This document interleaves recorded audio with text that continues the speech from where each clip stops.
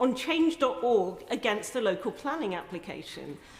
Can my honourable friend tell me when this will happen? I know that the Prime Minister did an article in The Guardian in October 2024 saying the rich and powerful should not intimidate the little guy through legal processes like this. Because right now it feels for Jason like a bit of a slap in the face.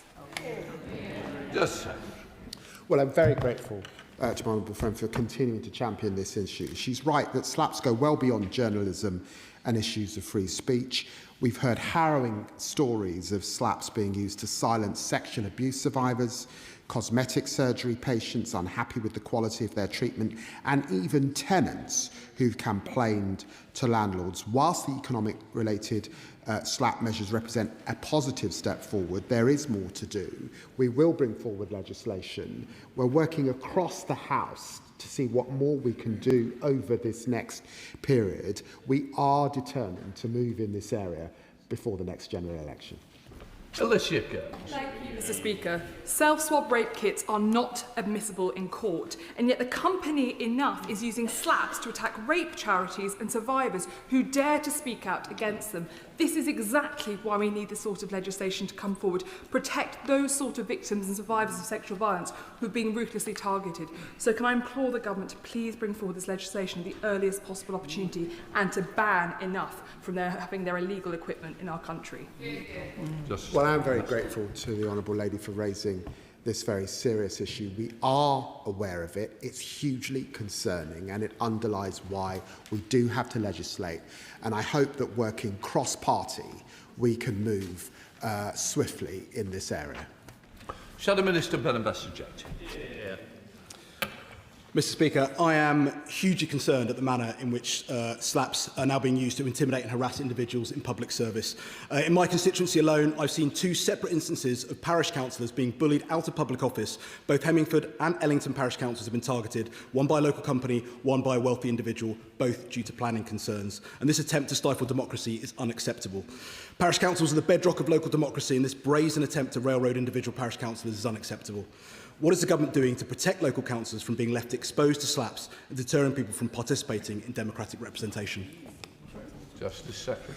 Well, the Honourable Gentleman's question shows the range of what we're now seeing in relation to intimidating those before the court, and he'll be aware of Catherine Belton and Putin's people who were on the receiving end of a slap, Tom Burgess at Kleptopia, who was on the receiving end of a slap, and Tom Latcham and his care home investigation, who was on the receiving end of a slap. So we do have to act, as I've said. We will work cross-party. There are some vehicles that we might well be able to see progress over the coming months. We'll set out our position on some of those private members' bills that the Honourable Gentleman has put, the colleagues have put down at second reading. Gagan Mahindra. Question number 3, please, Mr. Speaker. Minister. Mr. Speaker, this government inherited a criminal justice system in crisis with record and rising Crown Court backlogs. We simply cannot accept the intolerable delays currently faced by victims, witnesses and defendants alike. Sir Brian Levison's conclusion was clear and emphatic, that it is only with investment, efficiencies and pragmatic structural reform that we can begin to turn the tide on the backlog and deliver swifter justice for victims. Those are the measures being brought forward in the government's Courts and Tribunals Bill. Thank you, Mr. Speaker. Can the Minister confirm that the legacy of the Deputy Prime Minister will be as the first Justice Secretary in the United Kingdom to restrict the centuries-old rights to jury trials? There is no right in this country to a jury trial. What there is a right to is a fair trial. And as part of a fair trial, timeliness is a key ingredient. If you're waiting years for your day in court, that simply is not fair, whether you're a defendant or a witness. Of course, there is precedent for this, including perhaps his hero, the late, great Mrs. Thatcher. And the fact is, we have always made a policy choice about who can access jury trial. We're going to make that policy choice again to deliver swifter justice for victims. Chris Wicks. Thank you, Mr. Speaker. There are people who are concerned that the changes that the government have made will give more power to judges. So can I ask to make decisions on their own? So can I ask the Minister what she's doing to monitor the impact of these changes and ensure there's transparency at all stages? And can I add to the Speaker that we'd obviously like to see Harlow Magistrate as well as Chorley Magistrate Court open? Well, as always, he is an outstanding advocate for Harlow. Our judges take the judicial oath to act without fear or favour, and it's why our judiciary is the finest in the world. But of course, transparency matters. That is why the recording of proceedings, the transcription of proceedings, and indeed the review that we have committed to test the impact of our reforms is so important. I observe directly the training that our judges receive, which is first class. Shadow Justice Secretary Nick Timothy. Thank you, Mr. Speaker. The Justice Secretary and his ministerial team say that the attack on jury trials is needed to deal with the backlog in the courts. When the Right Honourable Member for Makerfield takes over and scraps the policy on jury trials, does the Minister predict court backlogs will get worse? Minister. He mischaracterises, as so many do, the government's policy. We are preserving jury trials as a cornerstone of British justice. But it is no justice at all if you are waiting years for that jury trial. When witnesses pull out the process, when complainants pull out the process and those trials collapse, that is no justice at all. Whoever is in charge, and the dereliction of duty by those opposite, which allowed the Crown Court backlog to run out of control, the so-called party of law and order, they buried their heads in the sand. We will not do so. We will take on the recommendations of Sir Brian Leveson, and we will make the difficult choices to bring down our backlog and deliver justice for the British people. Nick Timothy. Mr. Speaker, I listened very carefully, and I don't think she answered my question. We will see, won't we? I'm replying to the Justice Secretary from his sedentary position. I think the Minister's just made it very difficult for herself to stay in the Ministry of Justice when the Right Honourable Member for Makerfield takes over. They are continuing to say that the attack on jury trials is vital and there's no alternative. But we know that's not what the next leader of the Labour Party thinks. He's made clear he's going to scrap the policy. So will the Minister spell out what this means? She's saying that the Right Honourable Member for Makerfield is wrong, isn't she? Minister. I think he's referring to an interview with the Right Honourable Member for Makerfield, which took place in December, well before this House voted conclusively in second reading. Any government and any ministerial team would have to take on this challenge. Unlike the party opposite, we will not duck it. What the Right Honourable Member for Makerfield actually said is we need to pause and reflect. The evidence base is clear. Sir Brian Leveson offered a blueprint. We cannot bring down the backlog without structural reform. He says we can. Frankly, as so often on the other side, they ignore the experts, they ignore the evidence, they crash the justice system, and you know who suffers? It's the British citizen. We won't allow it. Douglas Lumsden. Question number 4. Minister. With permission, Mr. Speaker, I'll answer questions 4 and 15 together. There are fewer than 5 transgender women in the general women's estate. The exact figure cannot be provided without breaching data protection legislation obligations. Well, I thank the Minister for that answer. In Scotland 2 weeks ago, the Court of Session ruled it unlawful to hold biological males anywhere in women's prisons estate. And even the SNP government, after a year of dither and hundreds of thousands of pounds of public money wasted, has now been forced to accept it and move biological males out of women's prisons.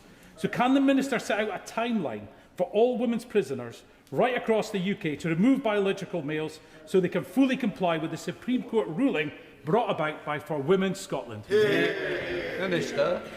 Well, Mr. Speaker, the judgment in Scotland relates to different prison rules applying in Scotland only. England and Wales have their own separate rules, as he'll no doubt know. I would just gently remind him the rules that we have in England and Wales were introduced in 2023, and they mean that transgender women with male genitalia or any history of violence or sexual offending are not held in the women's estate, except in truly exceptional cases signed off at a ministerial level. Now, under this government, we inherited those rules, and ministers have not approved the placement of any transgender women in women's prisons. This is a classic case, Mr. Speaker, where this iteration of the Conservative Party spent all their time in opposition criticising the very policy that they introduced. Rebecca Smith. Thank you, Mr. Speaker. We just heard from my honourable friend that the Supreme Court has clarified the meaning of Sex and the Equality Act. And as we've heard, Scotland has taken those steps. Now, the Minister just responded to my colleague with a kind of fairly vague answer about what needs to happen in England. We know that there are women who are not biological females in the estate in the UK, in England and Wales. So when will they get those same protections as are happening in Scotland? Minister. The policy that we are implementing in England and Wales is lawful. It complies with the Prison Rules 1999 as well as the Equality Act 2010. The EHRC guidance has come out. We have 40 days to ratify it and consider it, and we'll do so. Ruth Jones. Thank you, Mr. Speaker. And given that we're thinking about the women's prison estate more generally, and given that the Swansea Residential Women's Centre was due to open in 2024, but doesn't look like it's going to open at all now, what steps is the Minister taking to ensure that Welsh women can access alternatives to custody? Minister. Well, she's absolutely right that where it's safe to do so, we're determined to drive down the population of women that are in prison. That's why Lord Timpson set up the Women's Justice Board, which has taken huge steps in not just improving resources for those women that are in custody, but ensuring that we have plans to reduce wherever possible. Dr. Caroline Johnson. Question number 5, Mr. Speaker. Justice Secretary. Well, with permission, Mr. Speaker, I'll answer questions 5 and 14 together. Official statistics for the year to March 2025 show 262 recorded releases in error. The latest figure will be published next month. In April, we also released ad hoc data from April 2025 to March 2026, which was published alongside Damon Owen's independent review into releases in error. Dr. Caroline Johnson. Thank you, Chair. I understand a total of 441, which over a 2-year period is the worst on record and means that in less than 24 months, Labour have released more prisoners in error than in the previous 6 years combined. It's a disgrace. Can I ask the Minister another question? How many of those released in error early were convicted of rape? Justice Secretary. Well, can I say to the Honourable Lady, she wasn't listening to the figures that I gave. We are actually seeing a reduction in the numbers because of the review that I asked Dame Linoas to lead. We are implementing those recommendations to see the system coming down. But I've got to tell you, who left us with the mess? Who saw 800 releases under their watch? When did they come to Parliament and update them? When did they set up a review? They did absolutely nothing. We've got a paper-based system. That's why we're introducing digital ID. Jack Rankin. Thank you, Mr. Speaker. The hundreds of prisoners released in error under this government is a disgrace. But more concerning are the thousands it will have been an error to release. He didn't answer the previous question. Let's try another. As we heard in this House yesterday, child groomers and rapists are due to be let out early, years early, with their victims being informed by letter. So will the Minister tell my constituents exactly why, under this government, dangerous criminals will be in their communities rather than in prison? Because you let the prison system. Because you almost broke the prison system. You built just 500 places in 14 years. And we had to fix that system. You had 17 different forms of guidance on early release in the last year, all done in secret. That's why we introduced the sentencing bill. That's why it got royal assent in January. And that's why we're doing everything we can to build more prison places, 14,000 prison places by 2031. Can I just gently say to Justice Secretary, when you say you, I am not holding any responsibility for any of this. Ashley Dalton. Question number 6, Mr. Speaker. With permission, Mr. Speaker, I will answer questions 6, 7 and 20 together. This government is supporting victims with over £1 billion of funding, including £499 million for safe housing for victims of abuse and the largest ever investment of £550 million in victim support services over the next 3 years. And under the Victims Code, all victims are entitled to referral to victim support services. Ashley Dalton. Thank you, Mr. Speaker. I recently visited the Liberty Centre in my constituency, a fantastic charitable organisation that supports individuals and families who have been affected by domestic abuse and violence. They told me they could fill their refuge places 3 times over, but they don't have the resources to do that. Can the Minister tell us what the government is doing to ensure that voluntary and charitable organisations that do such excellent work in this space are continued to be supported and sustained? sustained. Minister. I thank my honourable friend for raising the hugely vital work that they do. Local authorities in England have a statutory duty to assess and address the need for support with safe accommodation for all domestic abuse victims, including children who need to flee their home. Lancashire County Council has been allocated more than £3.3 million to support important local services such as those delivered by the Liberty Centre. And it's part of the £499 million that this government has committed to councils to commission life-saving accommodation support for victims as part of our mission to halve violence against women and girls within a decade. Thank you, Mr. Speaker. In Gravesham, I recently visited New Maltings Child Contact Centre in Chalk, hosted by the City Praise Centre, which I think is the only one in North Kent, which provides a calm, safe place for parents to meet their children. And this is on Saturdays, 8 to 9 every month. Given the vital role that local organisations play in supporting families connect and reconnect safely, what steps has the Minister taken to ensure services like these are more widely available? Minister. My honourable friend is absolutely right. Child contact services provide safe and neutral spaces for children to meet parents or other family members that they don't live with as part of supervised or supported contact arrangements. I thank my honourable friend for highlighting the work that they do at the New Malting Centre. This government is committed to supporting this sector and provides £450,000 a year to assist supported child contact centres in England and Wales, as well as funding their national association for its work on training, standards and monitoring. Melda Neal. Thank you very much, Mr. Speaker. Denise Farman, the brilliant Denise Farman, has been the Chief Officer of Women's Aid in Grimsby for the last 25 years, and she has pioneered move-on accommodation for those women and children leaving refuge to start to build the foundations of their new life. And it's been remarkably successful, but she has noted and raised with me that across North East Lincolnshire there are over 2,000 empty properties. And I wonder, has the department had any discussions with MHCLG about how we can better integrate the projects like Denise's for this move on and supported accommodation and linking it up with an empty home strategy? Minister. It's really powerful to hear about the impact that Women's Aid are having in her constituency. I visited the Black Country Women's Aid and Solace Women's Aid in London and listened to victims and survivors who told me what it meant to them to have been provided with a place of safety, of sanctuary. And the government strategy for halving violence against women and girls is truly cross-departmental. And the Ministry of Housing, Communities and Local Authorities committed the £499 million to councils for safe accommodation for victims. The government does want to see more empty homes brought back into use and intends to strengthen the ability of local authorities to do so. So Oliver Dowden. Thank you, Mr. Speaker. I recently met with a constituent whose child was subject to repeated sexual abuse.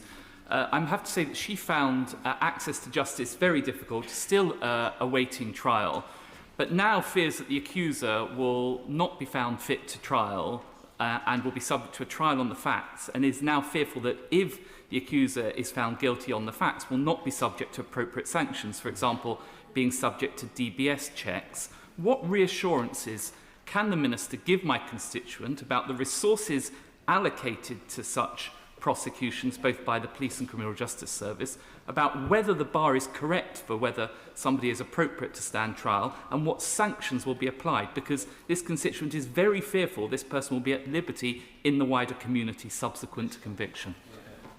Under this government, the prosecution and convictions for child sexual abuse has gone up, but I would absolutely be willing to meet with the honourable member to discuss this case. Colin Lockhart.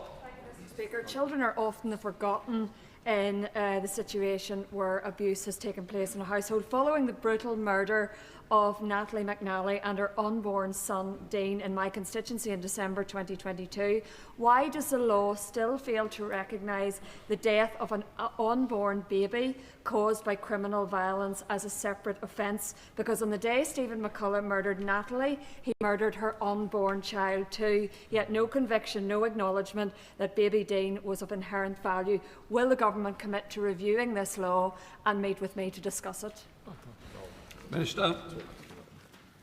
I'm very happy to meet with my honourable friend on this issue, but domestic violence and all the ramifications that it comes is absolutely the priority of this government, which is why we are determined to halve violence against women and girls within a decade. Somebody else. Josh Babrin. Mr. Speaker, there are some in this House who disgracefully believe that it is for the England football team to prevent domestic abuse, whereas we all know that it is for perpetrators to stop their abuse. But in terms of those who are making more positive and valuable contributions to this space, will the Minister join me in celebrating the amazing work of Eastbourne survivors who support folks on an entirely voluntary basis to recover from the abuse that they have experienced throughout their lives? Minister.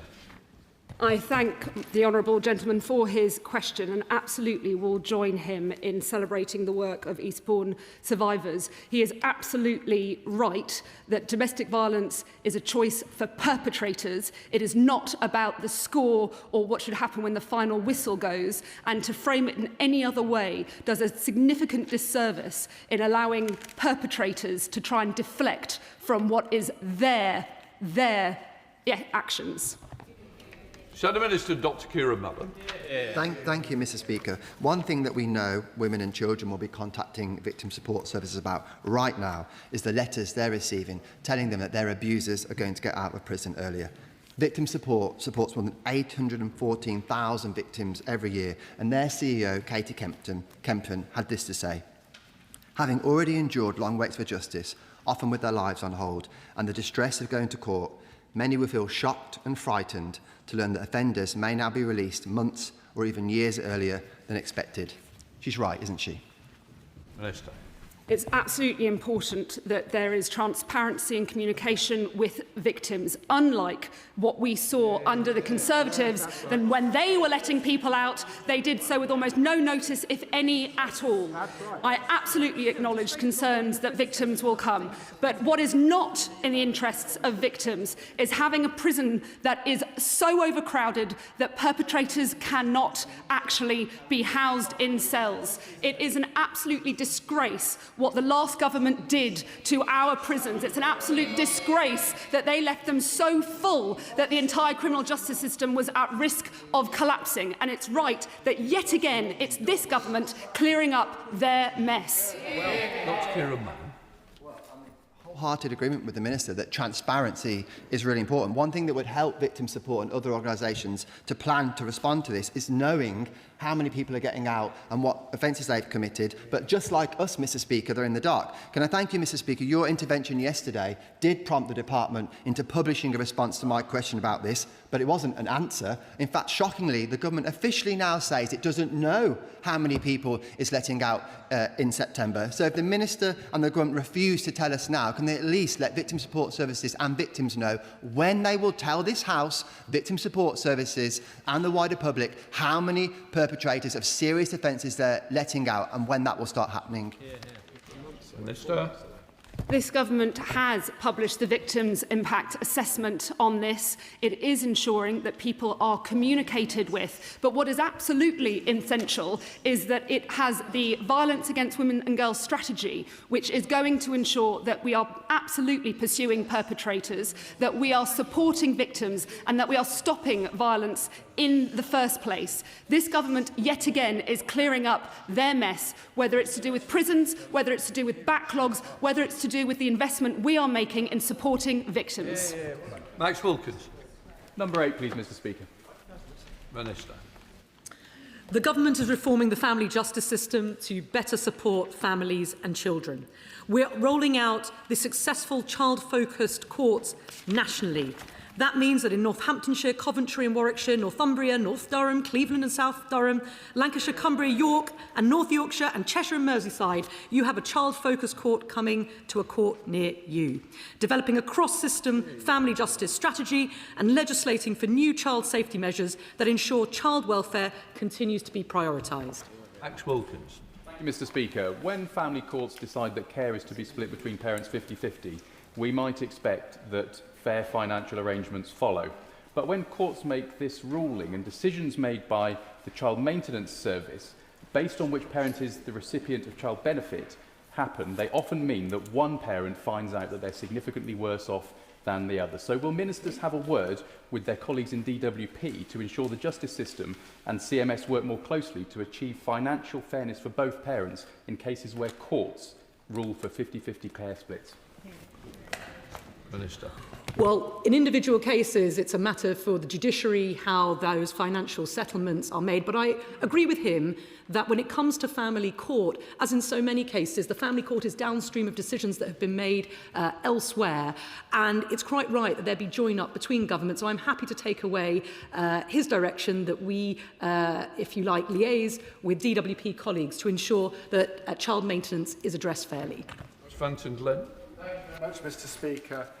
Can the Minister please reassure me that we remain committed to repealing the presumption of contact in family courts within this Parliament to bring full justice to the 67 children murdered at the hands of abusive ex-partners with whom contact should have never been granted? Yeah. Minister. I thank my friend for his question. We are resolute and committed to repealing the presumption of parental involvement in the Children Act 1989. The campaigning efforts of the likes of Claire Throssell have been little short of heroic, and we will redouble our efforts to ensure that the repeal of that presumption comes about through the Courts and Tribunals Bill. Question 10, Mr. Speaker. The Secretary. One of the first things I announced when appointed Secretary of State for Justice was a £40 million extra investment to strengthen prison security, including £10 million for counter-drone measures like netting and wire. And I recently visited Woodhill Prison to look at how we're tackling this growing threat and committed a further £35 million to install heavy-duty grills on windows at 17 of our most high-risk prison sites. I thank my right honourable friend for that answer. Could he also outline what learnings the government has taken from international expertise to develop and shape counter-drone measures in UK prisons? Well, I'm hugely grateful to my honourable friend for asking the question. She knows, because of the war in Ukraine, that drone technology is moving at pace, which is why when I was in Ukraine in January, we announced that we're working with the UK Defence Innovation and Innovative Fund to set up an international business competition to ensure that the prison service is keeping up at pace with moving technology. It's also right to say that we're working with our French and Italian colleagues who also are experiencing the same threat. And I've spoken to Justice Ministers about how we share best practice. Andrew Snowden. Thank you very much, Mr. Speaker. The use of drones by criminal gangs to smuggle contraband into prisons is of particular concern, especially in open prisons like Kirkham in my constituency, where there is a vast amount of open estate to be able to drop them off. Whilst I was Police Commissioner for Lancashire, we invested in counter-drone units, which the brilliant thing is they use signals to jam the drones, which forces the drones to shut down and then actually returns them to the point where they were deployed from, often leading the police to the place where the criminals are hiding. Would the Secretary of State consider working closely with police forces who are deploying this technology to use it more broadly in countering the drone threat in the UK? Grateful to the honourable gentleman. He's absolutely right. The Director General of the National Crime Agency's directed police chiefs to work with the prison service to jointly tackle the threat from criminal drones. Recently, we saw this in a large-scale joint operation which resulted in over 200 arrests, and he's absolutely right that that blocking technology is available to the system. I was in Doncaster visiting our specialist unit that does this work, often obviously at night, to ensure that we're bringing down those drones. Fabian Hamilton. Question number 11, Mr. Speaker. Minister. The law governing wills hasn't changed substantially since 1837. It's in that context that the Government welcomes the Law Commission's comprehensive and thorough review. We'll be taking our time to consider it and respond in due course. We see innovations like electronic wills could improve accessibility and increase the number of those who are making wills and putting them and their loved ones in a more secure position. Fabian Hamilton. Thank you, Mr. Speaker. In 2018, I began my campaign to abolish the rule which stipulates that in England and Wales, remarriage revokes any previous will. It's clear that such a rule is no longer fit for purpose and opens the door to abuse, where unscrupulous individuals often marry vulnerable people, which enables them to inherit their estate upon death. Will the government now commit to accepting the Law Commission's recommendation to abolish this archaic rule? Minister. Well, I commend the Right Honourable Gentleman's work in terms of looking at how we can combat predatory marriages and those who prey on the vulnerable. The Law Commission's recommendation to remove the rule that marriage revokes a will is well evidenced. We will take a holistic look at this, but certainly it's something that we will be considering very carefully.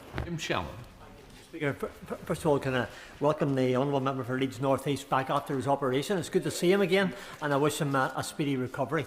Thank you, Minister, for the answer. Nat, what steps has the Minister's Department taken to ensure the insights in the drafting expertise from the Modernising Wills Law report with the Northern Ireland Executive to ensure that families in Northern Ireland can benefit from similar modernised protections against predatory marriage and updated with legislation? Thanks so much. As we consider the Law Commission's recommendations, obviously we will consider how that might lead to law changes and law reform right across the United Kingdom, but where, of course, matters are devolved, we obviously respect that as well. Question 12, sir. Minister. With permission, Mr. Speaker, I'll answer questions 12 and 21 together. Knife crime is a serious offence and the courts rightly treat it as such. Immediate custodial sentences continue to be widely used, particularly for repeat possession, with sentence lengths increasing over time. Alongside this, the government has strengthened powers through the Crime and Policing Act, including tougher penalties and new offences to keep communities safe. No one should believe a word the opposition say on knife crime. They broke their promise that anyone caught carrying a knife would face a presumption of immediate imprisonment, and they slashed neighbourhood police numbers as knife crime soared under their watch. I thank the Minister for that answer, but the latest figures show that the average custodial sentence for an adult knife or offensive weapon offence is just over 8 months. But since March, the Sentencing Act has meant there's a presumption that any sentence below 12 months should be suspended. So what action is the Minister actually taking to make sure that that presumption doesn't effectively decriminalise many knife offences?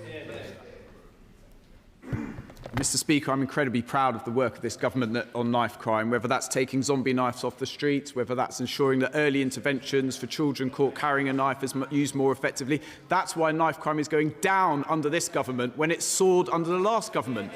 On the presumption introduced under the Sentencing Act, 2 points, Mr. Speaker, if I may. Firstly, it is just that, a presumption. The Conservatives keep talking about scrapping short sentences. Nonsense. It's a presumption. Secondly, when was the presumption first proposed?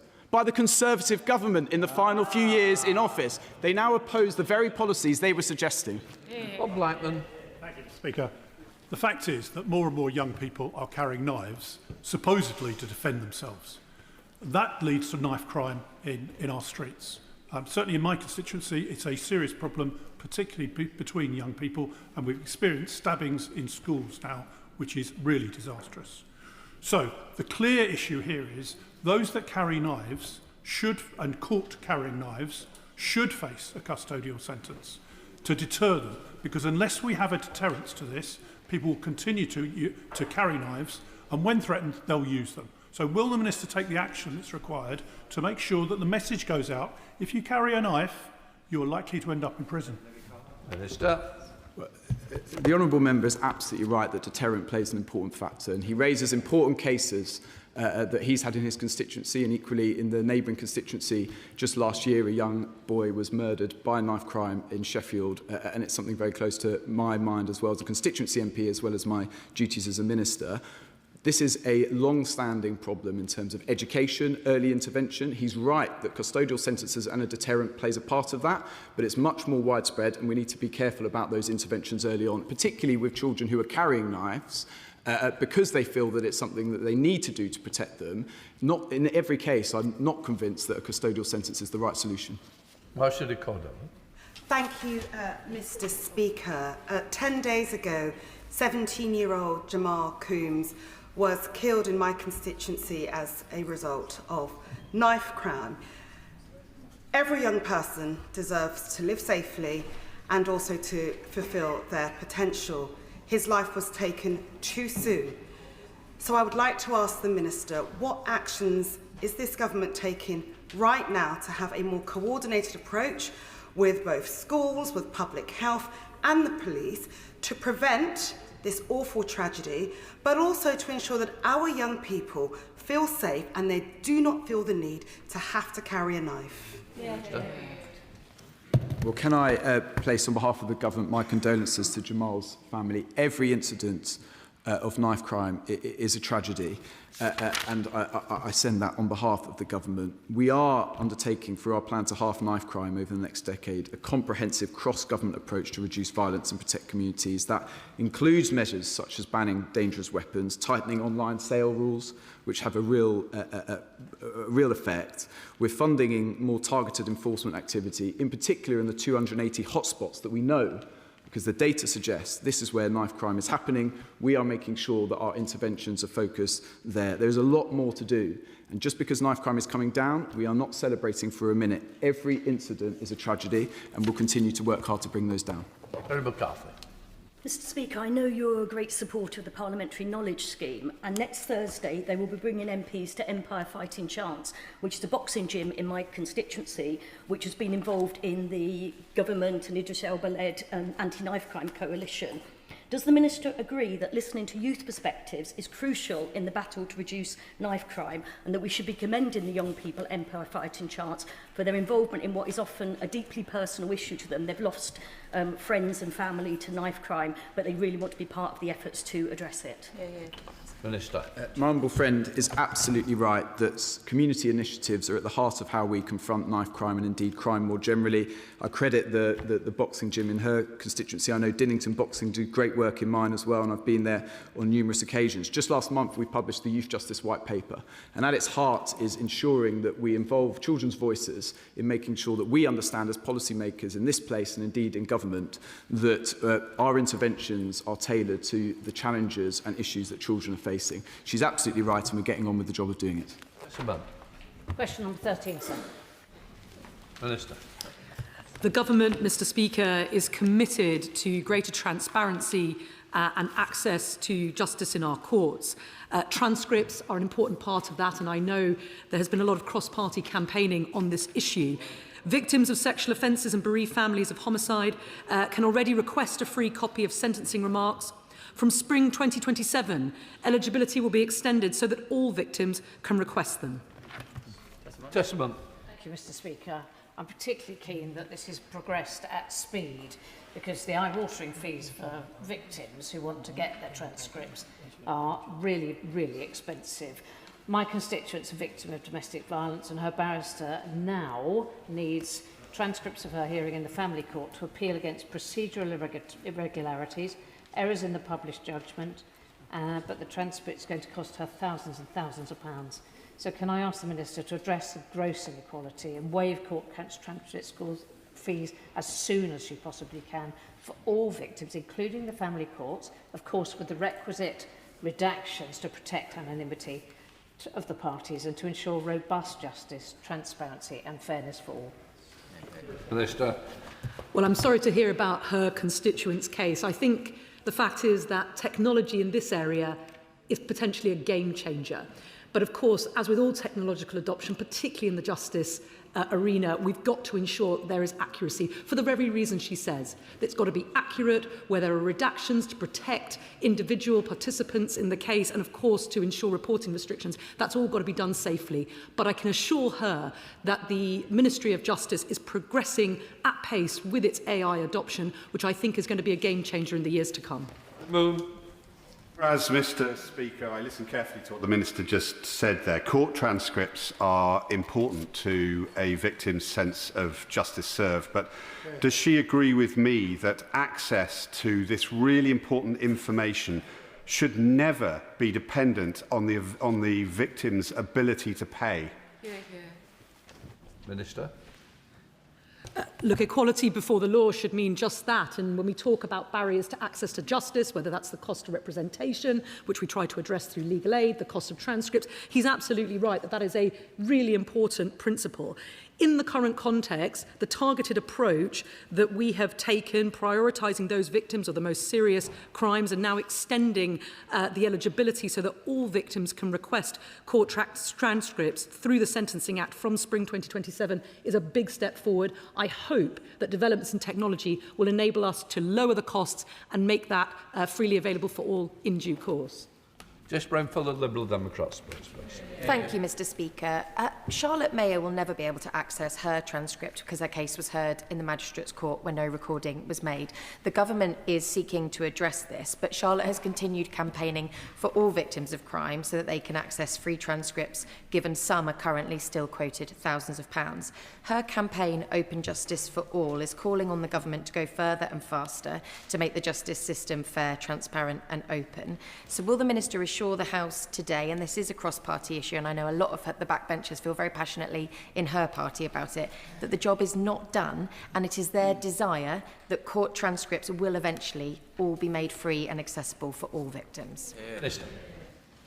Well, I thank the Honourable Member for Chichester, who I know is a great advocate for this. I've also had the pleasure of meeting with Charlotte on a number of occasions, and I know what an important campaign this is. She's absolutely right. The government's commitment to have audio recording and the capital investments we're making to enable that means that change is coming soon and fast, and we will look to go as far as we are able whilst preserving the accuracy of those transcripts. Dr. Luke Evans on topicals.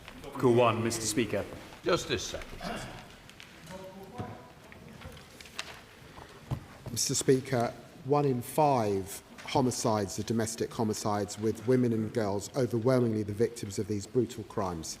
Mothers, sisters, daughters, like Ellie Gould, Poppy Devi Waterhouse and Megan Newborough, who were cruelly murdered by their current or former partners. Yet the gravity of these crimes is not always fully reflected.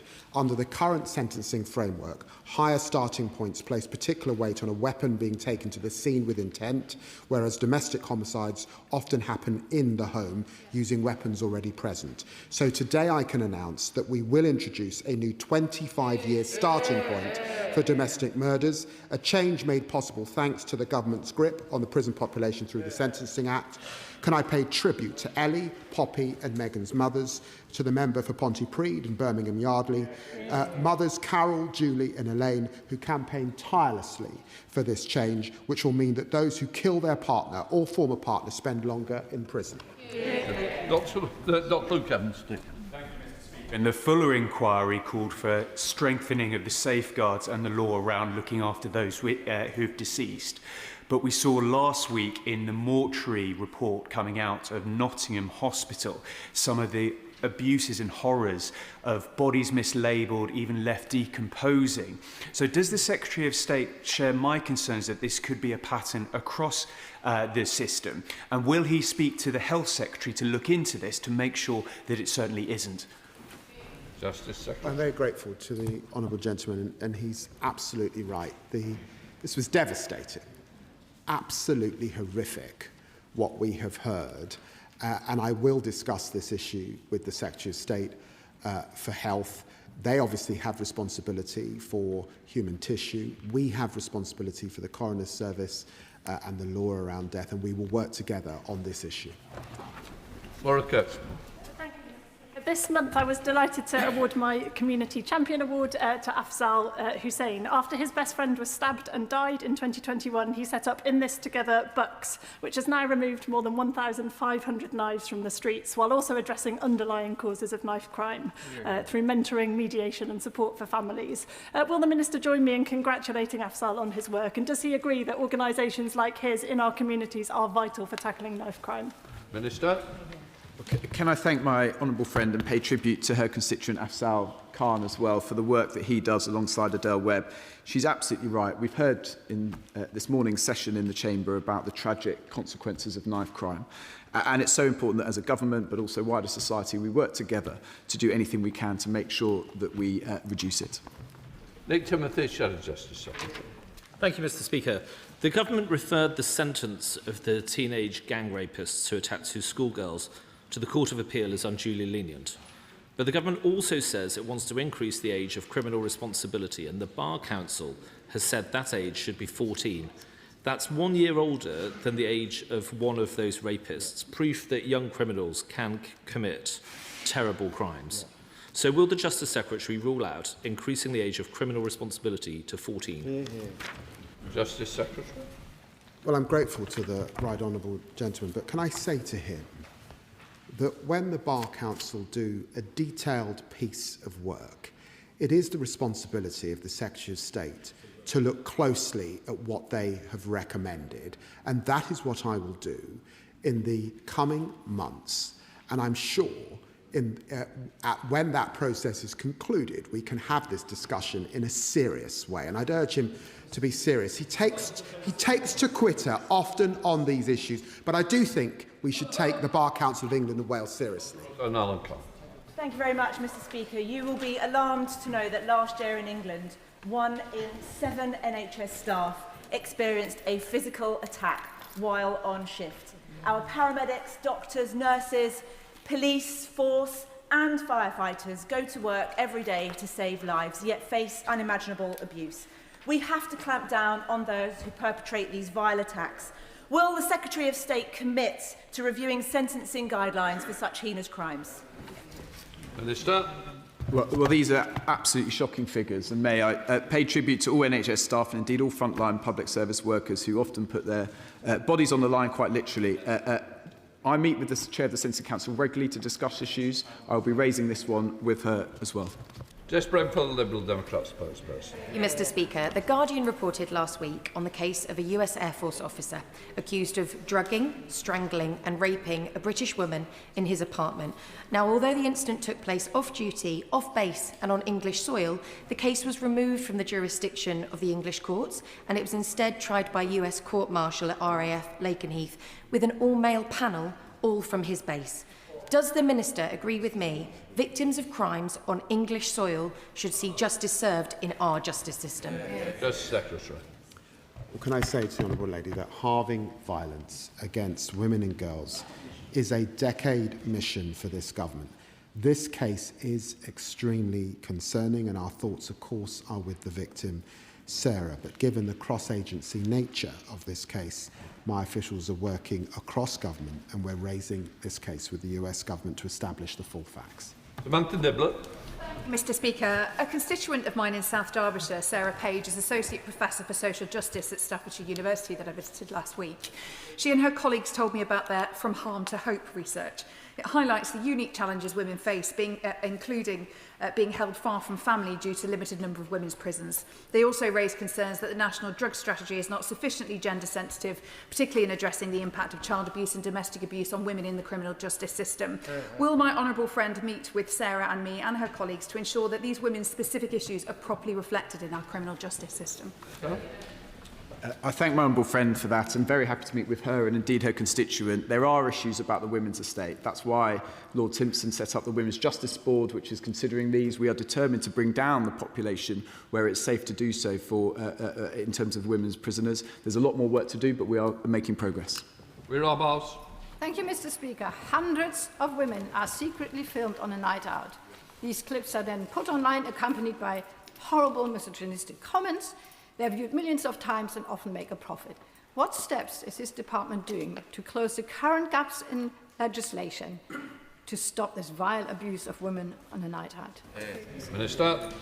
Non-consensual intimate images and the kind of images that the Honourable Lady is talking about are absolutely disgusting, and this government has taken action to ensure that they will be taken down from being online within 48 hours, as well as our banning of deep fakes. We want to ensure that women are safe, whether it's in their homes, on their streets or online, and there is still more action to take. Amanda Martin. Recently, Mr. Speaker, a domestic abuse victim came into my office scared and considering returning to her abusive ex-partner because she had nowhere else to go. I intervened and Portsmouth City Council found her a flat, but it was in an area known to be regularly frequented by her abuser. When she raised this with the council, they said she did not accept the property, they would withdraw their support. I intervened again and the council agreed to find her somewhere to live, but she is still waiting for a safe place. What steps is the Minister taking to join up support across national and local government so that domestic abuse victims do not fall through the cracks? Minister. Can I thank my honourable friend for all of her actions in supporting her constituents? Local authorities in England are legally required to assess and address the need for safe accommodation for domestic abuse victims who need to flee their home. All our thoughts will be with her constituent, who I hope secures suitable safe accommodation soon. But considering how tenacious and determined I know her Member of Parliament is, I hope that is very soon indeed. Further House, Edward Lee. The Secretary of State knows how fond I am of him. I am personally, and I want him to keep his job. So will he please his new boss, the MP for Makerfield, virtually the entire legal establishment, and the English people, whose only wish is to keep their 1,000-year-old right to trial by jury of their peers when their liberty is at stake? Justice Secretary.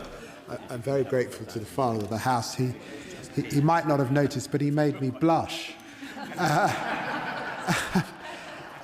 He knows that the right to a fair trial and the component of that that requires a jury is an important right, and we're not abolishing it.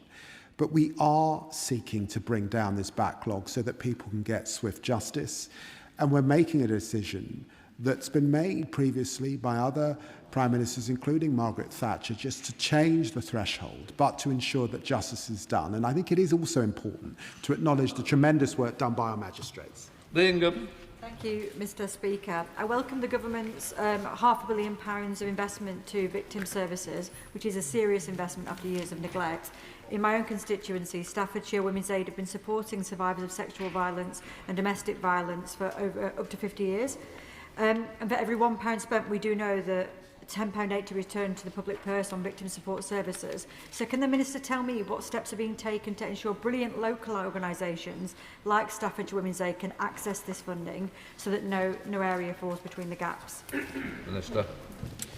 I've met victims and survivors supported by Women's Aid in other parts of the country who've been able to rebuild their lives, and it's inspiring that Staffordshire Women's Aid have been supporting survivors for 50 years. Staffordshire Police and Crime Commissioner is receiving over £4.5 million over the next 2 years for victim support services, and that's additional to the funding that councils get to provide safe accommodation for victims, including for refuges like those run by Women's Aid. Thomas. Thank you, Mr. Speaker. Magistrates are the backbone of the justice system, yet magistrates in Worcestershire increasingly talk to me about the pressures on their workload and the difficulty of attracting new volunteers. What steps is the government taking to increase the attractiveness of the magistracy? Minister.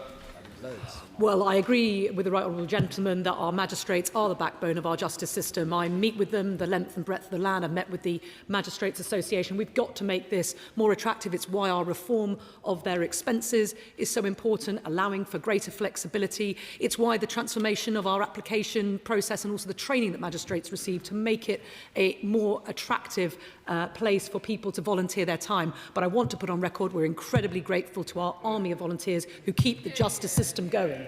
Joe White. Thank you, Mr. Speaker. Rugby Prison in my constituency is undergoing a £70 million expansion. The main prison car park across the road is on the A620, a very, very busy road. On the 1st of December last year, prison officer Philip Tetley was knocked down and killed as he crossed the road to get to work, leaving his wife, Eve, and 7 children. Eve Tetley is now campaigning for a crossing to prevent such an awful accident happening again. Will the Minister meet with myself and Eve in order to discuss this further? Well, can I thank my honourable friend, a neighbouring MP as well. My thoughts are, of course, with the family of Philip Tetley and Eve in particular. I know that stretch of road very well. It's on my commute to Retford Station, and I'm very happy to meet with her and Eve to do anything I can to help. Joy Franklin. Thank you, Mr. Speaker. My constituent was repeatedly sexually abused by a family member who received 4 concurrent 28-year prison sentences and threatened to murder her during the trial. After serving about 10 years, he was transferred to the Netherlands, where he was released immediately. My constituent lives in fear he will return to the UK and carry out the threats he made towards her. Will the Minister meet with me to discuss this complex case and commit to reviewing international prisoner transfer arrangements when the practical effect is that dangerous offenders are released far earlier than intended by the UK courts? Minister. Well, can I thank the honourable member for her question? Raises very serious points. I'm happy to meet with her and her constituent, of course. We are determined to bring down the number of foreign national offenders in our prisons. We need to do that safely, and indeed, just recently we've signed come to a memorandum of understanding with Latvia. We've had a similar agreement with Italy, and I've been speaking with officials at the Netherlands to try and pursue a deal there too. It is important we do that safely, and I'm very happy to have further discussions with her about that. Jacob Collier. Streetwise was set up by Danny Mondesir after the tragic stabbing of Oliver Freckleton in 2021. Streetwise undertake targeted work with young people to prevent knife crime and carrying and youth offending. With the new cross-government knife crime strategy, can the Minister say how programmes like this will be used to cut youth knife crime offending? The Secretary. Well, I'm very grateful to my honourable friend. Our Halving Knife Crime Plan seeks to give young people the best start in life, stop those at risk of turning to knife crime, and ensure perpetrators are caught and brought to justice. I've been out with a number of community groups over the last few weeks to see this work in action. He's absolutely right. It's good to see the numbers beginning to fall, but there is more work to do over the coming months and years. Scotland. Thank you, Mr. Speaker. My constituent is here.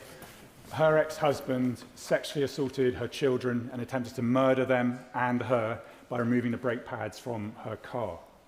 Yet the court appeared to listen more to the abuser's allegation of parental alienation syndrome, a concept discredited by the WHO, than her evidence. The abuser today has unsupervised access to the children. What steps will the government take to prevent discredited concepts obstructing criminal justice, leaving children at risk of rape and murder? Minister. Well, I'm grateful to him for raising such a moving case and pay tribute to his constituent who's here today. Let's be absolutely clear. The government's position is that parental alienation has no evidential basis and is a totally discredited concept. We are working carefully with the Family Procedure Rule Committee to limit the instruction of unregulated experts, including those who hold themselves out as parental alienation experts. I hope that that will ring the sorts of changes that will prevent this sort of thing in future. Thanks, Davis-Jones. Thank you, Mr. Speaker. Can I welcome the announcement from the Deputy Prime Minister today on changing the disparity of sentencing for domestic homicides? I know that Carol, Julie and Elaine have campaigned tirelessly following the murders of their daughters for this change, and it will make a huge difference to how violence against women and girls is treated in this country. Can I implore the Deputy Prime Minister, the first in the line of 7 Lord Chancellors that the campaigners have met with, that has actually committed to doing this, to do this as soon as possible, and there is this Labour government that is committed to tackling violence against women and girls. The Secretary. Well, can I thank my dear friend, the Honourable Member for Pontypridd, for her work campaigning on this issue. We met with the families, hugely moved by their story, but also the sense that they felt very let down by previous governments and Lord Chancellors that they had met. And for that reason, I think this move is the right thing to do. And I'm very grateful to her and the member for Birmingham and Yardley for continuing to press this issue behind the scenes. Anderson. Thank you, Mr. Speaker. A high-profile child sex offender was released into my constituency, into a village, by a local school. I was told and informed about this by local residents over 3 months ago. I wrote to the Deputy Prime Minister expressing huge concern, who has refused to meet over this and says it's down to the probation service and it's not worth, they're not going to meet me on this. Why does South Shropshire's children's safety not worth a meeting to discuss this? Because this is a huge issue for my constituents. Just Secretary. Can I say, of course I recognise that this will be an issue for his constituents. It is right that these matters are dealt with by the probation service, and we're investing a lot of money into the probation service over this period to make sure that we reduce caseloads so they can manage cases like this properly. But I will investigate and get back to him as soon as possible. Jane Kirkham. Thank you, Mr. Speaker. One of my constituents experienced horrific abuse at the hands of her ex-husband. Deep fakes were put online on porn sites, and he did it to other women as well.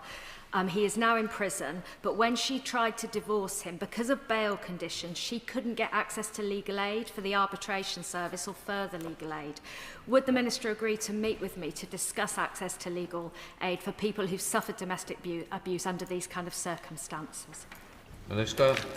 I will, of course, agree to meet with her about this case, and she is a tremendous advocate for her constituent. It's important to say that we have ensured that legal aid is available for domestic abuse victims, and we've also changed the evidence thresholds that are required to access that legal aid. But I do want to look into this case, and I look forward to meeting with her about it. Luke Glover. Speaker, after being attacked leading to long-term mental and physical health difficulties, a constituent faced a 2.5-year delay and a disappointing offer of compensation from the Criminal Injuries Compensation Authority. It took an appeal and my intervention for her to finally have been offered fair compensation. So what steps will the Minister take to ensure victims of crime receive a good service when applying for criminal injury compensation?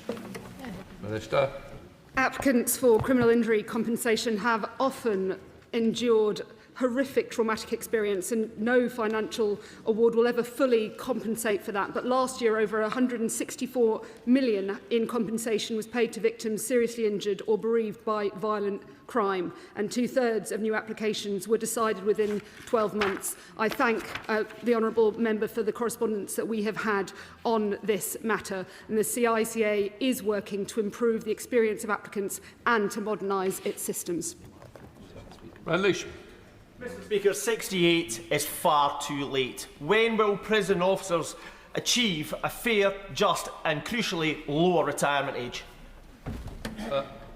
Well, can I thank my honourable friend for his continued championing of this cause. We regularly meet with the Prison Officers Association. We'll continue to do so. Prison officers do incredible work every day up and down the country. We'll, of course, continue that dialogue. There you go. Thank you, Mr. Speaker. The Now Government, in its 2024 manifesto, made a promise to set up specialist rape courts in every Crown Court location. 2 years on, how many have been set up? We're 2 years in, and can I assure the honourable gentleman that we will be coming forward with announcements in this area shortly. Thank you very much, Mr. Speaker. My constituent, Sophie Hall-Stalker, was arrested and deported. Post-deportation, there was no monitoring of him at all. The stalking recommenced. He's now back in prison in the UK. This government's progression model means that he will be released early and again will not be subject to active probation supervision. Can my right honourable friend, who promised this would not happen, tell me how on earth Sophie will now be kept safe? Minister. Well, can I thank my honourable friends? And I met with her and Sophie at the end of last year. When, as a result of that meeting, we made changes to the guidance regarding deportation of offenders. I hadn't been kept updated to what had happened since then, and I will meet with her and Sophie expeditiously. Sarah Gibson. Would the Minister please join me in thanking and paying tribute to Carol Gould and to Julie Davey from the action group Killed Women, who are constituents of both mine and Anna Sabine, who unfortunately cannot be here for ill health, and paying tribute to the enormous dedication, persistence and courage that they put forward in trying to change and getting through changes in sentencing for domestic abuse. I'm very grateful to honourable lady, and can I say, as the father of a daughter, can I pay tribute to them, to their doughty campaign over many years to fight for this moment, recognising that there will be women out there now whose lives are saved as a result of this sentence that perpetrators of this terrible, terrible crime can now recognise. Final question, Gordon. Thank you very much, Mr. Speaker. Can I ask the Minister what work the Department is doing to learn from international best practice, like in Estonia, when it comes to using technology in the justice system to help deliver swifter justice for victims? Very grateful to my honourable friend for the question. I was very pleased in moving to this department to see the work on digital and AI. It's a Whitehall leader. It's why, for example, we're freeing up probation staff to be able to deal with frontline services rather than go through lots of bureaucracy. And the work that's going on in our courts particularly, I'm excited by. Just before we come to the next part, I have had members coming to me asking when they can see the DIP report. It's odd that we can't get it earlier, and all I would appeal to government is to say, do the right thing by members in this House and let members see that report. I'm told it's market sensitive. If it's such, why has it been all over Sky? Why has it been everywhere, but in this House once again? It is unfair to members of Parliament not getting the report before everybody else. So I put that out there. Hopefully the Secretary of State for Defence will do the right thing and ensure members will get it. Let the front bench change over.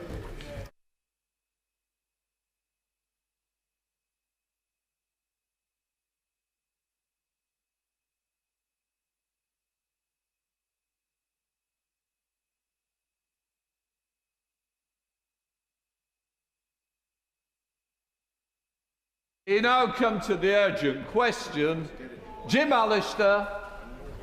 To ask the Secretary of State for Business and Trade to make a statement on steel tariffs in relation to Northern Ireland. Minister. Mr. Speaker, I hope you would agree that I've always done my level best to come to the House first with any new announcements. And as I told the House last Thursday in a written and an oral statement, the Government's new steel trade measure comes into force tomorrow, immediately succeeding the expiry of the steel safeguard and ensuring there is no gap in protection for our domestic steel industry. The European Union has also announced today the details of their trade measure, which comes into force tomorrow. Since the announcement of their measure on the 7th of October last year, we have engaged extensively with the EU and agreed an approach that reflects the UK and EU's highly interconnected supply chains. This will provide stability for UK-EU steel trade from the 1st of July, while we continue to work together to strengthen UK-EU steel trade longer term. As you would expect, our engagement has also covered the matter of Northern Ireland in some detail. This ensures that specific arrangements are and will be in place to facilitate the continued smooth movement of steel to Northern Ireland from Great Britain, guaranteeing that movements of steel within the UK market will not pay EU tariffs. These arrangements are aimed at comprehensively protecting the UK internal market. They include the retention of the 7 tariff rate quotas, categories 7, 8, 9, 13, 17, 25A and 28, and in other categories, specific arrangements that will continue to mean that UK origin steel can move tariff-free to Northern Ireland. These arrangements will operate from tomorrow, the 1st of July, and taken together they will serve to protect the operation of the UK internal market and good flows within it. HMRC is now taking steps to confirm these arrangements with industry, including business representative organisations in Northern Ireland. The Government will also continue to provide guidance and support to traders moving goods from Great Britain to Northern Ireland through the Trader Support Service, and we will work closely with the EU to ensure these arrangements operate effectively in practice. Mr. Speaker, we are doing 2 things. First of all, protecting the UK internal market, and secondly, giving UK steel production the protection it needs, so we have a strong UK steel production able to meet at least 50% of the UK's steel needs. Jim Allister. Grateful to the Minister for coming to the House. I do have to say there's an inherent absurdity and indeed a constitutional offence in having to come to the sovereign Parliament of the United Kingdom to ask the very question whether or not there will be any tariff arrangements when it comes to moving steel from one part of the United Kingdom to another. Indeed, one recalls that last Thursday the Minister said that he couldn't tell us because he had to wait what the EU decided, underscoring the absurdity that these matters are governed by a foreign jurisdiction, not by ourselves. But I have 3 specific questions for the Minister. Is there, in regard to any class of steel, any quota differential? And if so, in respect of which classes? Secondly, do the EU's new traceability rules, that which they call the melt and pour rules, will those be applied to steel being imported into Northern Ireland, because if they are, they impose an extra layer of bureaucracy and form filling and obtaining certificates, which are not required when you bring steel into Great Britain. So could we have clarity on that? And thirdly, last Thursday he said that 74% of steel imports to Great Britain will not be covered by the UK trade measures. Can the same be said of Northern Ireland? Is it the same level of exemption, we want to call it that, in respect of Northern Ireland, given the import of the EU governance? I ask those questions because in Northern Ireland we don't make steel, we rely exclusively on importing steel, and therefore the many businesses across in Northern Ireland depend very much. And yet here they are tomorrow facing into a new regime and only hearing about it today. Well, I'm sorry, but I think the absurdity all lies with him. He seems to be trying to create a difference between Great Britain and Northern Ireland, which we are striving at in every way to try and prevent. That's why we've made it absolutely clear that the existing... I'm sorry, if the Honourable Member chunters from his seat, he won't be able to hear what I'm saying, and I might be able to enlighten him. So on the 7 key categories, which are probably most important to Northern Ireland steel, as he says, so category 7, which is steel plate, which is important for shipbuilding and defence. Category 8, stainless hot rolled sheets and strips, which is important for automotives. Category 9, stainless cold rolled sheets and strips, which is also important for automotive. Rebar, Category 13, which is important for construction. Category 17, steel beams, again for construction. Category 25A, large tubes, which is vital for oil and gas, the oil and gas industry. And Category 28, the alloy wire, that were important for fencing. In all of these categories, we've maintained the TRQs. There is no difference. We are very keen to make sure, and we, from the very initial conversations I had with the European Union back in December last year, we have made it absolutely clear that we want to make sure that the Great Britain and Northern Ireland are not treated. There is a single market between us. There is no border down the Irish Sea. I would just say also that all of this shows the patent nonsense of having left the European Union. Because which I know, of course, the people of Northern Ireland agreed with me on this and disagreed with the Honourable Member. The truth of the matter is we wouldn't have to negotiate with the European Union on these matters if we were still members of the European Union, and there wouldn't be any of these quota issues. The additional truth is that there is a problem about overcapacity of steel around the world.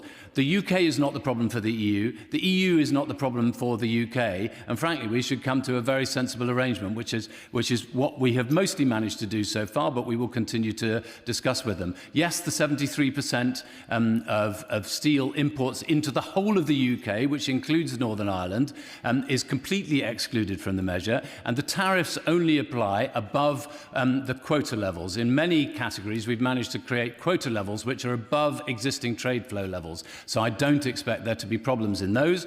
But in some areas, we are deliberately trying to make sure that people use British steel, because British steel now only produces 4 million tonnes. And if we don't continue to make steel in this country, we will have a significant problem accrue to us into the future.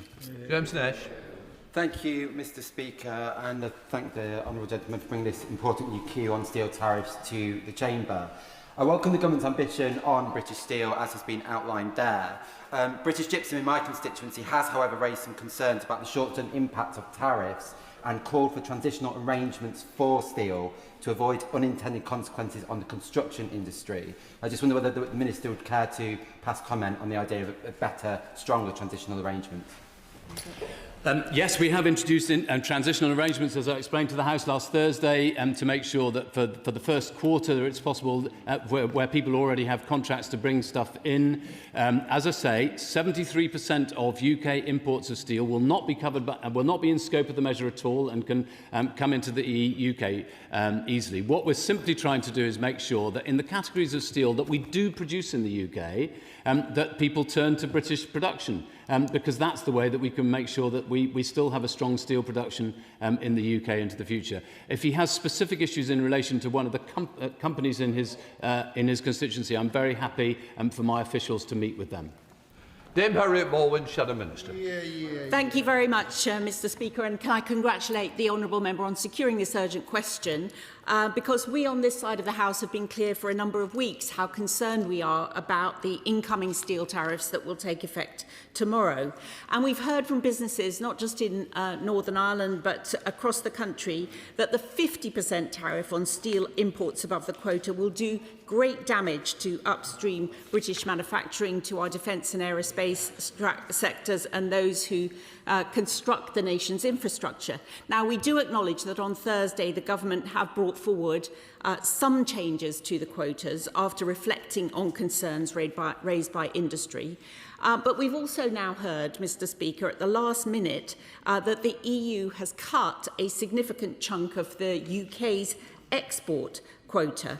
Businesses have been warning us for months about the damage these proposals could cause, and they're now expected to adapt in a matter of hours, not days. Will the Minister now publish the full impact assessment and communicate properly with the affected sectors? He mentioned a few ways he's going to communicate, but I can't stress the urgency of getting clarity to every business across this country in the upstream steel industry. Have any Northern Ireland businesses specifically lodged applications with the Trade Remedies Authority? And I know the Minister for Industry has kindly let us know that he can't attend orals on Thursday as he will be visiting businesses in Northern Ireland. Is this to do with the serious concerns over steel tariffs? And finally, can we have an update on the negotiations the government is having in this area with the US and with India? Because it does seem that whenever the UK government negotiates on behalf of our steel industry, the UK steel industry seems to lose. So this is all shaping up to be a disaster for steel, and we'd appreciate an update. Minister. If I start with the question about the Industry Minister and his visit to Northern Ireland, he's visiting shipbuilding and aerospace companies. It's not specifically in relation to steel at all. If I might just say, in relation to steel generally, her party's record is absolutely shocking, and we will not be going down the route the way they went down. When they came to power in 2010, the UK was producing 12 million tonnes of steel, and when they left power, we were producing 4 million tonnes. That is an existential crisis which happened entirely on their watch, and we need to address it, and we're serious about doing it. And incidentally, countless contracts for major infrastructure projects in the UK, which were awarded by their government and indeed through the MOD, regularly went to steel produced in other countries. So again, I think that I'm not going to follow the route that she has gone down. And in fact, the then Prime Minister even refused to meet with steel workers. That shows the level of concern that the former Conservative government had around steel. We are determined to make sure that we will have a proper steel production industry in the UK, and that does mean that we have to take some tough measures. Now, just in relation to the European Union, and I think she wasn't a leaver, to be fair to her. She was in favour of us remaining in the European Union. But the UK has now secured 1.5 megatons of guaranteed access through country-specific quotas and 1.09 megatons of access through competitive pools, a total access of up to 2.14 megatons through the EU process. UK steel exports to the EU averaged 1.82 megatons between 2022 to 2024, when including products covered by the EU steel measure. So I'm hopeful we did end up with a good result. But the truth of the matter is, as I've said before, and as we have repeatedly said to many others, it would be much more sensible, frankly, if there was an exemption between the UK and the EU in relation to steel measures, so neither of us were facing quotas or tariffs, because, frankly, we're not the problem for each other. And there are specific instances, like Marsegalia, Italia, where they are part Italian, part British steel manufacturers, and the danger is that they might be facing tariffs going in both directions. So I just want to correct one other thing that she has repeatedly said on her Twitter account, her X account, which is that there will be a 50% tariff on all steel imports. This is patently untrue, and I really hope she starts correcting the record. Graham Downey.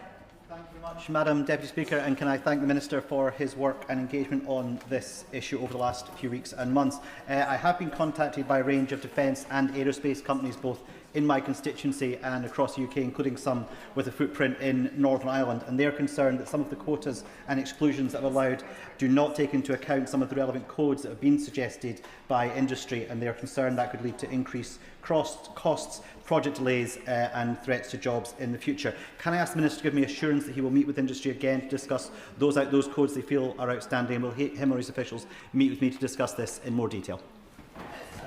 Well, I have met regularly and repeatedly, and I did again yesterday with industry downstream and producers as well, as is my honourable friend, the Minister for Industry, who is sitting by my side. We have strived at every point to make sure that we are only including categories of steel where possible, that are manufactured and are actually manufactured in the UK. That's one of the reasons that we changed the quotas from the original suggestions from March through to what we announced last week. So because of speciality steel not being up and running and therefore able to supply some of the categories that he's talking about. In many areas, the quota is larger than the existing trade levels. I'm very happy for him to meet with my officials if he has specific concerns. Yesterday afternoon, I had a variety of MPs came to meet with me and officials to talk this through, and I'm very happy if he has specific issues for constituency businesses to take that up. Liberal Democrat spokesperson Joshua Reynolds. Thank you, Madam Deputy Speaker. Businesses across Northern Ireland and the rest of the United Kingdom are concerned that from tomorrow they will be potentially facing tariffs on steel that they're importing, even if the steel is not manufactured in the United Kingdom in the quantities or the grades that they need it. I know the Industry Minister has requested that we write to him with some specific examples. I did so on behalf of Hewlett Engineering in my constituency on the 19th of June, but Hewlett are concerned that they haven't heard back yet, and July the 1st is coming quickly. I do notice, though, that the Minister mentioned in the answer to the original question that he was working hard to ensure that there is a single market between us and the European Union on this. This is something that Liberal Democrats are really grateful to be able to hear, because we've long argued that this friction is an inevitable result of us leaving the European Union and the single market. So would he be able to help support with the Liberal Democrats campaign to ditch the government's red lines, to have a new bespoke UK-EU customs union joining the single market for our new growth and defence partnership with the EU to help protect British companies and help get Britain growing again? Yeah. He's a cheeky one, isn't he, Madam Deputy Speaker? No, I'm not going to sign up to the Lib Dem campaign. But there is a serious point here, which is that it would be much better if the UK and the EU were to have a mutual exemption between each other in relation to quotas and tariffs in this area. I've made the point already, but I'll make it again, which is that we are not the problem for EU steel manufacture, and they are not the problem for us. The problem is about overcapacity, and all the countries in the world that are facing this same issue, frankly, should be joining together and trying to tackle the real issues of overcapacity. Now, I am conscious, there was one question that I was asked about trade remedies authorities. I'm not aware of a particular company in Northern Ireland having approached anybody about whether there's a TRA investigation that should be launched, but certainly there are areas where steel production in the UK could look at whether there's a trade remedy that ought to be sought. Jonathan Brash. Madam Deputy Speaker, the world has moved on. We no longer live in a free trade utopia that some might wish. Imposing protections for our steel industry is clearly difficult, but it is also the right thing to do. So would the Minister agree with me that failing to impose these protections would surrender our steel industry, surrender our national defence, and surrender our sovereignty to other nations, and that can never be acceptable? Well, of course, I agree with my honourable friend. I am, broadly speaking, in favour of free trade. but it has to be free and fair trade. And one of the issues in relation to overcapacity in steel is that it's not a level playing field across the world because of subsidies and anti-competitive practices which make it impossible for UK steel to compete. It is an existential moment, and not least, I mean, I've heard from some Conservatives there's been an argument that we should delay introducing the measure, or we should have lower tariffs or whatever. The truth of the matter is that with the EU already implementing its measure, and the US and Canada, if we were not to implement a similar measure, the danger is that we would be the dumping ground for all the cheap steel in the world, and that would kill absolutely stone dead every single steel mill in the UK. This is not a government that will put up with such a strategy. Sammy Wilson. Thank you, Madam Speaker. The Minister may have met with representatives of the industry, but the question is, has he even listened to their concerns? Because they still say that the problems which were caused by his imposition of tariffs is going to abide with the industry. And he says he's relying on UK producers to be able to produce steel. Tata have said that they won't be able to supply all of the steel which is required. One of the firms he's relying on in Rotherham is an administration. So how can he say with assurance that the supply of steel will be available? But the question for Northern Ireland is this. If Northern Ireland producers have to bring steel from the UK, they first of all have to be sure that the UK quota has not been exceeded. And can he give us an assurance that they will then not have to be concerned about whether or not there's any EU quota left for them, or otherwise they have to pay tax twice? I'm sorry, but the honourable member simply isn't listening to some of the things I've said. He referred to the business in Rotherham, which is specialty steel. Precisely one of the things that we changed, because we listened to people's concerns about this, was the quotas that would have been met by specialty steel because it's not up and running in the way that we had envisaged. So we have precisely listened and acted on it. And I would just say to him that if he'd been in the chamber on Thursday, he'd have been able to take up the offer I made last Thursday to come and meet with my officials and myself to be able to go through specific details, because I've often found that businesses are being given completely misleading information about how the tariffs will or will not apply to them. And so I'd be very happy if he has specific businesses that he wants to go through the details of with my officials, then of course we can make that opportunity available to him. Robin Swan. Thank you very much, Madam Deputy Speaker, and I'll take the Minister up on that offer, because I've written to him asking him to meet companies in South Antrim over 2 weeks ago, and I'm still waiting on a response to that meeting as well. He mentioned in his initial answer in regards to TSS and HMRC actually being able to support Northern Ireland companies with advice and guidance. Can he give the House assurance on Northern Ireland companies that they will actually know what they're talking about, because up until now they've been found lacking? Well, if he wants to write to me about the issue of the way in which HMRC are lacking, or the support is lacking, then I'd be happy to respond to those questions. But as I say, if he'd been in the House last Thursday, he'd have been able to take up the opportunity. Well, I made a statement in the House last Thursday on precisely all of these issues, and he would have then been able to take up the opportunity, as many MPs did yesterday afternoon.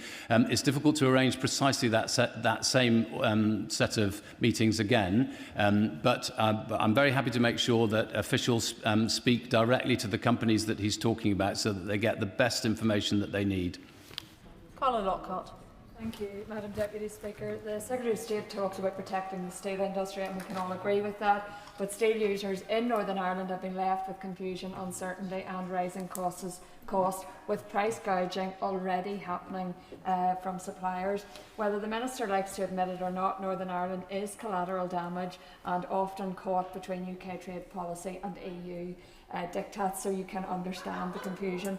Despite repeated requests, the Minister has not met with businesses from Northern Ireland. Indeed, I got a commitment in this House a couple of weeks ago, and we're still waiting on that to happen. He needs to urgently allow his officials to meet with and speak directly, not with trade bodies and not even with us, because the industry and these businesses know exactly the answers that they need to get from this government. So will he organise that with immediate effect?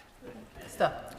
Well, first of all, I note the sort of her first sentence said, yes, we want to protect steel production, but nobody then wants us to take the measures that we believe are necessary and proportionate to be able to do that. And that is one of the problems here, that of course there are trade-offs. We want to protect steel production in the UK. We believe that that is essential to our national security, to having a strong defence sector into the future, and that's why we're taking these measures. I'm not sure that I will be able to meet with every single business, and we have been very rigorous about pursuing every single meeting that I've committed to. If I've got this wrong, I apologise to her. Again, if she'd been in the chamber on Thursday, she'd have been able to come to the meeting yesterday afternoon when lots of people were able to take up the specific issues relating to their business. Madam Deputy Speaker, if it's all right, I said earlier that 1.5 megatons were being allowed under the EU measure. It's 1.05 megatons. Alex Easton. Madam Deputy Speaker, I welcome the Minister's announcement about no EU tariffs for steel coming into Northern Ireland. If we can do that for steel, could we not do that for other commodities coming into Northern Ireland? Would he look at possibly reviewing that to see if there's other items that come into Northern Ireland that maybe don't need to have the same regulations? Thank you. Minister. I want to achieve frictionless trade both within the UK internal market, and I'm very determined to protect the UK internal market as much as I possibly can. I also want to achieve frictionless trade with the whole of the European Union because it is our single biggest trading partner, and I think it has been an act of monumental self-harm when we left the European Union that we didn't achieve the frictionless trade that we need. Campbell. Madam Deputy Speaker, the Minister has been very clear and very open about offering his officials to meet with problem companies that are having difficulties. Will he agree, and he's heard about the number of people who've requested meetings, will he agree to inform each Northern Ireland MP by the end, before the recess, the summer recess, in 14 days' time, that those meetings either have taken place or dates when they will take place, to avoid any possible ambiguity going forward? If he's not prepared to accept me at my word, then I'm sorry that I'm never going to be able to satisfy him. The truth is, I've been very open about making sure that I came to the House to make a statement last Thursday. We did a written ministerial statement as well, which is obviously available to all members of the House. I made a commitment that any member who wanted to come and meet with me and my officials to come and talk about these things should do so. Sometimes it's other people's diaries, not my, and sometimes it might be my diary, which is the problem. I'm not going to make the specific commitment that he's asking me for, because I think all he's saying is that he doesn't trust me. Jim Shannon. Thank you, Madam Deputy Speaker. Can I thank the Minister for his answers and for his endeavours to find solutions for Northern Ireland. Strangford is home to a robust network of engineering and construction firms who rely on global supply chains to remain competitive and fulfil their live contracts. Because of the government's still new quotas and out-of-quota tariffs, these businesses are facing cost increases of some 18% on active projects and crippling delays. Furthermore, due to the Windsor Framework, our Northern Ireland businesses are uniquely vulnerable to a double whammy of UK tariffs and EU-related red tape. If Strangford's engineering companies fold, the Treasury will lose corporation tax, PAYE contributions, and ultimately have to pay out benefits for staff made redundant. Given the gravity of this situation, and respectively to the Minister, he knows I do things respectively, I always do it that way, will the Minister commit today to exemptions to exclude specific grade sizes and specifications of specialist steel that are not manufactured domestically from these punitive tariffs? Thanks very much. Minister. We have always said that what we want to do is provide protection for those categories of steel which are manufactured in the UK and that people could source within the UK. That is our primary aim in all of this measure. And of course we need to keep that under review. I said last Thursday, as he knows, he was here, that I wanted to review. We will keep this under review from day one, and there'll be a formal review process at the end of the first year. So we need to make sure that that is true. He referred to a double whammy, I would say that Northern Ireland also suffers from a double benefit, or enjoys rather, a double benefit, because it's both within the UK internal market and in many ways it's also within the European market. And that is a significant advantage to Northern Ireland, which other parts of the UK don't necessarily enjoy. As I say, I'm very happy to meet with any member. I've always held a view that no minister should ever refuse a meeting with another member. I made, as he knows, that offer last Thursday and the offer still stands. Can I thank the Minister for his responses this afternoon? I will allow a couple of moments for the front benches to swap over.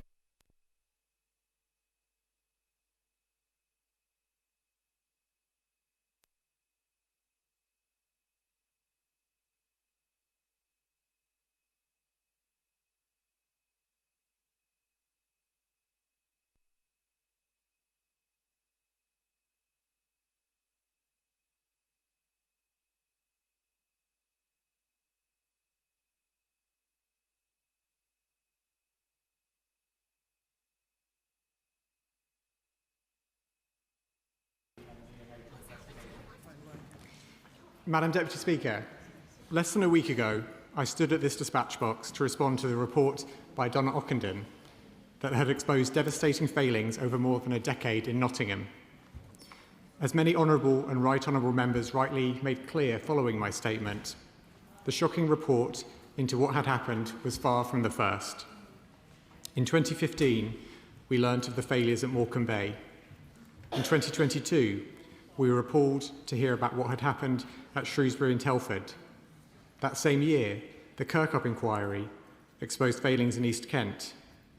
There were also other reviews and reports over the years on specific issues related to maternity care.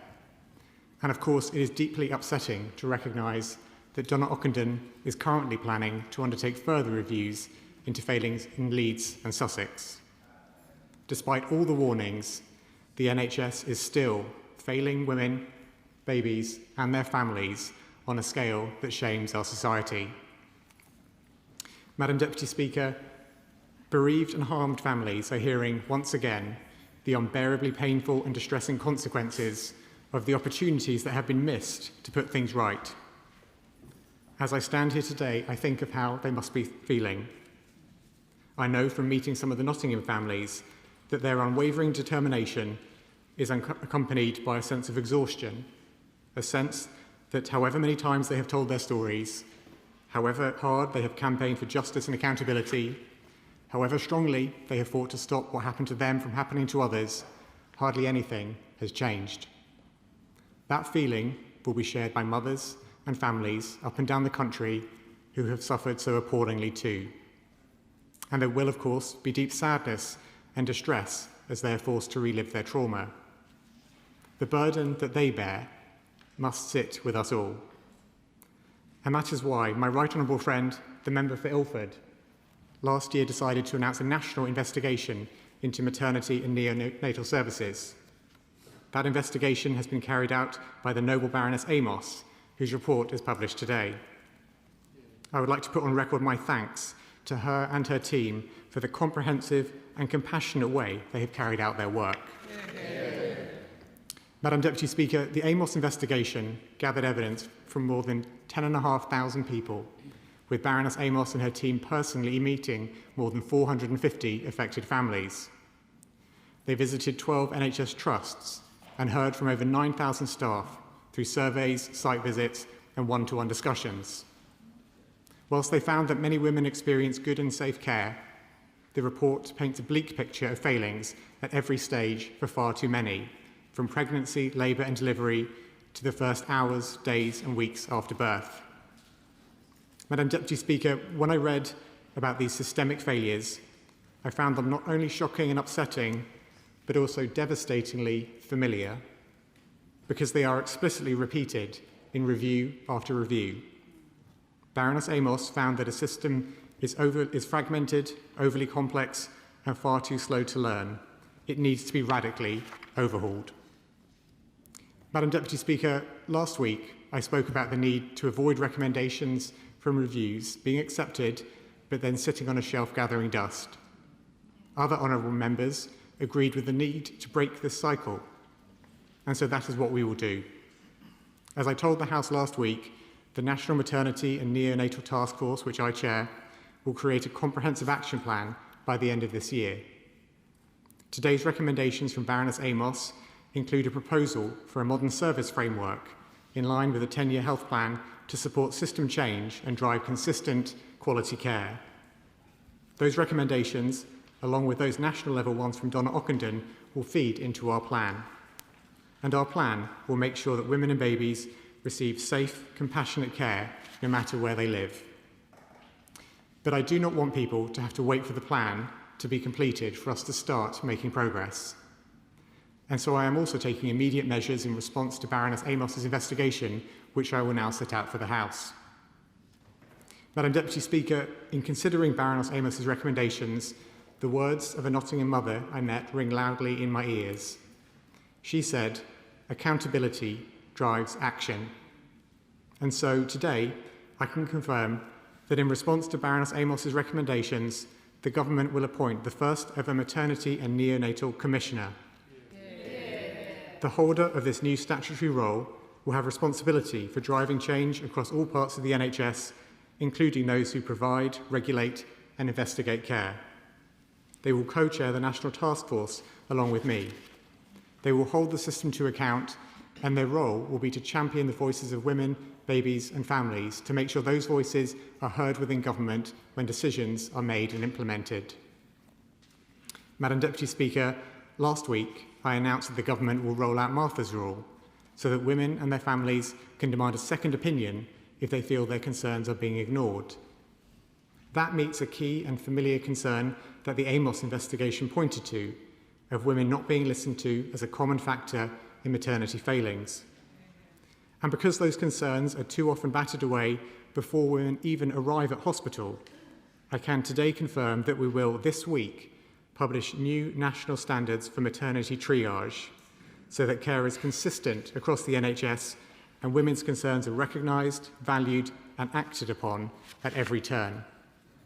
I expect every trust to prioritise the implementation of these standards, and I have asked NHS England to make sure this is the case and to report progress directly to me. Madam Deputy Speaker, some of the starkest examples of racism, discrimination and inequality happen in maternity and neonatal settings, and this is laid bare in the Amos report. The result is that the risks are notably higher for some women and babies, and as Baroness Amos points out, this is a critical safety issue. Black babies are still more than twice as likely to be stillborn than white babies, and black women are almost 3 times more likely to die during pregnancy or shortly after birth than white women. Whilst tackling inequalities will be a core component of the National Action Plan, we will make a start straight away by rapidly expanding the rollout of the Perinatal Equity and Anti-Discrimination Programme to every trust.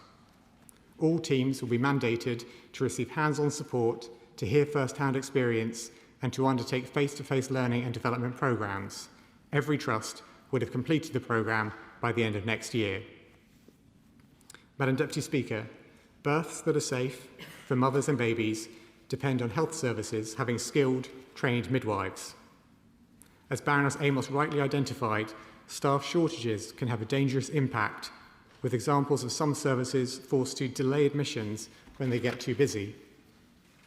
Since coming to office, we have recruited 2,000 more midwives, and last year our graduate guarantee gave 850 more newly qualified midwives an immediate route into the profession. I can today tell the House that we have created a further 1,000 temporary roles to help newly qualified midwives join the NHS. These new posts will be accompanied by investment too, as I can confirm that we are investing an extra £41 million on top of the £145 million already invested to upgrade outdated and run-down maternity and neonatal facilities. Now, Madam Deputy Speaker, alongside these practical measures comes a far more profound challenge that we must face. It is clear from my conversations with affected families, with Donna Ockenden and Baroness Amos, and from the findings of all the reports, that culture is where so much of the responsibility lies. That culture is the most deep-rooted cause of the failures we have seen and the most fundamental thing we must change. We know that when families have been in distress and looking for answers, they were too often ignored, sneered at, disbelieved, blamed and lied to. We know from review after review that wrongdoing is covered up. We know that bullying towards staff who try to sound the alarm is rife. And so we will dismantle toxic dynamics, boost staff morale and support better teamwork between midwives, doctors and other clinicians.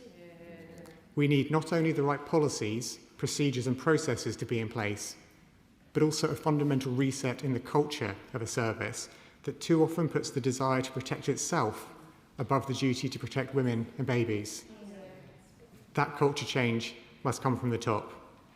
It is time that trust leaders, executives, and senior clinicians pay attention to what is happening on their watch, put professional tribalism aside, lose the bunker mentality when things go wrong, and make sure the safety of women and babies always comes first.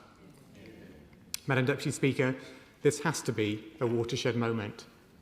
We must break the cycle of recommendations sitting on a shelf gathering dust. We cannot go on having review after review, and yet women and babies, as well as their fathers and other family members, continue to needlessly suffer injury, death and lasting trauma. We should all feel a responsibility to make sure this opportunity is not squandered. We owe nothing less to every family the NHS has failed in the past, and to every family who will rely on it in the future. I commend this statement to the House. Shadow Secretary of State Stuart Andrew. Thank you very much, Madam Deputy Speaker, and I thank the Secretary of State for advance sight of his statement, and to Baroness Amos and her team for their compassionate work. Again, as I said last week, I pay tribute to the women and families who gave evidence and to the babies at its heart. Many revisited the most painful moments of their lives after years of fighting to be heard. Their courage places a responsibility on us all. Last week, the House confronted Donna Ockenden's devastating findings in Nottingham. Today, we face the wider national picture. Successive investigations expose the same failures. Women dismissed, deterioration missed, staff silenced, inequalities unchallenged, and leaders failing to learn. The problem is no longer a lack of evidence, it is a failure to act. Donna Ockenden said this morning that sadly so much that is in this report is stuff we already knew, and she did raise concerns about waiting until December. And I do welcome the fact that the Secretary of State has just announced some of the work. It also has to be said that no commissioner alone can fix a system needing action from every level, from the Secretary of State right down to every ward. Donna Ockenden commands enormous respect, and we should all listen to her because she is right. So I do ask, when will the Leeds and Sussex reviews report, and how will ministers act on concerns before they conclude, so that families in those areas can see the change that they need as soon as possible? Families should not have to keep proving the scale of harm.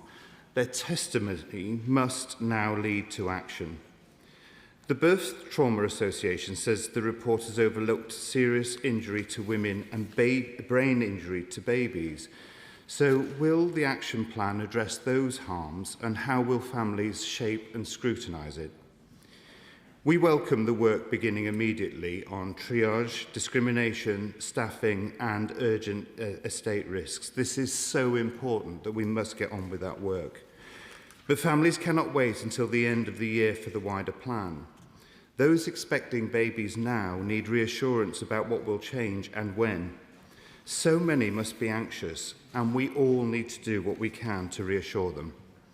The new triage standards will be published this week. By when must every trust meet them, and will the Secretary of State commit to update the House by either oral or written statements on a trust-by-trust progress basis? Will the estate's funding include accommodation for parents close to neonatal units, so families are not separated from their critically ill babies? Now, we do not oppose a statutory maternity and neonatal commissioner, but ministers must be clear about the roles, purpose, powers and accountability, because just one person cannot bring the change that is needed. local leaders have a responsibility too. When will the Commissioner be appointed, and what will they be able to compel trusts, regulators and national bodies to do? And how, as I say, will local leaders be held accountable when care remains unsafe? The additional midwifery posts are welcome, but temporary roles are not a sustainable workforce plan. Donna Ockenden has warned of rota gaps and staff leaving obstetrics and midwifery. The 10-year workforce plan has been promised and delayed and pushed back repeatedly. So when will it finally be published, and will it provide the permanent workforce these recommendations require? With women having babies later and pregnancies becoming more complex, how will those at higher risk receive early specialist care? And again, I agree with the Secretary of State that culture has to change. Listening to women is a clinical duty, not a courtesy. And as I said last week, it is at the core of our safety issues. When concerns are dismissed, warning signs are missed and mothers and babies are put at risk. That duty must apply equally to every woman. A woman's safety must not depend on her ethnicity, first language, disability, income or ability to fight through the system. Again, as I said last week, and here I want to, and both here and I said to him privately, I say to the Secretary of State that I want us to work together constructively. Where the government acts with urgency with this report and its demands, it will have our full support. We all have a duty, and ours is to support these changes. But women and families will not judge today by new structures, promises, or another report. They will judge it by what happens when a woman says something is wrong. Is she heard? Are warning signs acted on? Is senior help available when needed? Are maternity units safely staffed? Can staff speak without fear? And do families receive honesty and compassion when harm occurs? Are fewer mothers and babies coming to harm? And when decisions are taken, will they be fully explained to them? Madam Deputy Speaker, the evidence has been gathered. Families have told their stories. The system has been warned. Now it must change. I thank the Shadow Secretary of State for not only the questions he raises, but also the tone and approach which he takes. I think we all agreed last week in the statement I gave about Donna Ockenden's report that this is a responsibility shared by everyone in this House to make sure we deliver real change. So I appreciate his approach on that. He asked about the investigations in Leeds and Sussex, which Donna Ockenden will now be turning her attention to over the rest of this year. I think one point I would like to emphasise to him, I think it might be helpful for the House to understand as well, is that in developing a comprehensive action plan through the National Task Force, a framework will be devised so that any recommendations from future reviews can be incorporated into the work of that plan and its implementation. So we don't have a situation where the plan is developed and subsequently future reviews come to conclusions and recommendations without a clear way for those conclusions and recommendations to be integrated with the action plan. I hope that gives him some reassurance over the process. He spoke about a recognition of families who have been harmed and babies and who have grown up into being children and adults living with the harm of failing maternity care even when they survived. I feel very conscious of this, not least because of some of the people I've met who sometimes feel forgotten. They feel their children are forgotten. When we have these conversations, they live with the impact of brain injuries or other issues that arise during birth.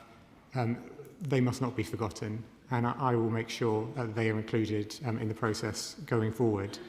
He asked about the rollout of the new national triage standards, which we published this week. NHS England Chief Executive is meeting with NHS system leaders today to begin the process of making sure those triage standards are rolled out, along with some of the other urgent measures that I've spoken about today. So whilst it is right to take time to get the comprehensive action plan in place by the end of the year, on those measures where we have decided we will progress more quickly, we don't want to waste time by getting on with that. So the NHS England leadership is progressing with that today. He asked about the funding I mentioned, which is for critical safety works in the maternity estate.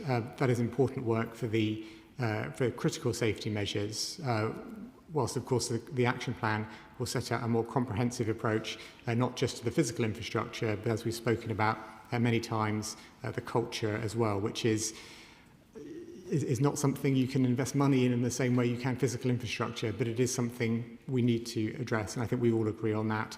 I sense I had agreement from the House when I raised the importance of addressing cultural problems in maternity services.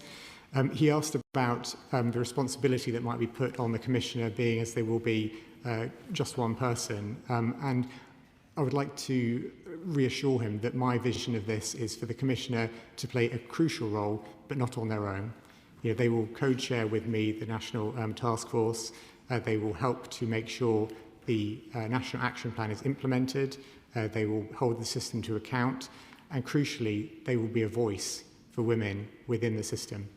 So when decisions are being taken by government in response to what I've heard so many times about women being ignored in maternity services, one way of starting to address that is to make sure the Commissioner is a voice for them when decisions are taken. The temporary roles for newly qualified midwives that I mentioned are an immediate step this year to make sure that those newly qualified midwives have a way into the NHS to make a contribution to maternity services. It will then, the funding for that will then be baselined in future years, and it will be for trusts to decide on a trust-by-trust basis how the funding is distributed amongst different roles, because it will vary depending on their needs in local areas. He also spoke about the importance of identifying women who are at higher risk because of different circumstances or problems they may face giving birth.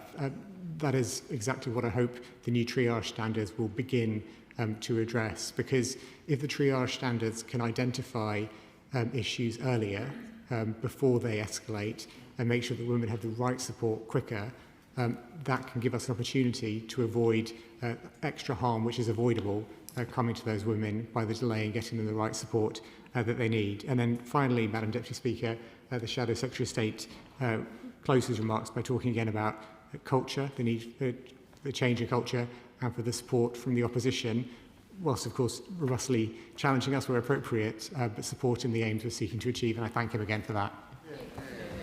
Before I call the next member, members can all sit down. Three things I wish to say. Firstly, that the Secretary of State for Defence will commence his statement at 2:30, so time will be limited. Members may help each other if they ask short questions. Until then, the Macmillan Room in Portcullis House and Committee Room 7 are available as reading rooms for the Defence Investment Plan, and the plan will be made available from the moment that the Secretary of State for Defence stands up when he begins his statement at 2:30. Where's Streeting? Thank you, Madam Deputy Speaker. Can I add my thanks to Baroness Amos and join the Secretary of State in emphasising the importance of culture change. But culture change won't happen without accountability.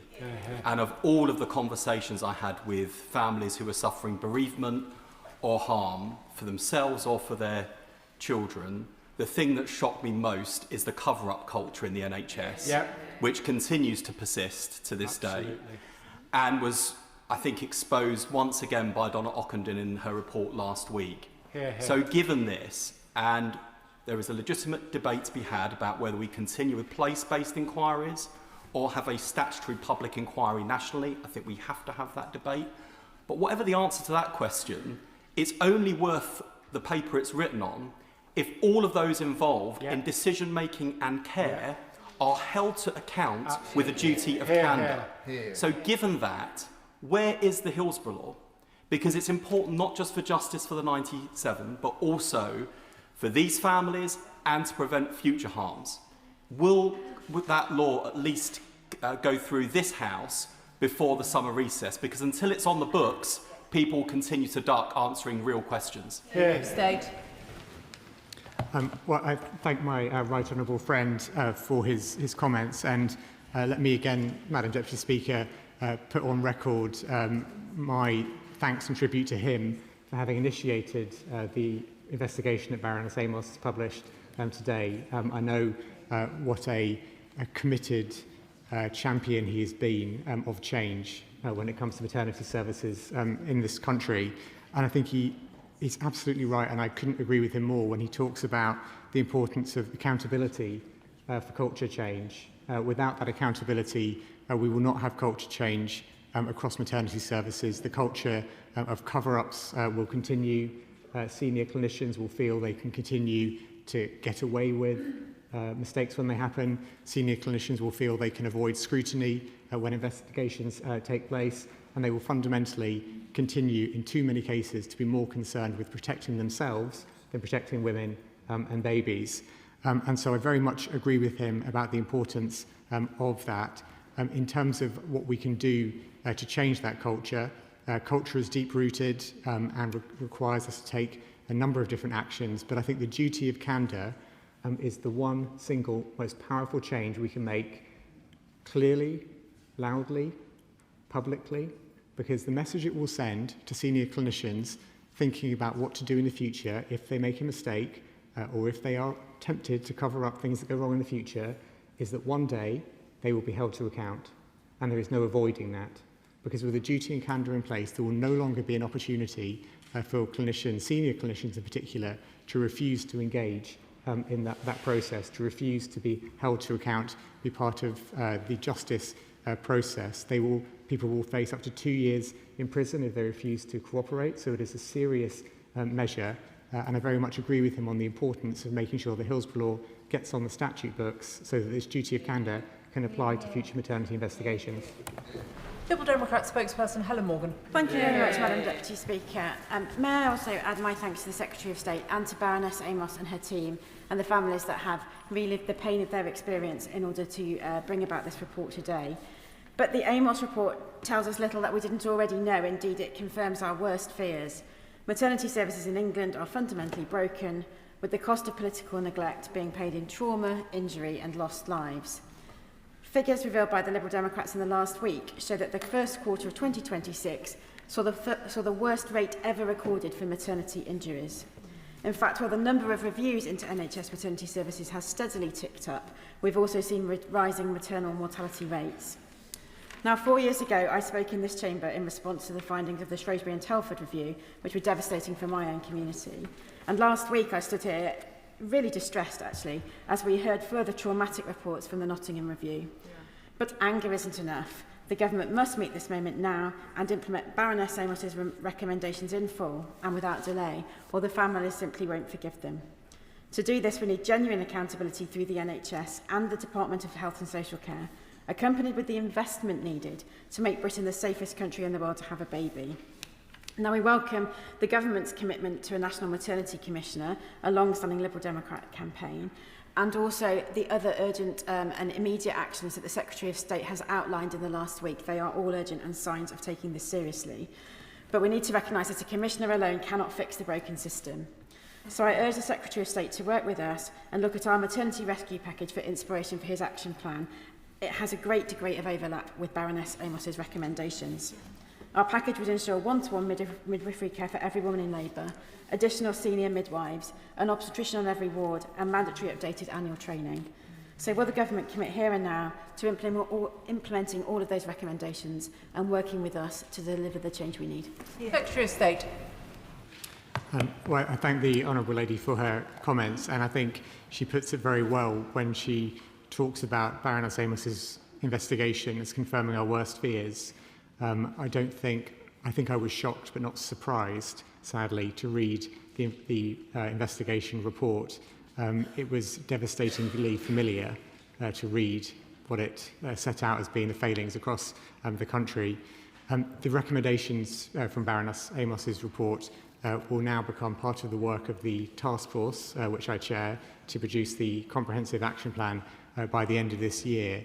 And my intention is that the task force will take all of the national recommendations from Baroness Amos's report, as well as the national level recommendations from Donna Ockenden's report last week, and recommendations from any other investigations and reports, and make sure that the action plan it produces comprehensively addresses all of the issues it raised. Because I think we would all agree that there isn't 1, 2, 3, a small number of actions we need to take.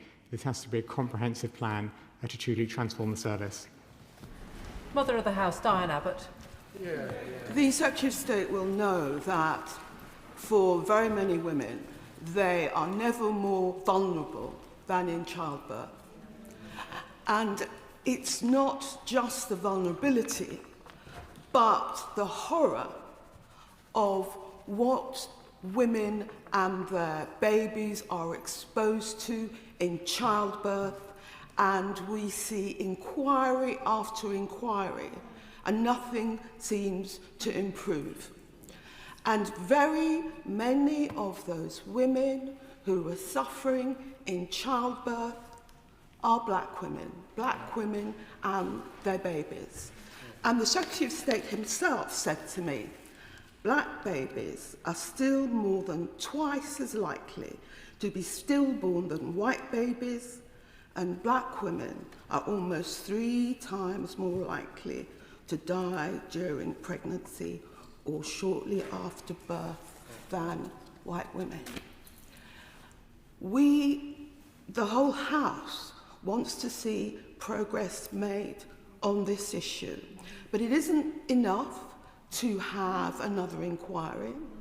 It isn't enough to have another report. What black women and their babies want is equity of treatment and fewer black women and their babies die. Secretary of State. I thank my right honourable friend for her comments, and I agree with her about how shocking the failures in maternity services are, particularly because these failings and the failure to listen to women happens at a point at which they are at their most vulnerable. It's at that moment when they are let down, when they need the NHS the most, is when the NHS fails them. And that is one aspect of this that makes it truly devastating. She also rightly highlights the inequalities and the impact on black women and their babies, black women and their babies being at more risk than white women and their babies, and the inequality that exposes. As I mentioned during my earlier statement, we will begin by making sure the perinatal equity and anti-discrimination programme is extended to all trusts by the end of next year. But that is an immediate measure we're taking rather than the sum of all measures we'll take on this front. And the inequality, racism, discrimination will be a central part of the action plan that the task force develops. Jeremy Hunt. Thank you, Madam Deputy Speaker. Can I strongly agree with the former Secretary of State's comments about the need for getting the culture right with accountability? When I was Secretary of State, we passed the duty of candour regulations. They were supposed to make it, they do make it a criminal offence for trusts not to tell the truth to families when a tragedy has happened. Yet to this day, trust lawyers advise doctors, nurses and midwives not to be open about what's happened when there is the prospect of legal action further down the line. So will the Secretary of State, who I know is very committed to this, but will he agree that in the Hillsborough law we will clear up this anomaly so that it is just not possible for trusts not to tell the truth, and trust lawyers always advise their own doctors, nurses and midwives they must tell families exactly what happened?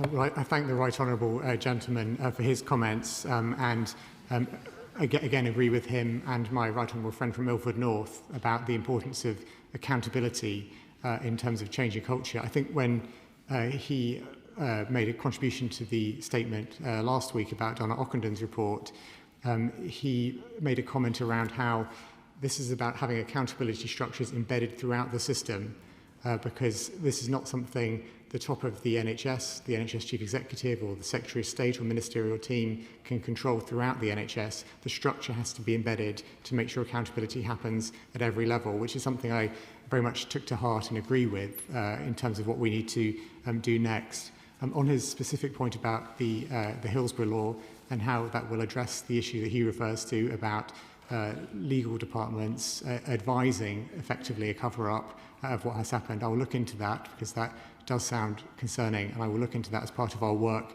to make sure this works properly. The expectation with the duty of candour, which will come in under the Hillsborough law, is to make sure that we can never again have a situation, as happened in Nottingham, and I couldn't quite believe it, if I'm honest, when I heard it, about how many senior clinicians simply refused to take part. You know, it is outrageous. It is unacceptable that so many senior clinicians were able to and felt able to just say no. You know, that is not accountability if it's optional. And that's what we need to change, and I'll look into the point he raised specifically. Andy McNair. Thank you, Deputy Speaker. I, of course, usually welcome the report and join in a thanks to all that have made it possible, but most fundamentally the families who shared their experiences, showed extraordinary courage through the whole process. Many of those stories were shared with us in the all-party group for baby loss. I'd like to assure those families that we will carry on listening to them and carry on being a voice for them through this process. There are many powerful recommendations in the report. I welcome the delivery plan and the Maternity Commissioner, but fundamentally, the government must retain responsibility for the ultimate outcomes. So following the exploration of the National Maternity Safety Ambitions in 2025, will Secretary of State now recommit to meaningful targets to reduce stillbirths and neonatal deaths and reduce a target to finally fully eliminate inequalities in baby loss? Secretary of State. I thank my honourable friend, and he draws an important point out here, which is that in developing the National Action Plan that I referred to earlier, a key part of developing it is to make sure we have the right metrics, the right mechanisms for monitoring its implementation, and the right structures in place for making sure it's implemented across all trusts. And in working with the members of the task force, I will make sure that those accountability mechanisms about the delivery of the plan itself are in place, because I've spoken many times today about the importance of recommendations not sitting on shelves. We need to make sure we have the structures in place such that the actions in the National Action Plan are implemented, we can see they're being implemented, and we can give people the confidence that that is the case. Chair of the Health Select Committee, Leila Moran. I too would like to put on the record my thanks to Baroness Amos, her team, but most especially the families who so bravely gave evidence that has formed this report today. Further to the conversation that we are having about accountability, he will have noticed that there are some families who are concerned about the role of the Commissioner. Their concern is that the Commissioner is just one person and that there's too much for them to do. Can he just make clear the buck stops with him, doesn't it? And indeed the PM, and that he won't let go of this. The Commissioner will report every 6 months to the Health and Social Care Select Committee. We welcome that, and once a year to Parliament. But further to that, would he personally commit that the Secretary of State will come to the House once a year and seek permission from the Speaker so that they can be held personally accountable for the progress too? State. I thank the Honourable Lady, and in describing the role of the Commissioner, I think she is right to emphasise that it cannot all be on one person. The Commissioner, I think, is a vital role, and it being on a statutory basis will give that position real weight within the system to hold the system to account and help the government to ensure the implementation of the comprehensive National Action Plan.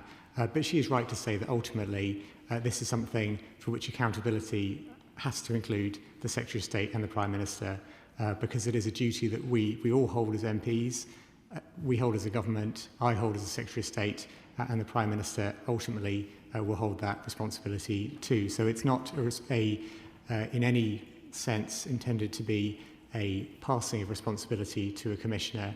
The Commissioner role is being established to support the effectiveness of the work we're seeking to do as a government to implement the National Action Plan, but crucially, when accountable politicians are taking decisions, the Commissioner will be a voice for women in the system, because I have heard so many times about, not just in relation to maternity services, also in terms of other parts of healthcare, women's voices not being heard, but particularly in terms of maternity services, particularly in terms of when things go wrong and women have concerns with maternity services, their voices are not heard. And so this commissioner will be a way of making sure those voices are right at the very heart of decision making. Florence Eshalomi. Thank you, Madam Deputy Speaker, and I thank the Minister and the Secretary of State for making this statement this afternoon. I also want to pay tribute to the Noble Baroness Amos for the work and care and dedication they've taken in this report, and to the many women who came forward with their testimonies. And I think back to just over 9 years ago, when I was giving birth to my second son, and the concerns that I raised, and to think that 9 years on, women are still being dismissed, women are still not being listened to, women are still being silenced when they raise those valid concerns. But I also do want to pay a tribute to the hard-working midwifery team at St Thomas's Hospital across the river, who continue to care for many women. And to highlight the Southwark Maternity Commission led by Councillor Evelyn Okoto, and the work of organisations like 5 Times More. Many organisations that continue to expose some of the issues faced by black and minority ethnic women. We also have to highlight the concerns of black minority ethnic staff, who are in some cases told that they do not want to be served and they do not want to be helped. Can the Secretary of State outline when this real action plan will come through in terms of the accountability that many others have raised, in terms of making sure that the doctors and clinicians do actually listen to these women? I thank my honourable friend, and the action plan which will be developed through the task force that I chair and that the Commissioner will co-chair when that position is established, will publish its national action plan by the end of this year. That will take on all of the or consideration of all of the recommendations from Baroness Amos's report, as well as John Ockenden's reports. But I think there's also a point that my honourable friend makes, which I think is worth drawing attention to, which is the many midwives and others working in maternity services who do a really important job, work really hard to provide excellent care to women. That's not to diminish the scale of the failings, but it's to give the right perspective on all those midwives who do a really important job and work hard to care for women and their babies. And I think it's evidenced by the fact, Madam Deputy Speaker, that in Baroness Amos's investigation, 9,000 members of staff came forward to give evidence. That's because they're concerned. That's because they want to see change as well. So whilst this is, of course, about women and their babies and their families primarily, staff also have a really important voice in this, and we need to improve the system so that they can make their contribution as well. Thank you, Madam Speaker. This week last year, I had multiple pulmonary emboli only a few weeks after giving birth, and I'm very grateful to Dr. Laura Stevens, who saved my life and then was punished for ordering the test that found that I'd had multiple pulmonary embolisms. Blood clots are the #1 cause of pregnancy and postnatal births, and yet there is not a word about the risk of them in any pregnancy pack given out in this country. The National Action Plan will fail if it does not tackle blood clots as the #1 cause of maternal deaths. So will the Health Secretary kindly meet with me, work with me, and make sure together we can save lives? Secretary of State. Well, I thank the honourable lady for sharing her experience and for raising the importance of this issue from her experience, but also for the benefit of maternity services more widely. I'm very happy for myself or ministerial team to meet with her to discuss this in detail, because it's very important that that is part of the National Action Plan and our wider response. Jen Croft. Thank you, Madam Deputy Speaker. And I very much welcome the report and the work done by Baroness Amos to highlight the failings across our maternity system. Yeah. It is pure and utter medical misogyny that has led us here. The value that we place on the lives of women and the experiences of women has been brought to the fore, and it is very, very low. I think that the through line throughout the entire report, and the ones we've seen previously, are that women's voices weren't heard, their pain wasn't believed, their experiences were completely and utterly disregarded, and this must change. In terms of specifics, I would like to add my voice as well to those colleagues who are calling for measures to address the disparity in treatment between black and ethnic minority women. And I would call that training, proper training and continuous professional development is put in place to make sure that black women do not have the kind of experiences that we have seen to date.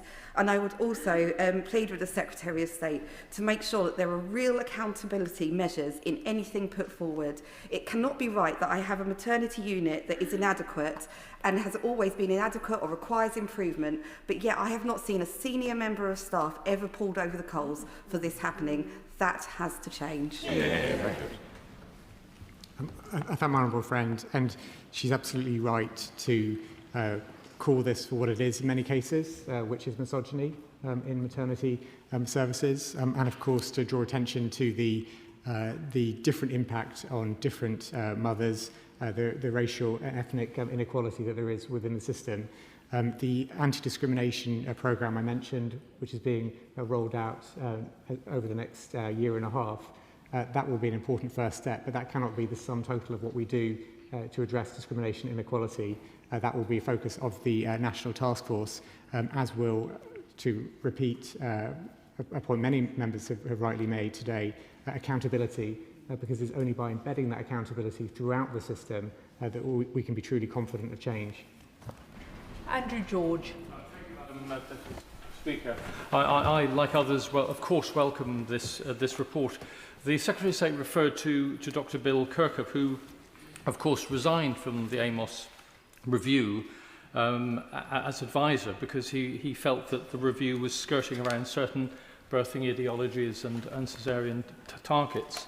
He also said in his statement that staff shortages can have a dangerous impact, and indeed they can. And although he and Baroness Amos refer to culture, a lot of that culture is to do with budgetary and other pressures which result in members of staff on the front line being discouraged and belittled from blowing the whistle about unsafe staffing levels on the front line. So will the Secretary of State look again at the report and consider for the first time actually introducing mandatory safe staffing on the front line for these services?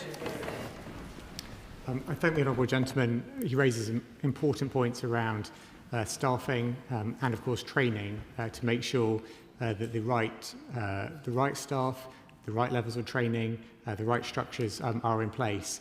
I know from having seen Baroness Amos's report and indeed from the recommendations from Donna Ockenden's report last week that those questions will be central to the work of the task force in developing the National Action Plan, because whilst there is not, as I've said a few times today, simply one or two levers we need to pull or actions we need to take to make change, those are clearly central to what we need to be doing.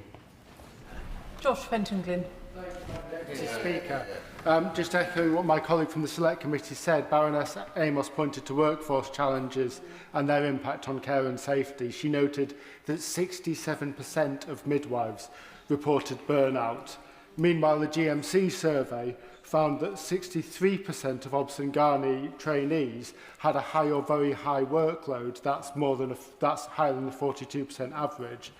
The workforce plan has to address these problems, will it? State. I thank my honourable friend, and his question around staffing and around making sure that we have not only the right levels of staffing, but the right responsibilities of different people in the service to ensure that we don't have individual members of staff suffering from burnout and workloads which they can't cope with, are critical questions which the task force will consider as part of its development of the National Action Plan. Sir Julian Lewis. Last Wednesday and again today, the Secretary of State expressed his shock at the number of senior clinicians who refused to take part in the Nottingham Review. Can I repeat a suggestion I made then, which is that those clinicians should be named publicly? This is a step he could take straight away. So if a parliamentary question for written answer is put down, asking him to name those clinicians, will he answer it? I can't think of a better or more justifiable use for parliamentary privilege. Secretary of State. I thank the right honourable gentleman. I will take away his suggestion and think on it because it is important, was critical that we have accountability. And I find, as I said earlier, in response to other questions, I find the decision by senior clinicians not to take part in the Nottingham inquiry utterly unacceptable, utterly incomprehensible on a personal level, and something we must make sure never happens again. Dr. Ben Coleman. Oh, I'm not a doctor, but thank you so much. maybe from the University of Life, who knows? Thank you very much, Deputy Speaker. And I'd like to pay tribute both to Baroness Amos for this excellent report and also to my honourable friend, the member for Ilford North, for commissioning it in the first place. I think it's a remarkable piece of work, and following on Ockenden and following on the report that my own Health Select Committee, the chair of which sits opposite, has done into black maternal health, we see again and again the same problems: misogyny, racism, lack of accountability. And I'm delighted, therefore, that we are going to have this plan developed in 6 months through the task force, but also that we're having a maternity commissioner. And I know that my constituent, Louise Thompson, who has been campaigning hard for this position to be created, will be delighted. But I would also think that, like me, she will have a question about timing. Will it be possible for the Commissioner, who will be introduced on a statutory basis, to be brought in quickly enough for this person to have a full role in shaping, in creating the plan that's going to be before us in 6 months, or not?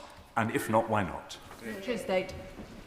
I thank my honourable friend, and he asks about the timing and the process for establishing a Commissioner.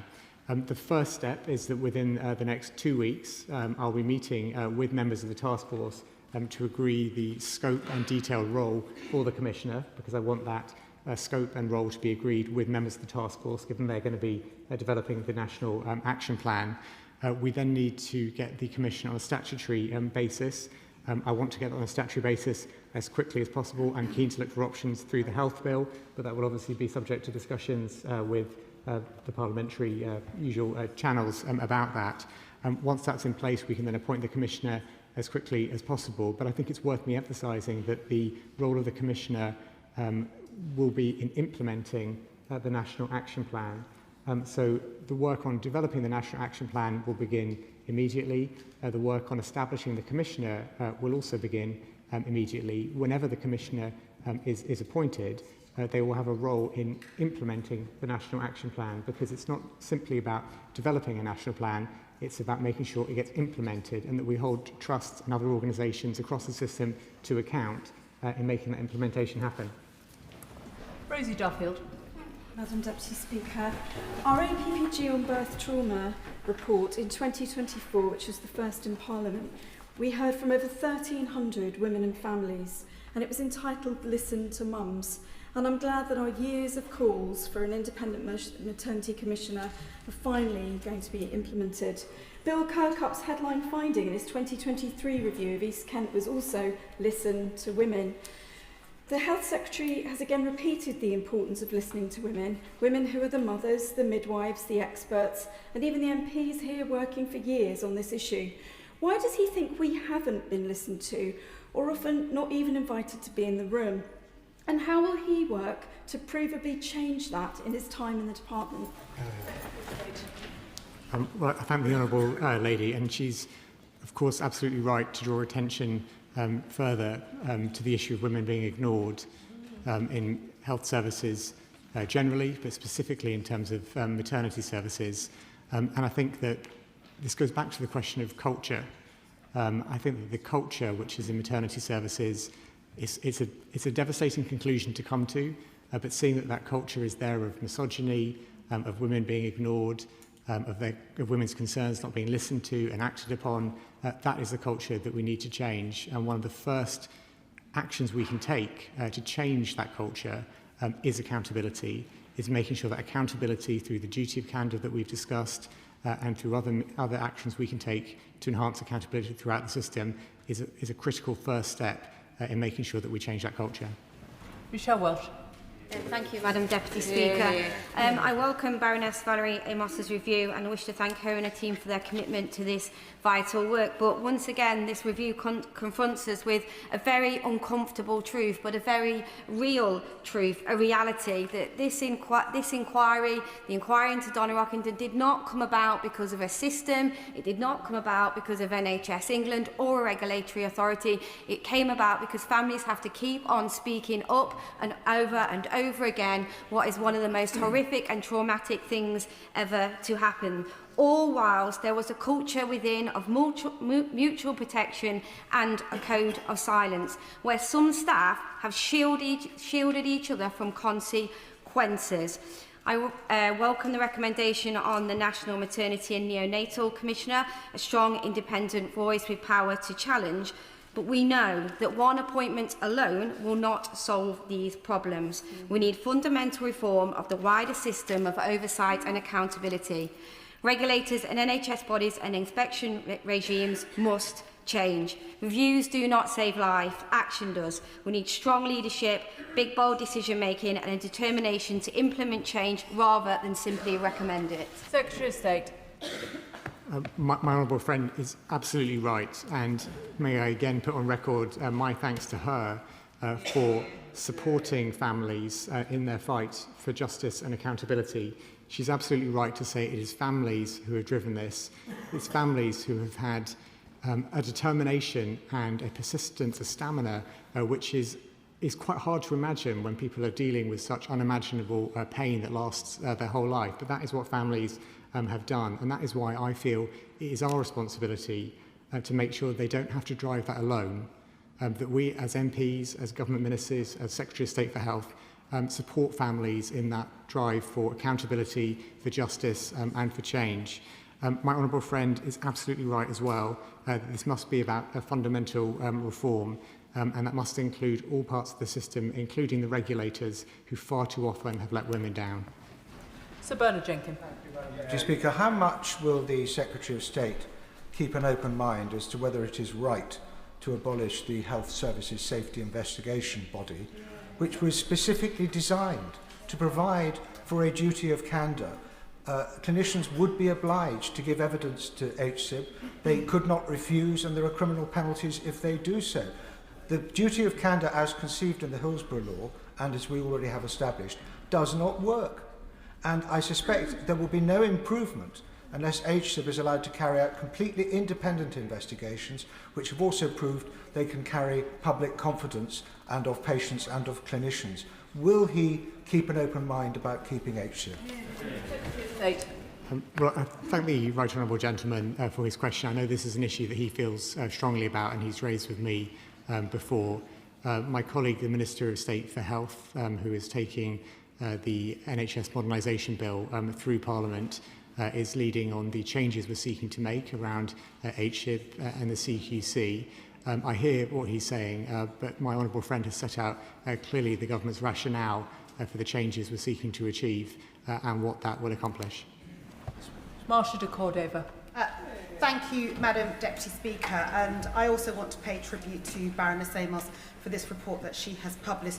But the scale, this report really lays bare the scale of racism and discrimination within maternity and neonatal care. This is not a surprise to anyone because this is an issue that I and many other honourable members in this place have been raising for years. So I do welcome the recommendation to root out racism and discrimination within those services. But more broadly, we all know that there are structural inequalities that exist across the NHS, whether we like it or not, and we do need to hold those responsible accountable. So can the Secretary of State share a little bit more about how he intends to be held accountable in this place, but also to hold those senior clinicians accountable for their actions, because we need to root out racism and discrimination. Secretary of State. Well, I thank my honourable friend, and she's right to again draw attention to the importance of accountability in making maternity services operate as they should, and that applies to the racism, the discrimination, the inequality that she described as being so important that we tackle. Ultimately, it is right that I, as Secretary of State, that all ministers in the government are held to account by Parliament about us, our actions in this space.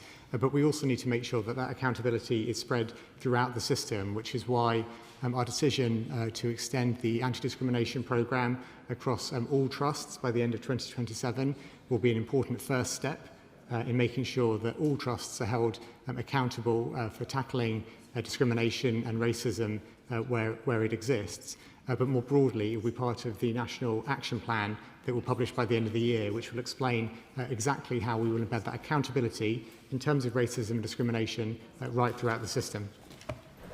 Ms Jarvis. Thank you, Madam Deputy Speaker. Recommendation 3 in the report calls for improvements in how the system responds when something goes wrong, including providing a sincere apology. Will the Minister apologise now to my constituents Charlotte and James, who lost their baby Nora at Winchester Hospital, and the thousands of families who have suffered the loss of a baby due to systemic failures in NHS maternity care? Secretary of State. I thank the Honourable Lady for her comments, and I'm incredibly sorry to hear about her constituents, Charlotte and James, and their baby Nora.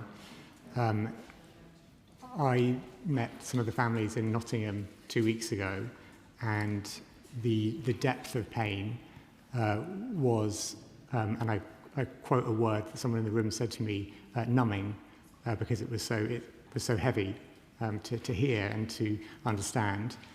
What made me feel even more numb was to recognise that that pain, that deep pain, is replicated so many times. It's the breadth of the pain as well. It's the sheer scale of it. And I think hearing about her constituents, Charlotte, James, and their baby Nora, is just one more example of where families have been let down by NHS maternity services. And that is why this is a responsibility that weighs heavy on all of us and weighs heavy on me as Secretary of State to do something about. Thank you, Madam Deputy Speaker. I welcome the Secretary of State's statement and the work of Baroness Amos on this vital report. Disabled women are 44% more likely to suffer a stillbirth than non-disabled women. Drawing on the evidence session I chaired with our Maternable campaign of disabled mothers, Baroness Amos' report highlights the devastating discrimination and structural barriers causing such inequalities for disabled women, from devastating assumptions that we are not sexually active or capable of parenting, to the lack of accessible maternity spaces and medical equipment, as well as insufficient access to BSL interpreters. It sets out the appalling lack of coordination and continuity of care across maternity pathways and services for disabled mothers. Will the Secretary of State meet with me to ensure disabled women's voices are central to the Government's task force and in implementing the report's recommendation by overcoming the inequalities we face in our maternity care? Secretary of State. I thank my honourable friend, and she's an incredibly powerful advocate for the discrimination that disabled mothers face within the health service, but particularly maternity services. She talks about both the discrimination and the barriers to accessing care, and I think she's right to point to them being wide and systemic, and this is something which needs to be addressed as part of the comprehensive action plan. I'd be very happy for myself or a member of my ministerial team to meet with her to discuss this in more detail. Ellie Chowns. Thank you, Madam Deputy Speaker. I welcome the investigation by Baroness Amos, which has shone a light on the fact that these failings in maternity services are not isolated to one hospital or another, but across the piece. The Secretary of State identifies rightly that culture is at the centre of this, and that we must listen to the voices of women, and we must listen to the voices of whistleblowers. And that doesn't just apply to maternity services, it applies across the NHS and indeed in public life more widely. He's spoken about accountability, starting from the top, but I noticed he swerved the question earlier about whether he would come back to this House to report on progress against the goals he has set himself. It is shocking and shameful that black women are 3 times more likely to die than white women in maternity. Will he commit to coming back to the Chamber and to reporting and holding himself to account to change those racial disparities and to ensure true equity in healthcare? I thank the Honourable Lady, and I absolutely agree that I, as Secretary of State, must be held to account, and that is the role of this House. I will take that away and work out the best way of making sure that happens on a basis that people can understand and know what timetable it happens to, because I'd like to make sure that I'm held to account for the delivery of the whole action plan and what the right way of doing that is. But let me take that away and come back to her with an update. Bel Ribeiro-Addy. Thank you, Madam Deputy Speaker, and I also want to put on record my thanks to Baroness Amos and her team and the families who relived their pain so that this report could exist. They are the real heroes here. And I welcome the report and the new neonatal and maternity commissioner that's been announced. It's vital, I believe, that the report recognise structural racism, but this will mean nothing unless it becomes national standards that tackle inequality and deliver high quality care for every mother and their baby. The report, I note, stops short at recommending a target to bring to an end racial disparities in maternity care, and perhaps that's because the commitment was ours to keep in our manifesto. In April, the Minister for Secondary Care told this House that the target to end racial disparities in maternity outcomes will be informed by these recommendations. They are published now. Will the Secretary of State finally give us a timetable to deliver it? I remind him that black women are 3 times more likely to die in pregnancy and childbirth. Their babies are twice as likely to be stillborn. These are not statistics. They are mothers and children who are still dying. We promised a target at the last election. Without one, we cannot measure progress and we cannot end this disparity. State. I thank my honourable friend, and she is right to draw attention to the disparity in what black women and their babies experience in the health service, and the extra risks that they face in maternity services in particular. The task force will produce a comprehensive action plan by the end of the year, and that will include with it, I anticipate it will include with it metrics about delivery and ways of monitoring progress. So I'll make sure that her comments in that regard are fed into the work that it carries out. Bobby Dean. Deputy Speaker. To deliver on this review's recommendation in full is going to require serious capital investment. Just last week we heard about the hospital in my constituency in St Helier considering closing its maternity unit altogether due to potentially unsafe pipework. So will the government commit to reviewing the phasing of the new hospitals programme, or at the very least providing the funds required to keep those buildings safe and open until the delivery of a new building? I thank the honourable gentleman. In terms of capital investment, as I set out in my statement earlier, we've announced an extra £41 million specifically to address critical safety issues in maternity and neonatal services. That funding is on top of the funding already in place, but will help address those critical safety issues. The wider action plan will set out our overall approach, and whilst, of course, funding will be a consideration for what the government does, I would again draw attention to the importance of deep-rooted issues like culture, which must be addressed as part of the plan. Zubair Ahmed. Thank you, Madam Deputy Speaker. Can I start by commending my right honourable friend for the thoughtful and considered way he has approached this investigation and indeed other matters during his time in office. The Secretary of State rightly spoke about culture. Others have spoken about ideology. I wonder if he agrees with me that the only ideology that matters as we try to change this culture should be rooted in science and evidence. And can I ask him to consider, therefore, that the maternity women should be the first in line as the beneficiaries of that science and evidence, whether it's the single patient record, to have access to their own maternity care records, so that data can make sure that poor care has nowhere to hide. We can finally get AI-enabled scanners and replace 19th century equipment that's currently being used to listen to babies' heartbeats. And finally, can I ask him to share formally the findings of this report with the Scottish Government, because much of those findings will resonate in terms of training, culture, clinical pathways, and unfortunately the Scottish Government has been less than forthcoming with its own investigations in this matter. State. I thank my honourable friend for his comments and his emphasis on the need for us to tackle the deep-rooted cultural problems in maternity services. He talks about how the only ideology that we should follow should be based on science and evidence. I agree with him very much about the importance of science and evidence and of making sure that women are aware of the risks and benefits of different options available to them to make informed choices. I would add to what he says is in that the only ideology I would, or the ideology I would be very comfortable to sign up to is one that says that women must be listened to I think that is a principle that I think we can all agree on, and we should make sure that is embedded in our maternity services. He mentions as well investment in technology, including the single patient record.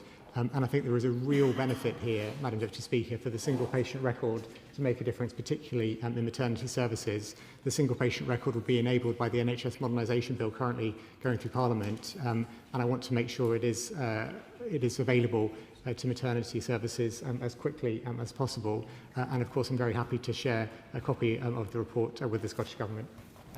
Alison Bennett. Thank you, Madam Deputy Speaker. The Secretary of State's announcement today that there will be 1,000 extra midwives is very welcome, even if it is a temporary bit of funding. But this is a review into both maternity and neonatal services.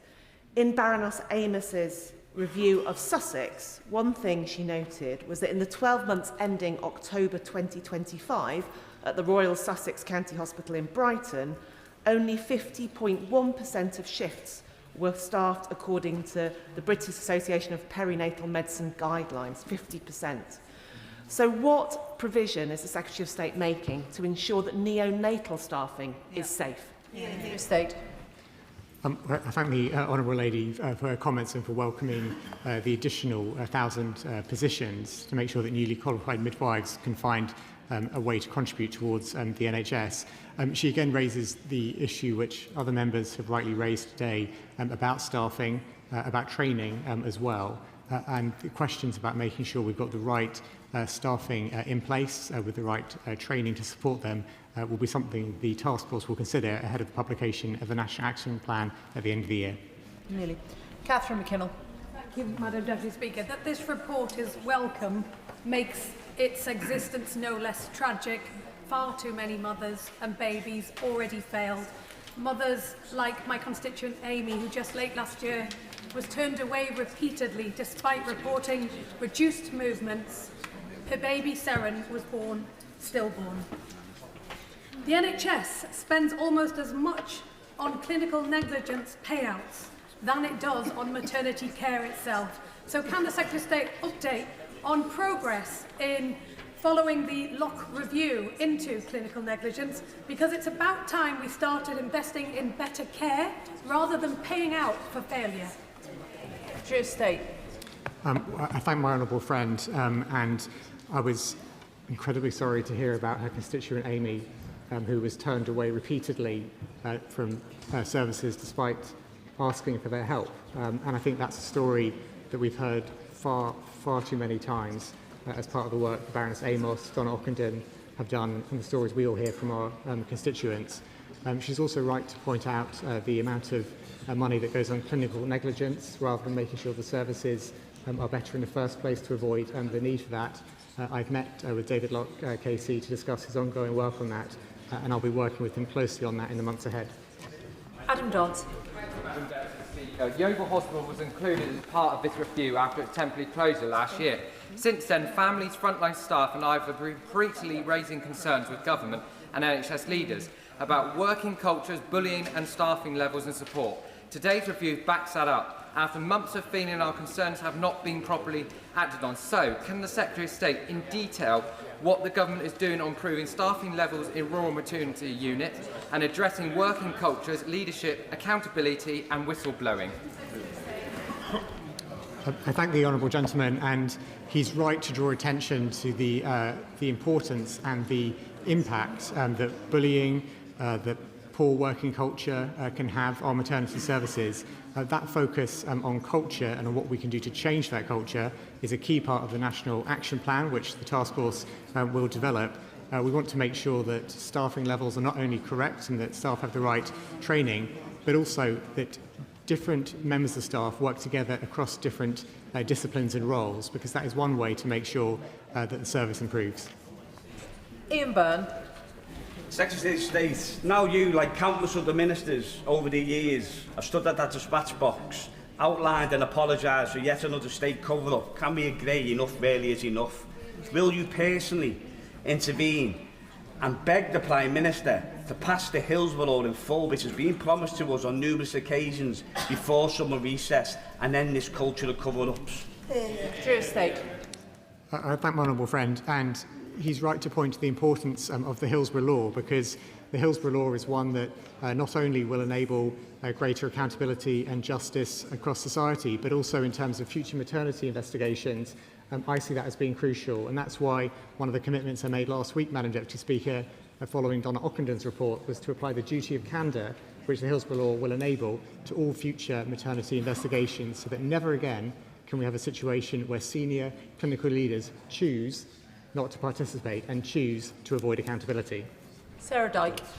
Deputy Speaker, a retired paediatrician and constituent told me recently that after giving 50 years service to the children of the NHS, she was devastated by the treatment of mothers and babies, and indeed loyal staff whose concerns are routinely ignored, as when Yeovil Specialist Baby Unit was recently closed without notice. So while I welcome the government's commitment to a new maternity commissioner, will the Secretary of State set out how the commissioner will intervene in a trust like Somerset, rather than simply reporting on failures after harm has been caused? Secretary of State. I thank the Honourable Lady, and in the coming 2 weeks I will be meeting with the National Task Force, which I chair, to set out and establish the scope and role of the new National Maternity Commissioner. I want to make sure that the scope and role of that Commissioner is agreed with the Task Force. The Task Force will produce the action plan which the Commissioner will help to implement, so I want to ensure this is all done with the same principles in mind. I think she also mentioned an important point around not only mothers being ignored, which they are far too often, but also staff being ignored. It's a point that a few members have made today, and I think bears repeating. We know that 9,000 staff contributed towards Baroness Amos's report, which underlines the fact that they want a better maternity service as well. Final question, Annalise Stodds. Thank you, Madam Deputy Speaker. The lack of national maternity triage standards has been of huge concern to some of my constituents, including through bitter and heartbreaking experience. He said that NHS England would be responsible for rolling out and monitoring these standards. So can I ask whether that responsibility will pass into his department by April of next year, and how will he really ensure that these standards are genuinely implemented at every trust? Thank you. Secretary of State. Well, I thank my right honourable friend for her question, and when talking about national triage standards, she's absolutely right to point to the impact they can make by ensuring that where there are problems, they are seen earlier, that women who need support can get that support earlier to prevent greater harm from occurring wherever possible by having that support at the right time. The national triage standards are being set out by NHS England at the moment, because the NHS England organisation still exists. The Chief Executive is meeting with Trust today to begin that work of rolling out the triage standards across all the different trusts. When NHS England becomes part of the Department for Health and Social Care, we will obviously continue to monitor that, and that will be something which the Task Force will also consider as part of its National Action Plan. That is the end of the statement on national maternity and neonatal investigation. Does the front bench wish to shuffle over?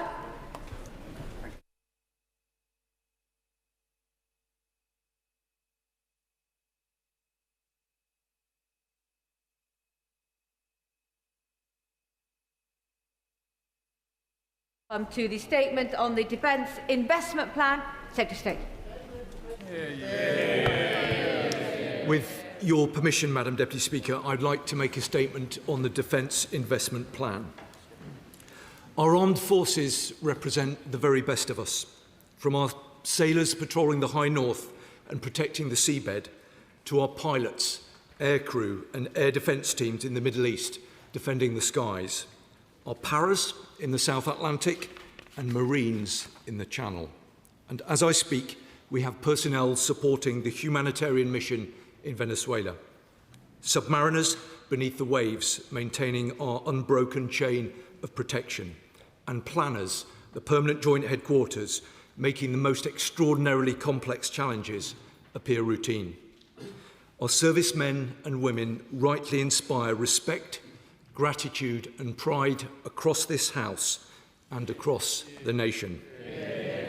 We all recognise that they serve at an increasingly dangerous and unpredictable moment in history.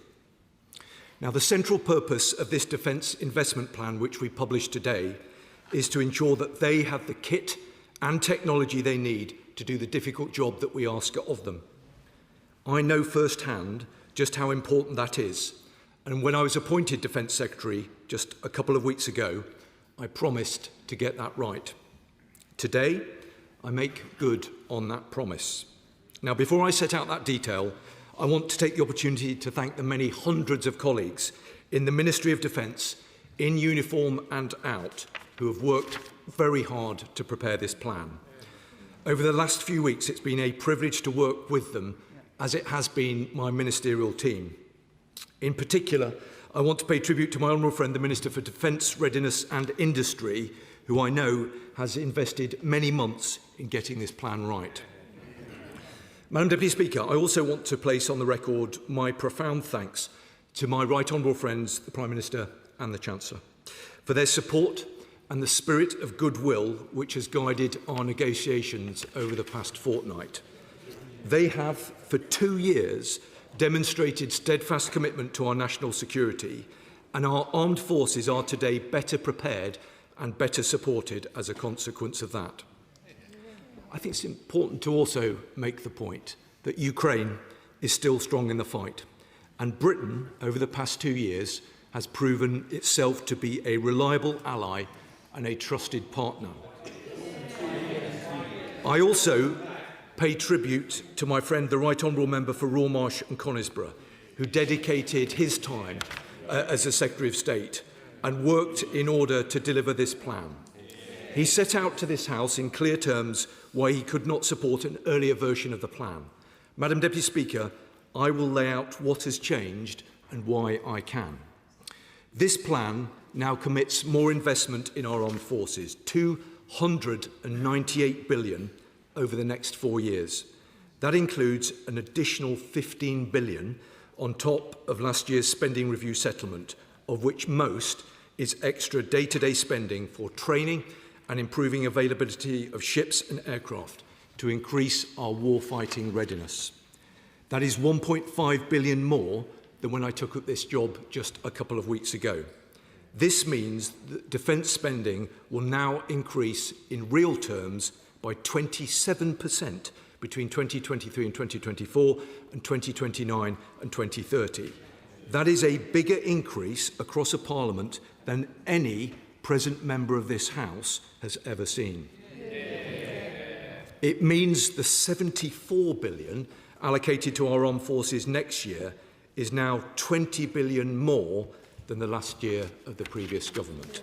And it means by the end of this decade, the proportion of GDP spent on defence will now be higher than at any time during the last 30 years.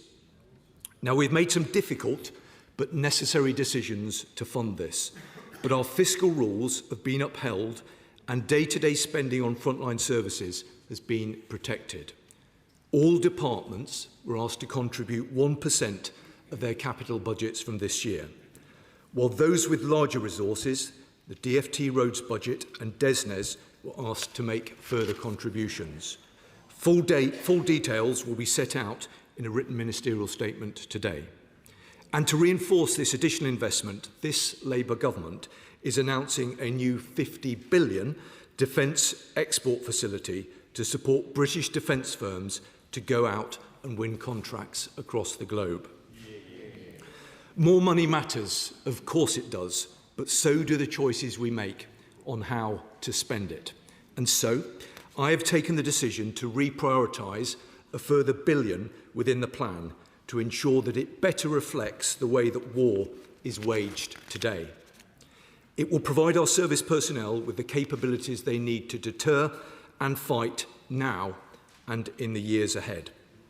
The war in Ukraine has seen battlefield technology advance faster than at any time in our history, and few have done more to ensure our armed forces kept pace than my honourable and gallant friend, the member for Birmingham Selly-Oak. I thank him for his service and for the work that he did as a minister. He will know artificial intelligence, autonomy and uncrewed systems are no longer capabilities of the future.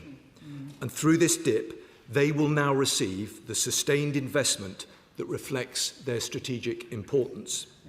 So today, we commit the UK's largest ever investment in drone warfare, £5 billion for strike, protector and surveillance drones across the Royal Navy the Army and the RAF, anti-submarine vessels, uncrewed ground vehicles and fighter jets, a new uncrewed systems task force to rapidly develop and field new autonomous capabilities, and funding for Europe's biggest drone testing site, the Uncrewed Systems Centre in Swindon, which I opened on my very first day in the job.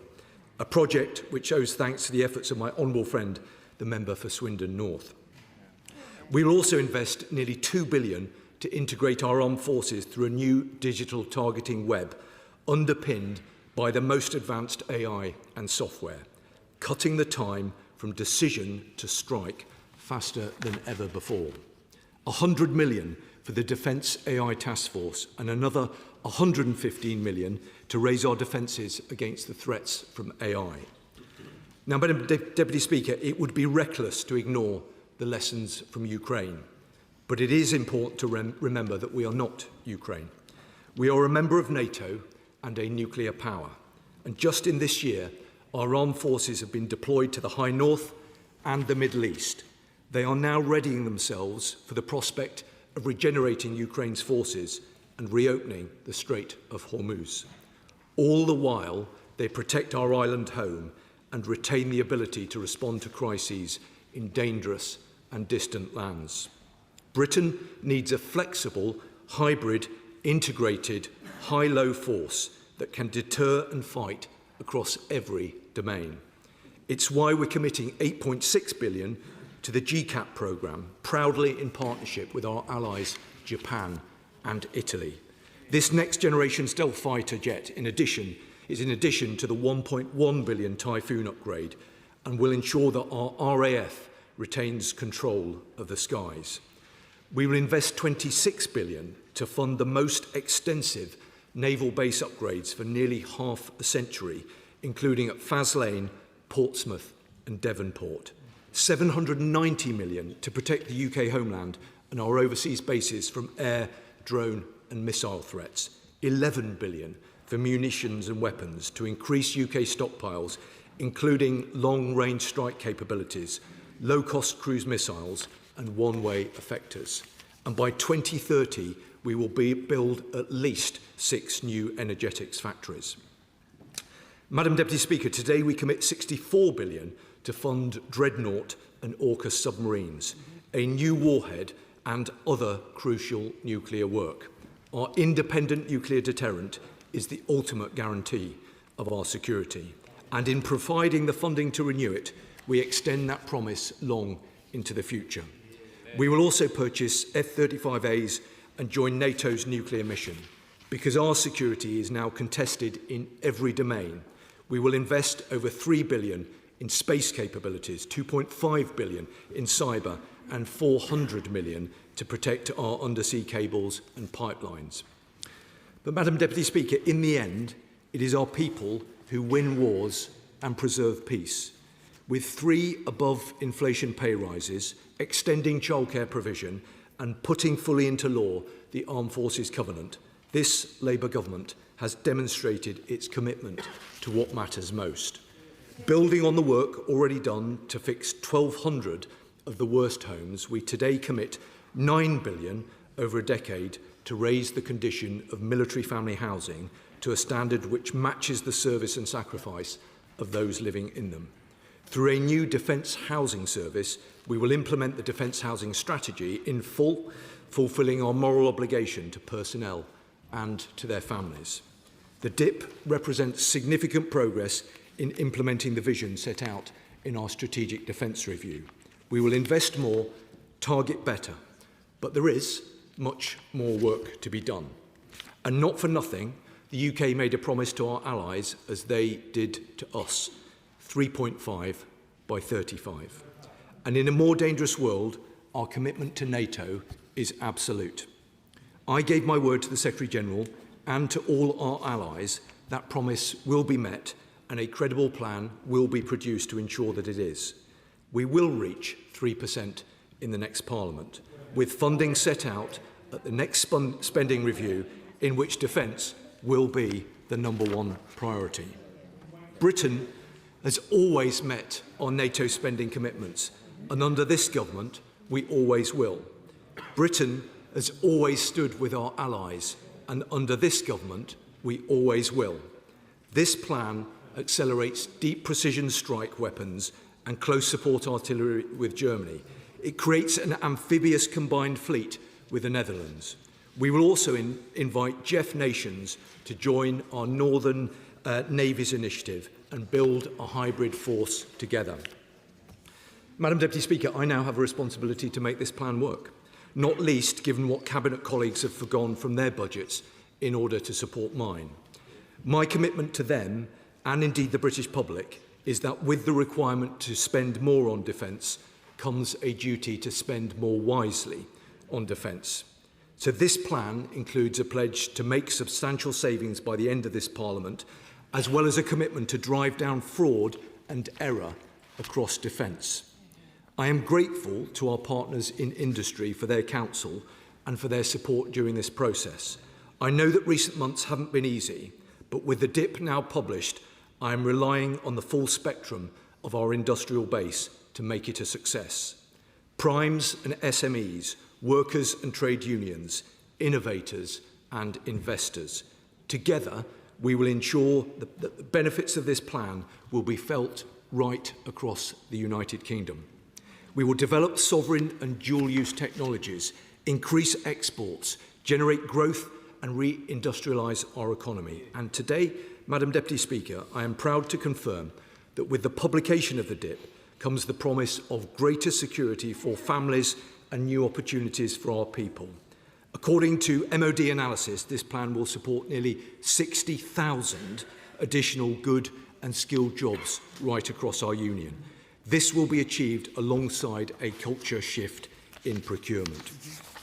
Madam Deputy Speaker, ultimately the success of this defence investment plan will be measured by whether it commands the support of those amazing men and women who serve in our armed forces. They remain our most important asset, respected by those who stand with us, feared by those who stand against us. We know that they are equal to any task, and with this defence investment plan, we give them the means to match their courage. I commend this statement to the House. Secretary of State, it is good form to let the Speaker's office know if one is going to speak over the allocated time. I will now have to give extra time to the other front benches as well. Shadow Secretary of State, James Cartley. Thank you, Madam Deputy Speaker, and can I thank the Secretary of State for advance sight of his statement. Madam Deputy Speaker, after months and months of delay, finally we have the Defence Investment Plan, but it's quite simply a case of too little, too late. Too little because there's virtually no more cash than the plan, which led the previous Secretary of State to resign because he believed it would make the country, and I quote, less safe. Too late, not just because the plan is months overdue, but also because much of the capability it contains won't be in service until the 2030s, when the threat we face is right now. For members opposite who don't agree that this plan is too little, they don't need to take my word for it. The Chief of the Defence Staff said he needed £28 billion to fund the armed forces over the next 4 years. This plan is barely half that requirement.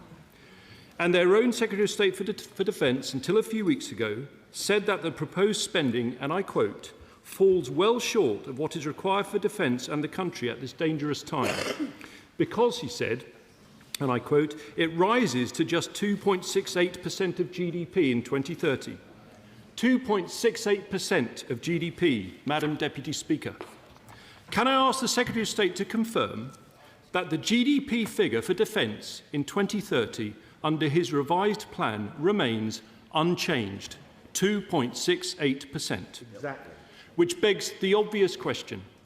If 2.68% by 2030 was a resigning matter for the previous Defence Secretary, why is it good enough for him? But this dip is not just too little financially, it's too late. For members opposite who don't agree, they should remember that it was promised for last autumn and is now 10 months overdue. Most importantly, the drones Labour promised in today's headlines mainly enter service in the 2030s, when the threat we face is today. Autonomous drones to fly with the Apache, uncrewed surface and underwater vessels, the prototype for the RAF's autonomous fighter jet. all entering service in the 2030s, far too late in this fast-changing world of tech-driven warfare. On that subject, it was ironic that the Prime Minister announced the dip at Malloy Aeronautics in Maidenhead, where I also launched the MOD's first ever defence drone strategy back in February 2024. But back then, we were world leaders in drone warfare, having supplied Ukraine with cutting-edge drone capabilities that were not on a press release, but real kit used on a real front line against Europe's peer military threat, the Russian armed forces. So what happened? Labour came to power and put all that progress on hold, paralysing procurement, whilst we waited first for the Strategic Defence Review and then for the dip. But the big question, why all the dither and delay? In a word, money. Isn't the harsh truth that those drones could come into service far sooner, but the government are unwilling to commit the cash before the 2030s? Isn't this the inevitable result of a Prime Minister unwilling to cut welfare, prioritising a bigger benefits bill over properly funding defence? Which begs the next question, Madam Deputy Speaker. Where's the Right Honourable Member for Makerfield in all this? Where is it? Can the Secretary of State tell us if the putative Prime Minister has been consulted on the dip, and most importantly, has he given it his blessing? If not, is the dip even worth the paper it's written on? Madam Deputy Speaker, it is rumoured that the current Prime Minister may have ambitions to be the next Secretary-General of NATO. If this is true, might it have been advisable to include in the dip a funded plan to get to 3% on defence? So can the Secretary of State tell us in which financial year Labour will spend 3% on defence? And finally, for all the focus on drones, our people remain our most important capability. Not just our regular personnel, our reserves and their families, but our cadets and our veterans. Now, I was proud to make the decision to buy back the Defence Estate from Annington, a deal the previous Labour government left untouched. But given that I thought we all wanted to deliver homes for heroes, Madam Deputy Speaker, can he confirm, it's a critical question, it's about the accommodation of those who serve our country, can he confirm that the Defence Investment Plan includes cutting hundreds of millions of pounds from the budget for forces housing, shifting it from this Parliament into the 2030s? Can he confirm that's the case? And can he confirm that he is also cutting cadet funding at the same time and over the same time period? Finally, Madam Deputy Speaker, on veterans, and I hope he's had a chance to think about this after my previous question, does he agree that a top priority for the new Prime Minister must be to back our former soldiers and scrap the Northern Ireland Troubles? To conclude, after months of dither and delay, it's taken the sudden end of his premiership for the Prime Minister to finally publish the dip in a desperate search for a legacy. But it's a legacy of failure. An underfunded defence investment plan, too little, too late. The men and women of our armed forces deserve much better. Madam Deputy Speaker, the Shadow Defence Secretary talks about legacy. So let me remind him that under the previous government cut back by almost 50,000 our service personnel. The morale of our troops was through the floor. 46 of the biggest 52 projects were delayed or over budget. And there was an equipment plan without the funding to back it up. I'm also, I have to say, quite perplexed that he wants to raise concerns about the announcement that we've made with regard to drones. We've just literally announced the largest ever investment in drones in our country's history. And when he gets the time, and I know because he will want to look carefully at the detail, he will see that over the past 2 weeks, we've reprioritised activity in order to bring forward spend so that we can deliver operational capability sooner than otherwise would be the case. He did mention housing, and I understand why he would want to raise that, because housing is hugely important for defence and for the armed forces community, and I know what it's like to live in armed forces accommodation. And I said in my earlier remarks that we absolutely have a moral responsibility to those who serve to ensure that we are able to provide them with the best possible living accommodations. That is why we have recommitted today to £9 billion of investment over the next 10 years. That will see investment in the housing estate growing each year in real terms over the next 10 years. That is an absolute commitment that we've made today. He also mentioned, and I understand again why he chose to do so, the importance of cadet forces. All of us in our constituencies will no doubt engage with cadet forces. They are an absolute force for good in communities around the country. And that is why we've made a clear commitment to continue to invest and modernise in our cadet forces to continue to improve outstanding opportunities for young people. He asked specifically about the percentage of GDP that we will be spending on defence. I would just gently point out to him that when we came into government 2 years ago, we inherited a figure of 2.3%. That was the figure that we inherited. It's currently at 2.5% and will be at 2.7% by the end of this Parliament, with a clear commitment to spend 3% in the next Parliament and an absolute critical commitment to spend 3.5% by 2035. The member opposite will have heard the points that I made about the importance of defence spending and the commitment that this government has made to ensuring that defence spending is the #1 priority at the next spending review. Healy. Thank you, Speaker. We all want this defence investment plan to be a success, and can I personally thank the MOD officials who have worked so hard for many months to get us to this point, and can I welcome the extra money the Treasury may have seeded in the last couple of weeks. It builds on what has been the record increase in defence investment that we as a Labour government have made since the election. Yeah. But threats are still growing. Demands on defence are still rising in this dangerous world. And today's step means that we will be spending as a nation 2.7% of GDP on defence in 2030, the date that NATO now warns we could face a Russian attack. So with European security at stake, would my right honourable friends agree that more needs to be done in the months ahead, beyond the dip, to develop a clear, credible funding plan that will hit 3% and that will meet our NATO commitment of 3.5% by 2035? Yeah. Madam Deputy Speaker, I'm very grateful to my right honourable friend for his service in government. He did an excellent job as Defence Secretary, and I aim absolutely to build on the work that he did. I know that he will share the pride that this government has in the commitment that we have already made, £298 billion over the next 4 years, £15 billion of new money in this plan, and with an increase in defence spending in real terms by 27% up to 29-30. But he's right, we do need to do more. We will need to spend more on defence, and that's why there was a clear commitment that that will be a #1 priority at the next spending review. We have an absolute obligation to our armed forces and to our allies. When I talk to my NATO allies, they look to the United Kingdom for leadership. That is leadership that we have provided over a number of years, including under the previous government, but it is a leadership that this government will continue to provide. Liberal Democrat spokesperson James McCleary. Thank you, Madam Deputy Speaker. I thank the Secretary of State for advance sight of his statement, will be 14 months late and one Defence Secretary later.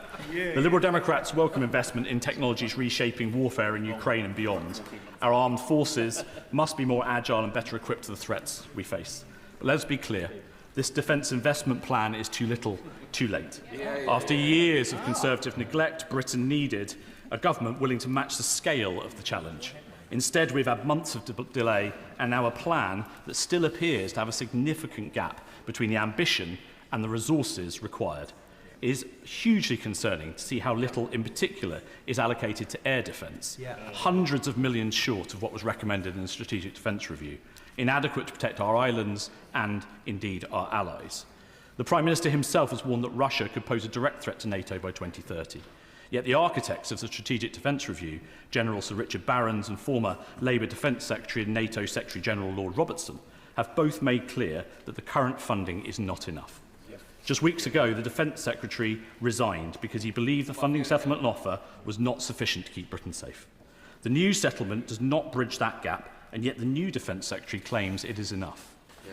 So were both the experts and the former Defence Secretary wrong about this? Or does the Defence Secretary truly believe this is enough funding to keep Britain safe? Liberal Democrats have welcomed plans to sort out the sorry state of forces housing. So it is really concerning to hear reports that funding is being found by raiding existing defence budgets, including for military housing. If that is true, what message does the Secretary of State have for serving personnel and their families still living in mouldy homes? Is this genuinely new investment or simply moving money from one overstretched budget to another? Madam Deputy Speaker, the last thing our armed forces and defence industry need is more uncertainty. Between delays to the DIP, a change of defence ministers and now a new Prime Minister incoming, they have already dealt with a lot. It is reported that the Right Honourable Member for Makerfield, who looks certain to become the Prime Minister in the coming weeks, is sympathetic to the Liberal Democrat plan for defence bonds. Despite the Prime Minister appearing to rule it out in his speech today, can the Secretary of State confirm whether defence bonds are at least under consideration to provide the injection of funding our armed forces so desperately need? Secretary of State? Well, I would just gently say to the honourable member opposite that when his party was in coalition government with the Conservative Party, defence was cut by 22%. So we're all judged by our record and by the actions that we take. And today's defence investment plan represents a real terms increase in defence spending by, he can shake his head, but it is a statement of truth that this plan, which represents 298 billion of investment over the next 4 years, represents an increase in real terms by 27% by 2030. He spoke about housing. I hope that he heard the words that I spoke earlier about the absolute commitment to our armed forces to make sure that they've got a standard of accommodation that is absolutely fitting for the nature of the service that they undertake. That's why we've made a commitment of £9 billion over 10 years. I remember living in armed forces accommodation that hadn't been properly maintained. We have a duty and a responsibility to do so, and that's why we're investing a very significant amount of money. He spoke about defence bonds. Of course, we will look at all suggestions that people have about how we can do things differently, but in the end, all of this money has to be accounted for, and we have to be responsible in terms of bringing forward a defence investment plan that is properly costed. That is what we have done. We have brought forward very significant amounts of resource, but he said that I claimed it was enough. I think that's slightly unfair of him to characterise my earlier remarks in that regard.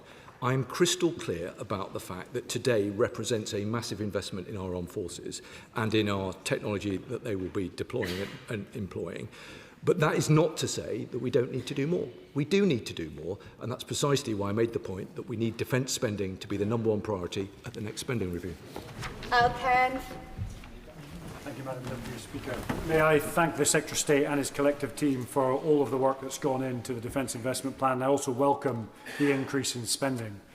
There are a multitude of lessons from Ukraine that we've all heard much about. One is on scale and capacity, and both Russia and Ukraine's industrial capability of where they're now building 1.1 million drones every 2 months. Could the Secretary of State outline to the House the percentage of the defence budget, and particularly the equipment plan that has been spent on uncrewed systems, and whether that is docked into the defence industrial strategy? Secretary of State. Well, I'm grateful to my honourable and gallant friend for the work that he has done in this particular area, and I know that he has a particular percentage in mind, and I'm keen to discuss it more with him. I hope that he will acknowledge today, though, that this DIP brings forward the largest ever investment in drone warfare. 150 million more for Homeland counter-drone defences, 50 million more over the next 12 months for the Army's Task Force Rapstone, 150 million for a new uncrewed vehicle programme for the Army, 150 million for the Royal Marine Commandos with the same hybrid model of crewed and autonomous insertion craft and drones. So I hope that he will acknowledge that over the past couple of weeks there has been a refocusing, a sharpening of the plan in order to ensure that we learn the lessons from Ukraine. But I know, because he's been around the block a bit, that he will also understand that whilst we must learn the lessons from Ukraine, we are not Ukraine, and we still have other responsibilities as a major power within NATO. And that's why what I have to do is make sure that we've got a balanced set of capabilities, and I'm confident that that is the balance that we've achieved today. Father of the House, I believe. Many wonder whether aircraft carriers are going to go the way of the old battleships, uniquely vulnerable to drones costing a tiny fraction of their cost. But to protect aircraft carriers, you need destroyers and frigates. Moreover, in 2 world wars, we relied completely on destroyers and frigates to protect our food supply. So will the Secretary of State say more about the replacement of our ageing frigate and destroyer fleet, particularly with regard to Type 45 and Type 83 destroyers? Secretary of State. Well, I'm grateful to the Father of the House, not least because it gives me the opportunity to pay tribute to all of those who serve at sea, doing extraordinary work in the service of the Royal Navy. As an island nation, the capabilities that they provide are mission critical for us.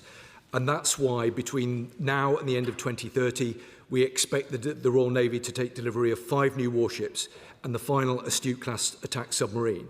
And in the same period, we will bring our first large autonomous surface and subsurface autonomous platforms into service.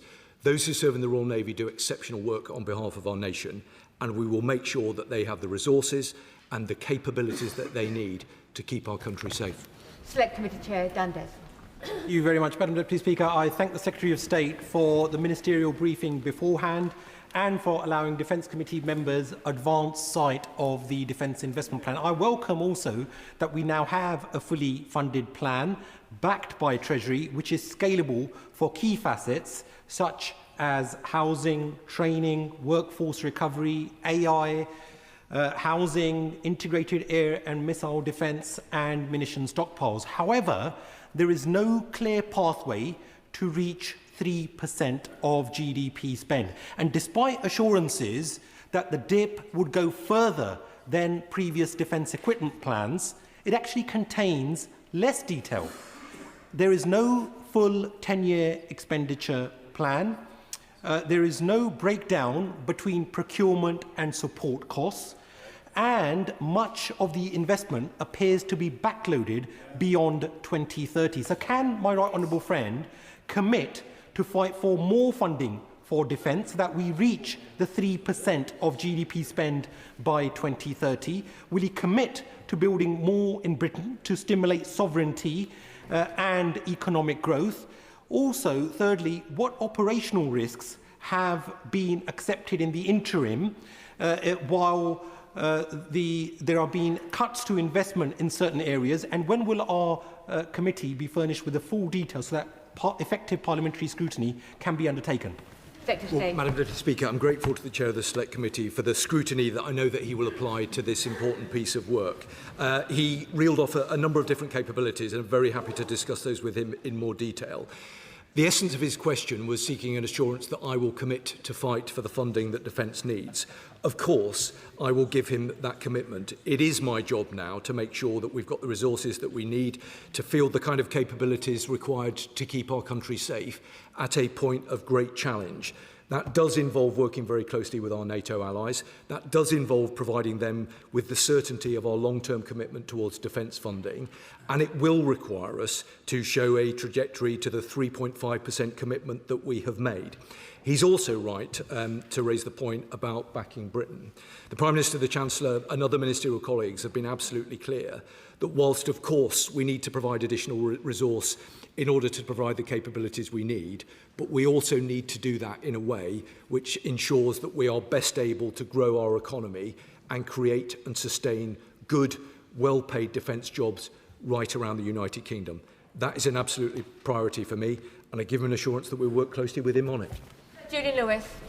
At last we have agreement on a defence expenditure statistic when the Secretary of State says that what the settlement means is by the end of this decade, the proportion of GDP spent on defence will now be higher than at any time during the last 30 years. He's quite right. The trouble is, if you go back 30 years to 1995, what we were spending then under the new accounting rules was 3% of GDP. And that was 6 years after the fall of the Berlin Wall. Given that we are now in a more dangerous situation today than at any time since at least the height of the Cold War in the 1980s, shouldn't we be looking at the sort of percentages we spent then? under the new accounting rules, that was between 4.1% and 5.5%. Haven't we still got a long way to go? Well, Madam Deputy Speaker, the Right Honourable Gentleman knows that I always listen very carefully to what he has to say, not least because he talks a lot of good sense on these matters. And I remember over many years him being sat on this side of the House, me sat on that side of the House, listening to the case that he has made over a very long period of time for investment in defence, including investment in nuclear. And I know, therefore, that he will welcome the £63 billion over the next 4 years to strengthen the UK's nuclear deterrent. He's spoken with great consistency on these matters over many, many years. He's right to say that there is still work to do in order to point the trajectory to 3.5%. I think today is a very significant step forward in terms of providing additional resource and additional capability. The £298 billion is a very significant commitment by this government. When we came into office 2 years ago, the percentage of GDP was at 2.3%. We have increased that. We're on a trajectory to increase it over the next few years. And we need to make sure that through the next spending review process, we've got the resource that I think most honourable and right honourable members agree that we now need to chart that course to 3.5%. That is an absolute commitment that we will honour, and we will work closely with our NATO allies in order to do so. West Streeting. Thank you, Madam Deputy Speaker. Of course, this government wouldn't have such an uphill mountain to climb were it not for the decisions taken by our predecessors. And I really think the Conservatives would have more credibility if they acknowledged that fact more readily and with more humility than they've shown today and on every previous occasion the Shadow Secretary of State's been at the dispatch box. Nonetheless, as the Secretary of State himself has acknowledged, we do need to go further, we do need to go faster, and what we have here is a good foundation to build on, but there's more to do.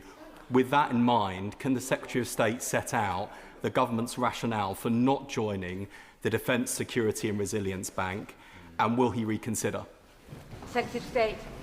Well, I'm grateful to my right honourable friend. I mean, we will look carefully at the best possible mechanisms in order to ensure that we've got the resource that we need to field the capability that is required.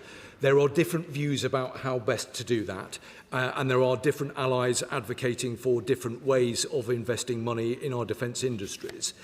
I know that he will understand that I've not had a huge amount of time in a couple of weeks that I've been drawing this plan together to map out the longer-term spending proposals in terms of how we best generate that activity across defence and with our economy. I'm not ruling anything out or ruling anything in, but I will look closely at what our allies say, take advice, and very happy to discuss it with him further. Sir Geoffrey Clifton-Brown. Thank you, Madam Deputy Speaker. It would appear that this defence investment plan is unaffordable, but the PAC will be examining that fact. Deep in this plan is an old accountant's trick, an efficiency savings figure, a vast efficiency savings figure of 10.7 billion. Does the plan rely on that figure? If not, what is the incentive to make efficiency savings over the plan? The plan is affordable, and that is one of the differences between this government and the last. But I welcome the scrutiny that he will no doubt apply to it. We've looked very carefully, as honourable members would expect, at how we are able to fund this. And what nobody on this side of the House wanted to do was bring forward spending commitments that we weren't able to evidence how we're going to pay for them. That's what we've done, but very happy to discuss it with him further. Michelle Scroggin. Thank you, Madam Deputy Speaker. I very much welcome that this government is prioritising the delivery of our nuclear deterrent, including investment not only in the current, but those all-important future submarine programmes. And the Shadow Secretary of State has said too little too late. Well, the price that the Liberal Democrats demanded for the coalition government of 2010 was not renewing our nuclear deterrent, and the Conservatives were happy to pay that price. So yes, they're really bloody late. Part of the cost of that decision is being paid by our submariners, forced to remain at sea for over 200 days in that ageing fleet. Now, we've got to be honest with the people of Great Britain. Our food supply chains are being tested, our energy infrastructure is being mapped, our MOD is under a cyber attack every day. if we're not telling the truth, would the Secretary of State agree that they would be more willing to go with those really difficult decisions if we were actually honest with them? Well, I'm very grateful to my honourable friend. She does a fantastic job representing her constituents, and I pay tribute to the incredibly important work that they do on behalf of the nation. I'm very keen to come and visit her constituency. I look forward to continuing these conversations with her. She's right to make the points in the way that she has done. The nuclear deterrent is an absolutely vital capability that underpins our national security, and we're hugely grateful to all those who make that happen on behalf of the nation, including, of course, her constituents. Andrew Morrison. Madam Deputy Speaker, the Daring class and Sea Viper are due to be retired from the mid-2030s, and the plan is, as I understand it from the DIP, that the Common Combat Vessel and its slave drone vessels, the Type 91 and 94, will come in to replace it as our principal means of doing hybrid maritime air defence. Given that that simply is a concept at this stage, little more than a concept, what confidence does the Secretary of State have that we will not still be reliant upon the Daring class, and has he made contingency for extending her in service so that we're not left undefended? Secretary of State. Well, I'm grateful to him, and I'd be very happy to have a more detailed conversation with him offline about the points that he made. He will know that there is a massive programme of transformation that's been set out by the First Sea Lord in recent times. Clearly, we're working through the detail of all of that to ensure and satisfy ourselves that we've got the right capabilities. But as I said earlier, I do want to take the opportunity to pay tribute to all of those who serve in our armed forces, particularly those who serve at sea in the way that he described. This is an important capability, and we will make sure that we've got the right capabilities in the right place at the right time. Thank you, Madam Deputy Speaker. I've had the opportunity to oversee or look over the Defence Equipment Plan over the last 13 or so years, and we see repeatedly a profiling over a decade with huge optimism that savings and efficiencies will come down the line, and that's how it gets across the line of affordability. So will the Secretary of State commit to making sure that there's proper parliamentary scrutiny of this through the Public Accounts Committee, the Defence Select Committee, and hopefully next week, if the ministers can be agreed to attend, to come to a meeting of the Treasury Select Committee with Defence Select Committee colleagues from both the Treasury and the Ministry of Defence? Secretary of State. Well, I'm grateful to the chair of the Select Committee who makes important points. I know that she will have heard my earlier comments about the requirement when spending more on defence to also spend more wisely. And I am acutely conscious of the reputation of defence procurement spending going back generations. We absolutely do need to do much better, and we are on a process of transition to ensure that we do. I'm very keen to work closely with her and her committee to make sure that they have the opportunity to provide the scrutiny on behalf of this House that I think would be constructively helpful to the process. And the Minister for Defence Readiness and Industry will be very pleased to appear in front of her committee next week. Barclay. The Strategic Defence Review highlighted the importance of the active reserve, but the Defence Investment Plan shows there's no increase at all in numbers this Parliament. It's not even mentioned, remarkably, in the land section. And even the commitment on something like Connect made less than a year ago, in August last year, has been shelved. So can the Secretary of State at least confirm to reservists watching this that their reserve service days this year will be fully protected? Secretary of State. Grateful to him, not least because it provides the opportunity to pay tribute to those who serve in our reserves, whom I am in awe that they are able to balance their commitment to our nation with other professional occupations and family life. And that is a commitment that is hugely valued by this government, as I know it was by the previous one. There is, I think from memory, a reference in, I think, page 62 of the People section. I'm advised. But I can tell him that essentially we will maintain the vision as set out in the SDR, but we want to do everything that we can to make sure that those people who want to step forward and serve in the reserves have an opportunity to do so. Emma Lowell.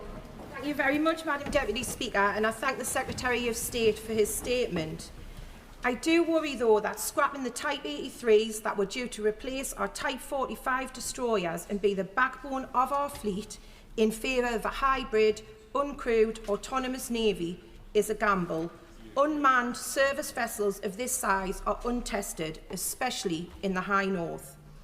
I recognise the immense potential for the new hybrid Navy fleet in persistently monitoring the Russian threat, but can my right honourable friend assure me that unmanned and disaggregated replacements for our Type 45 destroyers will be as effective in providing not just strike capabilities, but the deterrent presence needed as well? Well, I'm grateful to her. And of course, we need to make sure that we learn the lessons from Ukraine and elsewhere in terms of the kind of capability that we field. I think in terms of the specific capability that she's referenced, there wasn't a budget line attached to it. And therefore, as part of the transition to the hybrid Navy, the First Sea Lord has set out an alternative vision for how we're going to field that kind of capability. But hopefully she will see from the investment and the commitment that we've made through the Defence Investment Plan that we are absolutely committed to ensuring that as an island nation we retain the Royal Navy capabilities that we need now and in the future. They are vital to the defence of our nation, and we will always make sure that we've got the right kit in the right place at the right time. Thank you, Madam Deputy Speaker. The Defence Investment Plan includes an additional £100 million transformation of the Royal Marines Commando Forces, with a special focus on our allies in Scandinavia and the High North. With the Royal Marines Commando Logistic Regiment based at Royal Marines Base Chivenor in my constituency of North Devon, can the Secretary of State tell us what form that transformation will take? Well, can I thank him for his service? And I know that he has constituency interests in these matters. I think he might have been referring to the £150 million that has been announced for the Royal Marine Commandos in terms of the hybrid model of crewed and autonomous insertion craft and drones, a bit of a mouthful.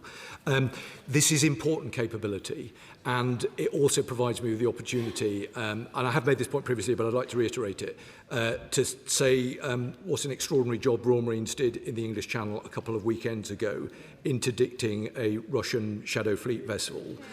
We owe them a huge debt of gratitude. They do extraordinary work, and this government has a huge responsibility to make sure that they've got the right capabilities. Either myself or one of my ministers would be very happy to discuss the technical detail further, though. Thomas. Thank you, Madam Deputy Speaker. £63 billion this investment plan lays out this country will spend on our nuclear deterrent over the next few years. But that's not just to keep the UK safe. We offer that as an umbrella protection across our European NATO allies. That is a massive point. It's extremely expensive. It's more than some entire government departments will get. And it's huge, and we should celebrate it. So can the Secretary of State assure me that when he travels to Turkey for the NATO Assembly soon, and he travels with the Prime Minister, when we do come under some pressure, because we haven't laid out how we're going to hit 3% soon enough, that point is made gently to our friends and allies that actually we are spending a huge amount of money keeping them safe. Well, I'm grateful to my honourable and gallant friend. I think he does make an important point, and it's right to emphasise that in the context of NATO, we are the third largest spenders of resource on defence spending. He's right to point out about the 63 billion that's been committed over the next 4 years. That is a very large figure, and it's a very significant commitment. But as he will know very well, not least because his constituents benefit from that investment, it also means good, skilled jobs for people right around the country, including in his constituency. Sir N. Duncan Smith. Deputy Speaker, isn't the reality, I say to the Secretary of State, that the plan that he's put forward barely scrapes into 2.7%, not 3%, and leaves us £9.3 billion short every single year of this process? And I say to him that with all of that and not achieving our target, how in heaven's names does he think, if he's not going to achieve 3% in the period that he was asked for, 2030, how is he ever going to achieve the NATO minimum, de minimis, of 35? It's not going to happen. In 35, he will not get 3.5% out of this budget, won't he? Will he give us the dates? Secretary of State. Well, Madam Deputy Speaker, I don't agree with the right honourable gentleman. The Defence Investment Plan represents a very significant commitment from this government into defence spending, nearly 300 billion over the next 4 years. 15 billion of new money within this plan. And he's heard the point that I've made about the real term spending increase by 27%. I've been very clear about the need to spend more on defence. And I've been very clear about the fact that it will be the next spending review that will provide the resource required to chart the trajectory from 3% to 3.5%. I agree with him. That is precisely what our allies want to see. And I'm confident that we will make good on that commitment in the context of the next spending review. Baker. Thank you, Madam Deputy Speaker. Today is a step forward and a down payment on the future of towns like mine in Aldershot and Farnborough.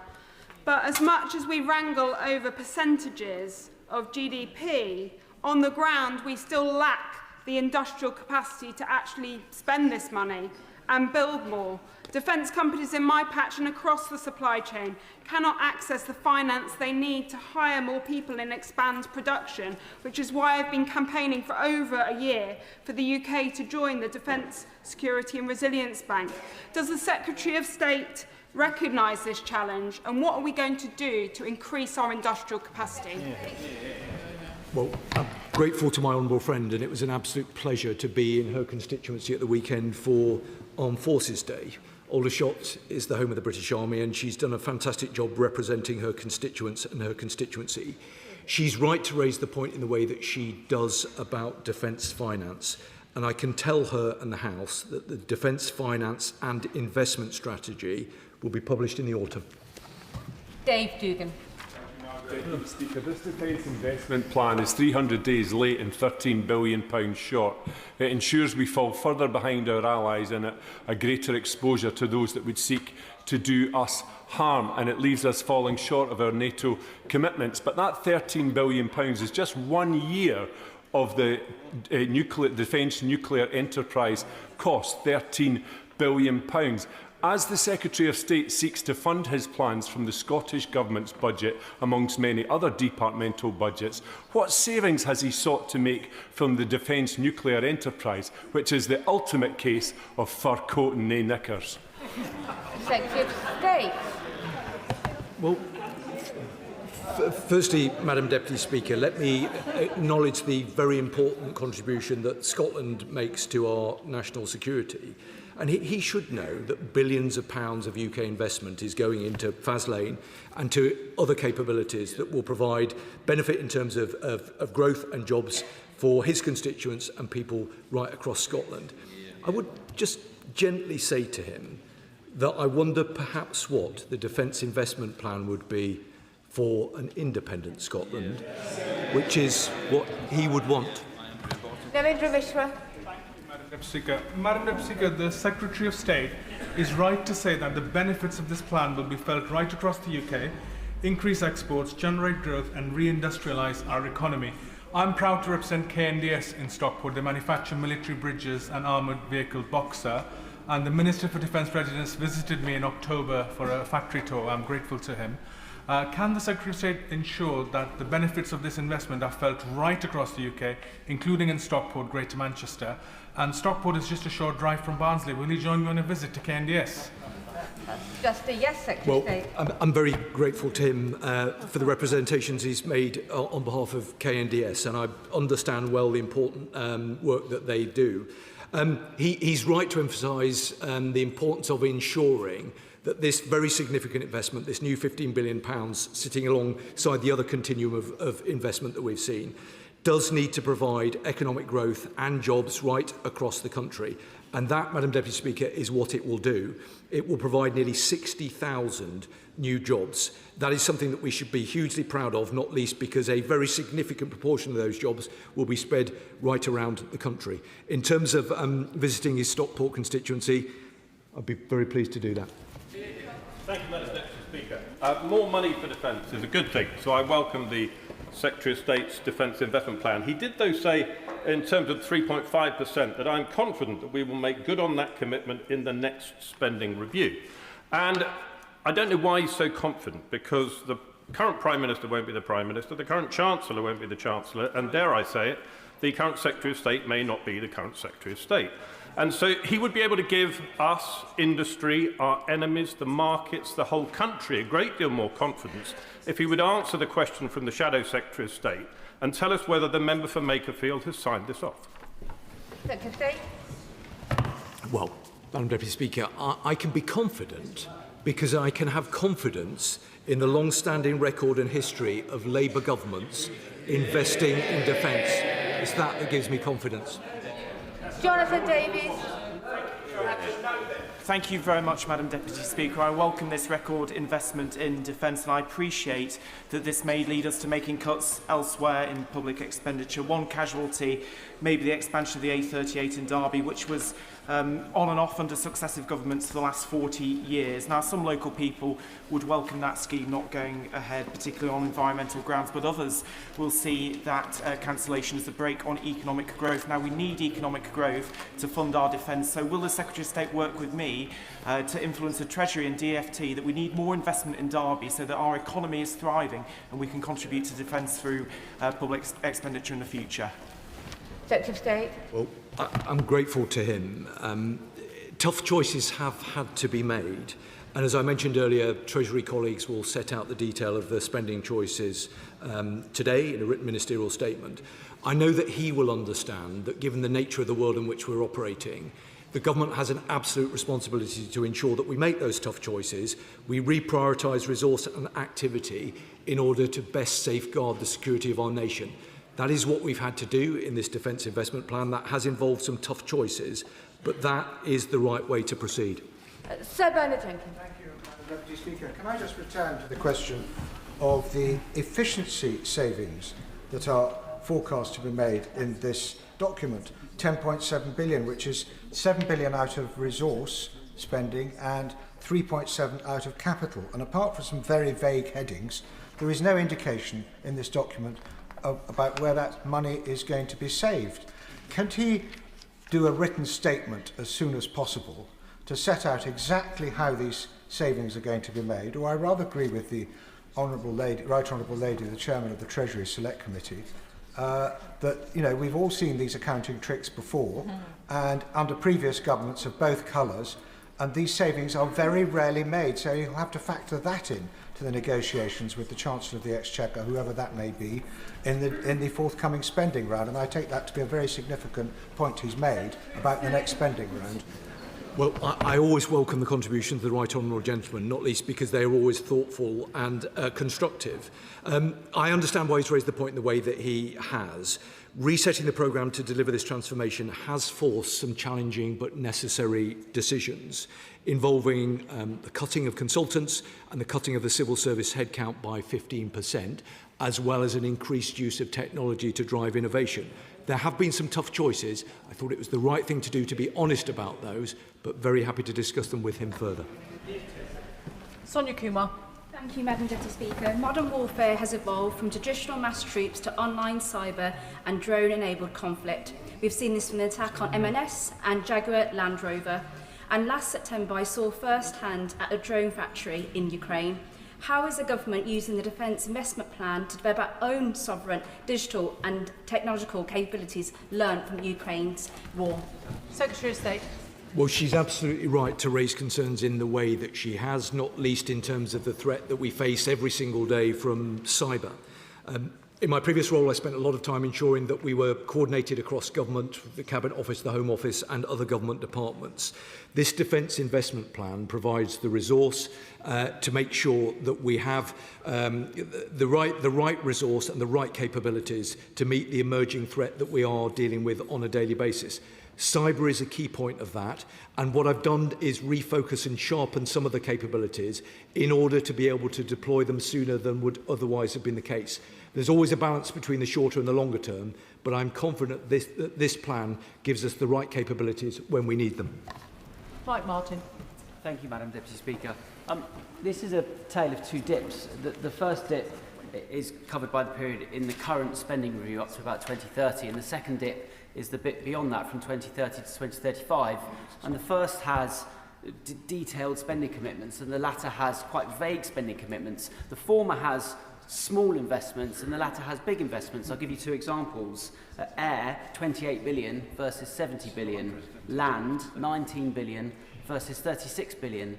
So can the Secretary of State guarantee to the House, on behalf of the government, no matter who might be in it by that point, that the Treasury has guaranteed those figures and they will be in the next spending review? That is, that the defence section of the next spending review has already been written. Secretary of State. Well, with great respect to him, I know that he will understand it isn't for me to make guarantees on behalf of other government departments, including, of course, the Treasury. I don't think any minister would be in a position to do that outside of the Treasury. What I can guarantee him, and I know that he thinks carefully about these matters, what I can guarantee him is that in the time that I've had available, I've looked very carefully at the mix of capabilities contained within the plan. I have made a number of changes in order to deliver capabilities that I thought were required sooner rather than later. Has that involved making some difficult choices? Yes, it has. Has it involved cutting some capabilities? Yes, it has. But what I have to do is right by defence and satisfy myself with the resource that we've got available, that we put the right capabilities in place that will allow us to operate alongside our allies in a very dangerous world. That is not an easy process, which I hope that he will acknowledge. But I hope that he will also acknowledge that today's investment plan does represent an important step forward, but as I have consistently said, there is still a requirement to spend more on defence. Derek Twigg. Thank you, Madam Speaker. First of all, can I thank the Secretary of State for the opportunity to actually read the DIP this morning in the reading room, and there'll be some important questions that will need to be answered on that. Now, it's clear that the last government left the armed forces in a poor state, and this government has been doing all it can to try and repair some of that. But for me, the key question is this. Given the threats we face today, both globally and in Europe, and the state of the world economy and other threats that exist, does this meet those threats and provide us with the security and defence capability that this country should need at this time? And my view is that it clearly doesn't. And I think we've got to make a much greater contribution in the sense we need to get to 3% by the end of this Parliament. We need to start a plan to get that. Otherwise, I'll just finish on this, Madam Deputy Speaker, it also leaves a great deal of uncertainty in the defence industrial base about their ability to ramp up and meet those requirements and upskill as well. Secretary of State. Well, I'm grateful to him, not least for the work that he does on the Intelligence and Security Committee and his previous service in the department. So I take very seriously the points that he's made. And he's right to highlight the nature of the threats that we face as a country. That's why, in addition to the work that we're doing with defence, it's incredibly important that we ensure that activity is joined up across government to ensure that wider resilience and that wider societal response. And that is work underway with the Cabinet Office. He did make a point about uncertainty with regard to industry. The truth of the matter is that the publication of this plan today will ensure that there is greater certainty for our industry partners who we now want to work closely with. We rely on them to be able to manufacture the capabilities that we require to keep our country safe. This is a big shot in the arm for UK industries.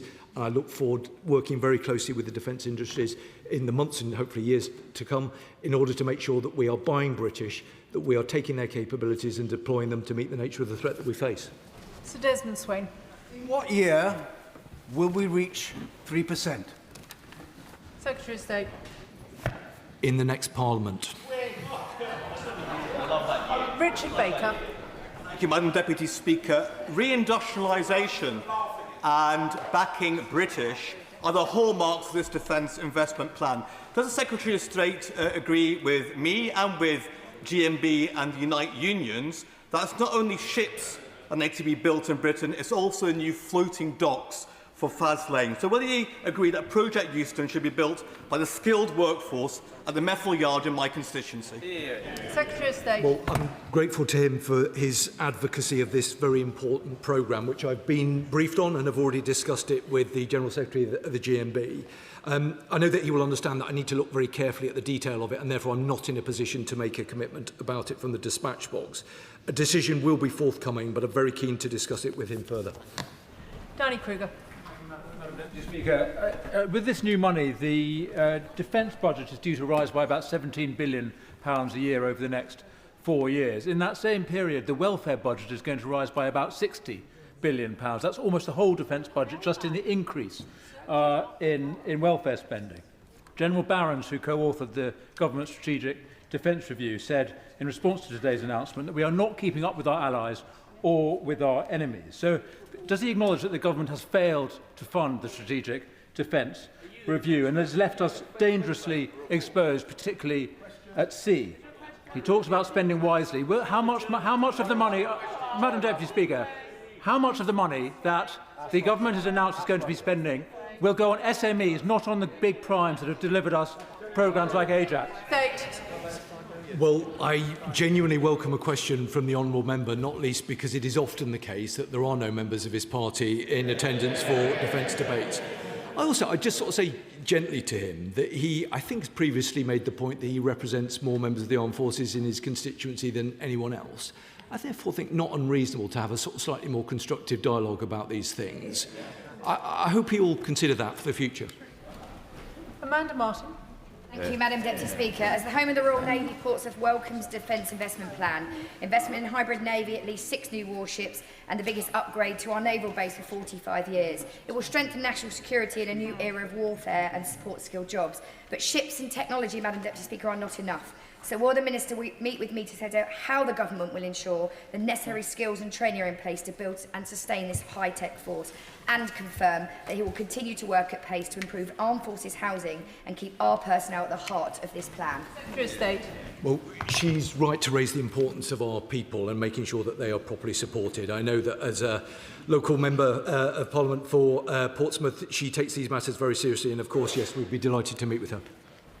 Dr Neil Shastri-Hurst. Thank you very much, Madam Deputy Speaker. In response to the dip, the Noble Lord Hutton, a former Labour Defence Secretary, said the centres of resistance across Whitehall to extra defence spending have allowed to prosper, and they haven't been overcome. As a consequence, he went on to say that our armed forces will not be war-ready by the end of this Parliament. Does the Defence Secretary disagree with the Noble Lord, and how does the cuts of £10.7 billion to the MOD budget enhance our armed forces readiness? Secretary of State. Well, I pay tribute to Lord Hutton for the work that he did when he was the Defence Secretary, and of course we listen very carefully to all those who take a view about the policies that we've brought forward. But I think it is not unreasonable to reiterate the commitment that we have made today: £298 billion, £50 billion of new money contained within this defence investment plan, and an increase in real terms of 27% by 29-30. That demonstrates a real commitment, but do we need to do more? Yes, I've been consistently clear that we do. We will be listening to Lord Hutton and others in terms of sort of shaping that debate, but I'm confident that the next spending review will provide the resources we need to meet the targets that we've committed to achieve. Matt Weston. Thank you, Madam Deputy Speaker. Can I thank my honourable friend for the statement? But also, as he said, this is a welcome shot in the arm for our defence and security sector. And he talked about the defence export funding that would be available, which of course is extremely important because so many nations around the world really rate our kit and our expertise in these sectors.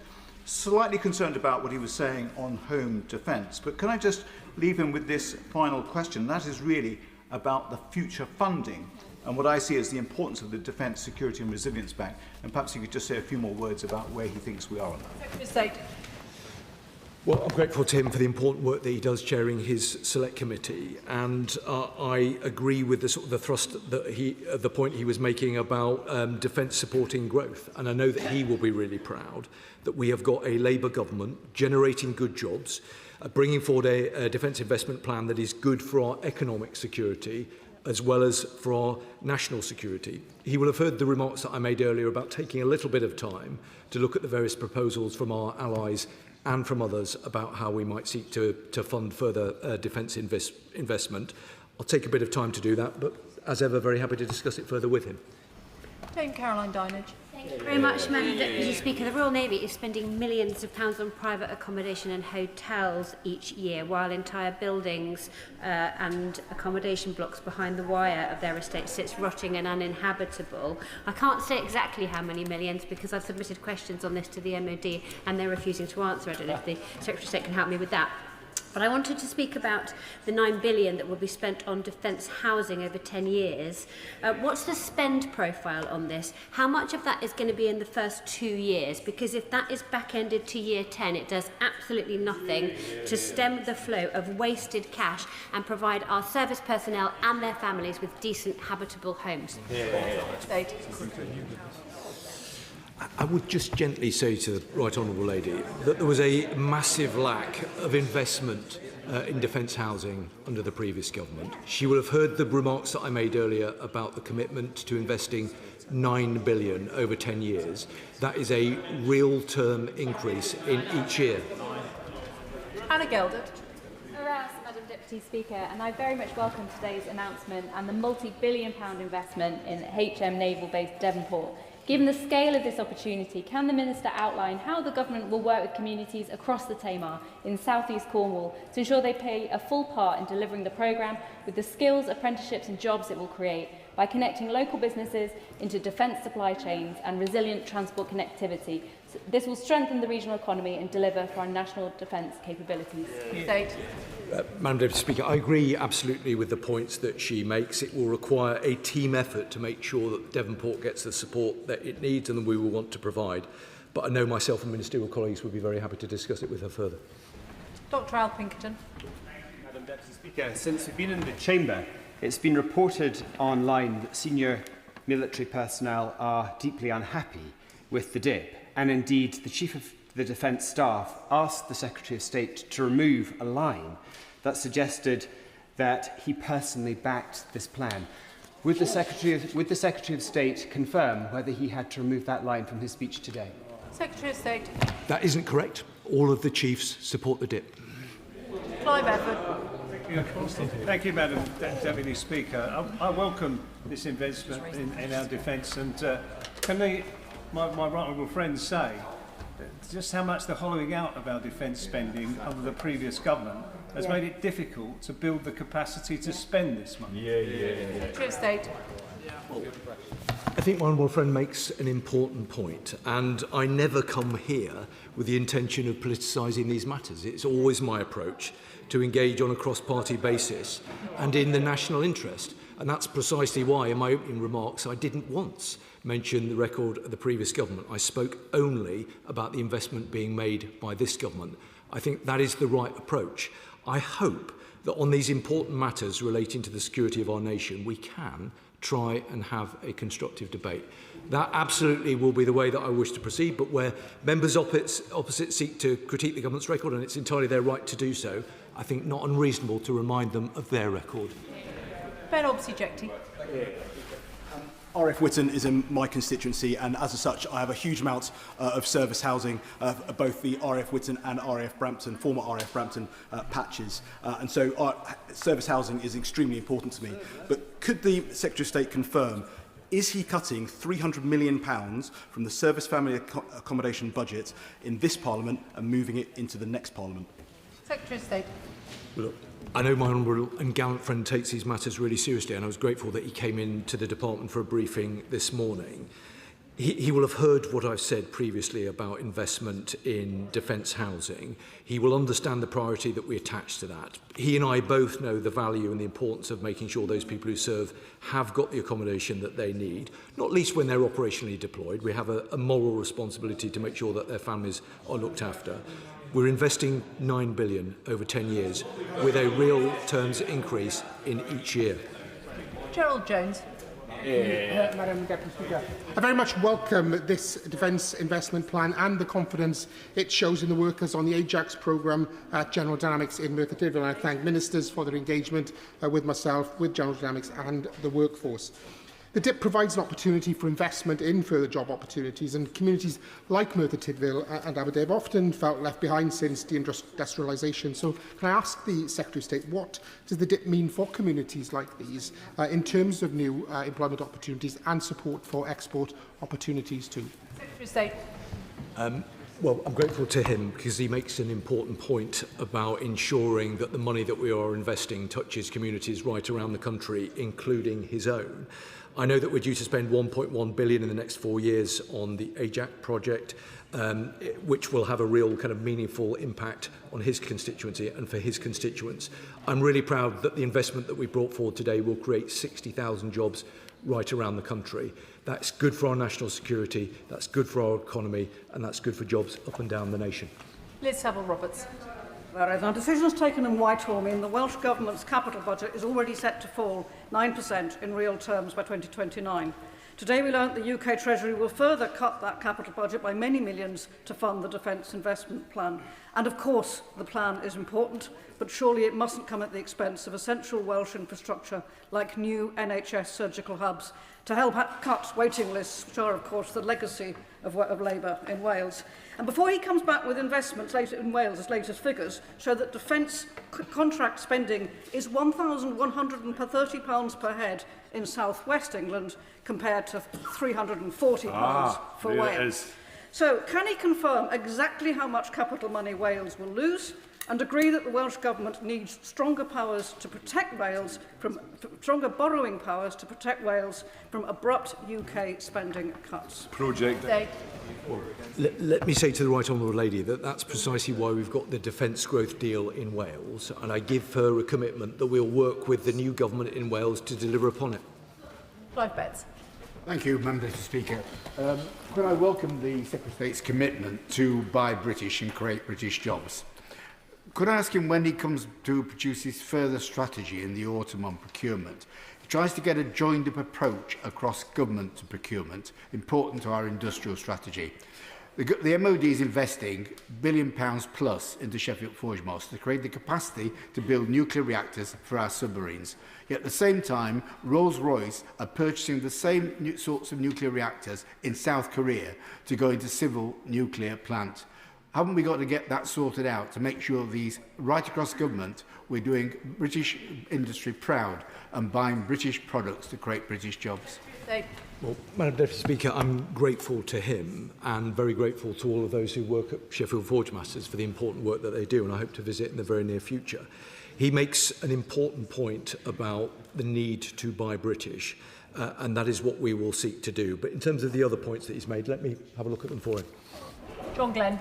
Thank you, Madam Deputy Speaker. The Secretary of State will be very well aware of the central role that Porton Down has played in our nation's security and history, both UK Health Security Agency and DSTL. So I welcome the announcement of an additional £580 million to build a new biological lab to protect against biological threats. But would the Secretary of State undertake to examine how this aligns with his government's decision to move the UK HSA out of the vicinity of Porton and the announcement last year on biosecurity centres to ensure that the money that has been invested will be spent wisely, aligned to other commitments made? Well, I'm grateful to the right honourable gentleman for his advocacy of Porton Down, and I seem to remember that the last time I visited I bumped into him on the station in Salisbury and we discussed it then. I think he will know that there is a long-standing commitment from the UK government to invest in DSTL. I think there are hundreds of millions of pounds of commitment to the infrastructure which will benefit Porton Down. In terms of the specific points that he's made, let me take them away, I'll look at them and come back to him. Damien Egan. Speaker, ground-to-air missile defences are listed as one of the major long-term investments, but not until 2030 to 2035. Given how important missile defences are in modern warfare and NATO's warnings to be prepared for the end of this decade, is this not one of the examples where, to be war-ready, funding should be brought forward, not least for military sites and sites of critical national infrastructure, but also for our towns and cities too? Thank you. Well, I'm grateful to him. I can tell him that we are buying low-cost effectors, and in terms of his second point, he's right, and I'll come back to him with more detail, but my understanding is that we are doing that. Dr. Ellie-Chowns. Thank you. Madam Deputy Speaker, what matters is not just how much we spend on defence, but what we spend it on. Do the government's choices offer good value for money? And so I'm deeply concerned that more than half the capital budget is for the nuclear programme. More will be spent on a handful of submarines and unusable warheads than on every single other bit of kit and technology for all the armed forces all together. Does he not recognise the glaring inconsistency between his rhetoric about a flexible, agile, future-focused armed forces and the reality of pouring billions of good money after bad into the black hole of Cold War technology instead of investing in true security? Well, Madam Deputy Speaker, I agree with one thing the Honourable Lady said, which is that it does matter what we spend the money on, and she's right about that. I think we part company at that point, not least because I'm not entirely clear what her party's policy is with regard to membership of NATO, but not ever so long ago they were advocating departing. The only people who would welcome that would be Putin and his cronies in Russia. Dame Chian Murrah. Thank you, Madam Deputy Speaker.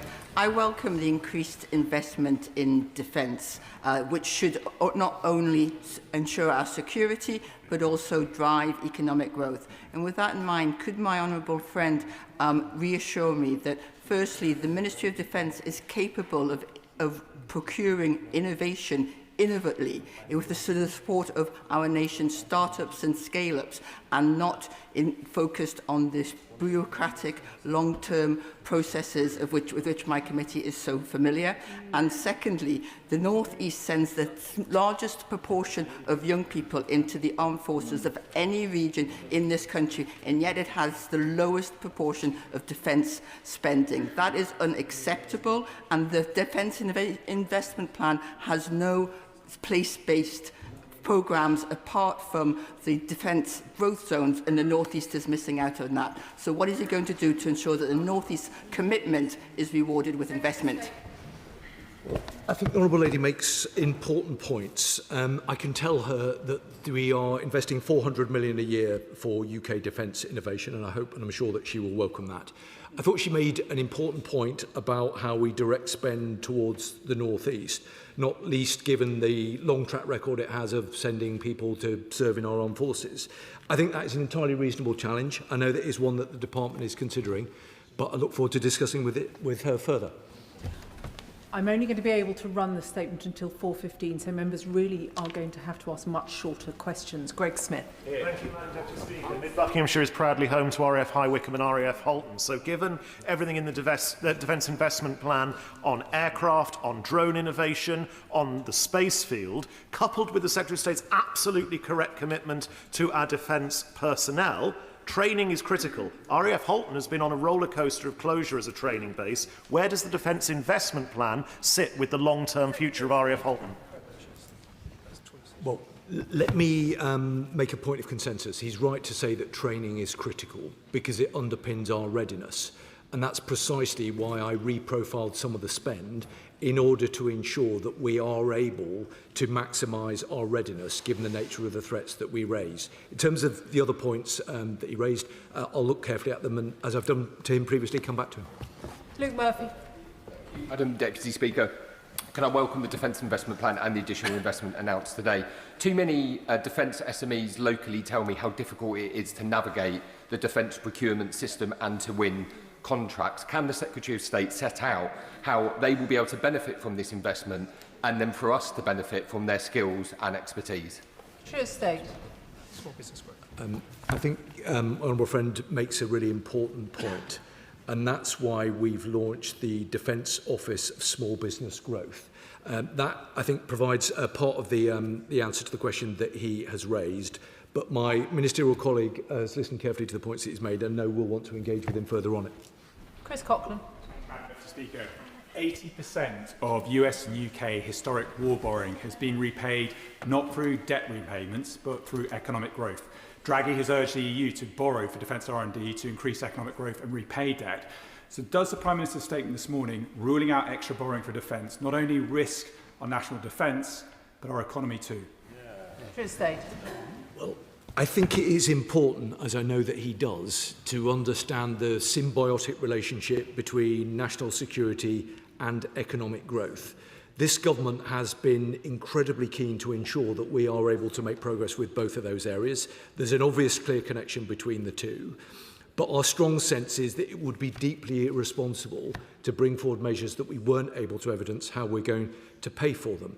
All of the items that we brought forward in the Defence Investment Plan is underpinned by resource, and we can point out to where actually that money is going to come from. We think that that is the responsible way to proceed. And that is why there is the clarity about the next spending review being the appropriate fiscal moment to make a contribution that will get us to the trajectory of 3 and then 3.5%. The easier option would be to make commitments that we couldn't evidence how we were going to pay for them. That would provide perhaps some short-term sugar rush, but it wouldn't be the right way to proceed. And that is why I've come here to say that, yes, we will honour the commitments that we've made to NATO allies about the trajectory to 3.5%, but the appropriate way to do that is in the context of the next spending review and not in this defence investment plan. Catherine McKinnell.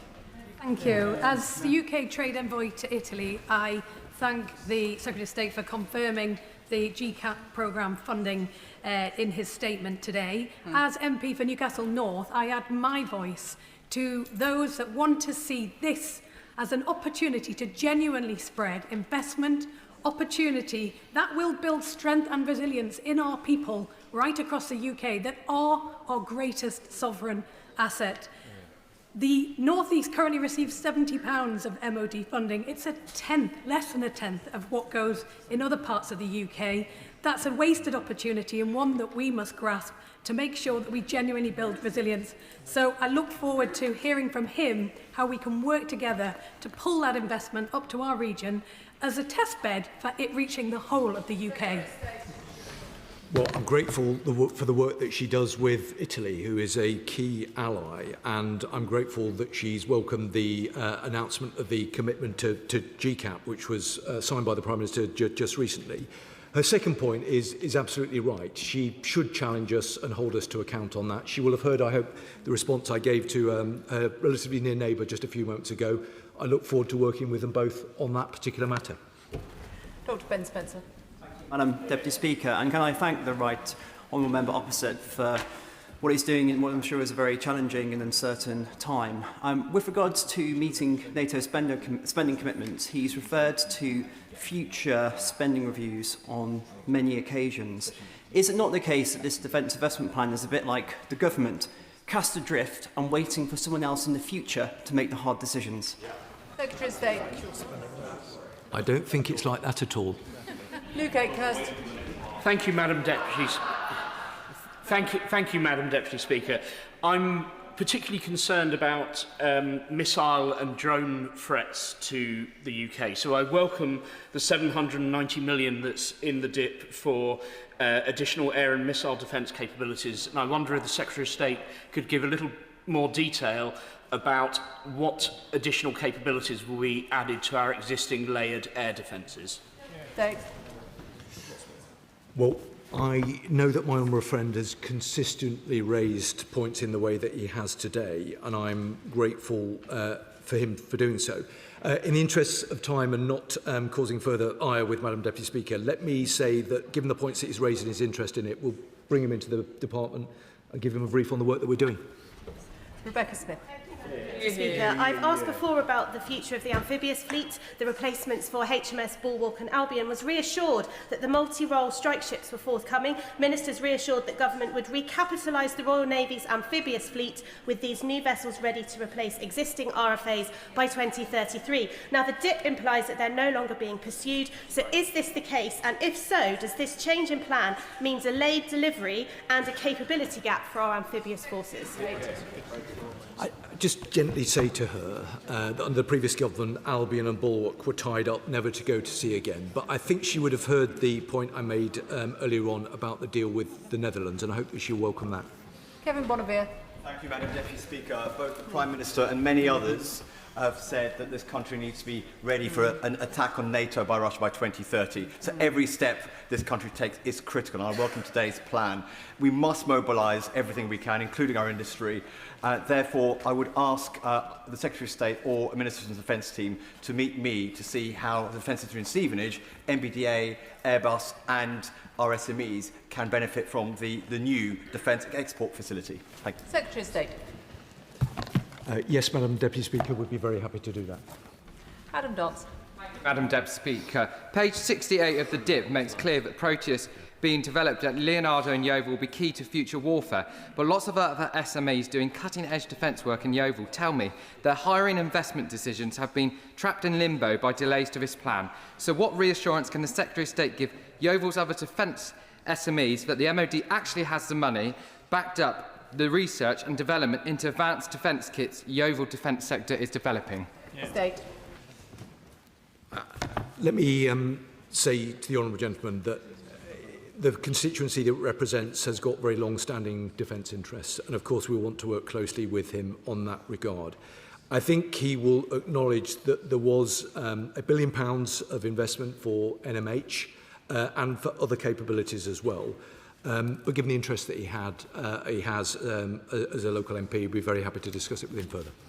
Tristan Osborne. Thank you very much, Madam Deputy Speaker. My constituents in Cheshire and Elfsford will welcome this Defence Investment Plan, which is over £298 billion over the next 4 years. Of course, BAE Systems in my constituency is part of that programme of expansion, and also the new jobs and opportunities it will bring for young people. Can the Minister confirm that the defence dividend will increase our sovereign capacity and give jobs and opportunities for all our people in this country? Well, I can confirm that, and let me also take the opportunity to say how much we value the working relationship with BAE. They are a great company, employing thousands of workers around the country, and we want to work very closely with him on the back of this plan. Mark Pritchard. Mr. Speaker, pay tribute to the Right Honourable Gentleman from Royal Marsh and Conisbrough in ensuring an extra £15 billion for the defence budget.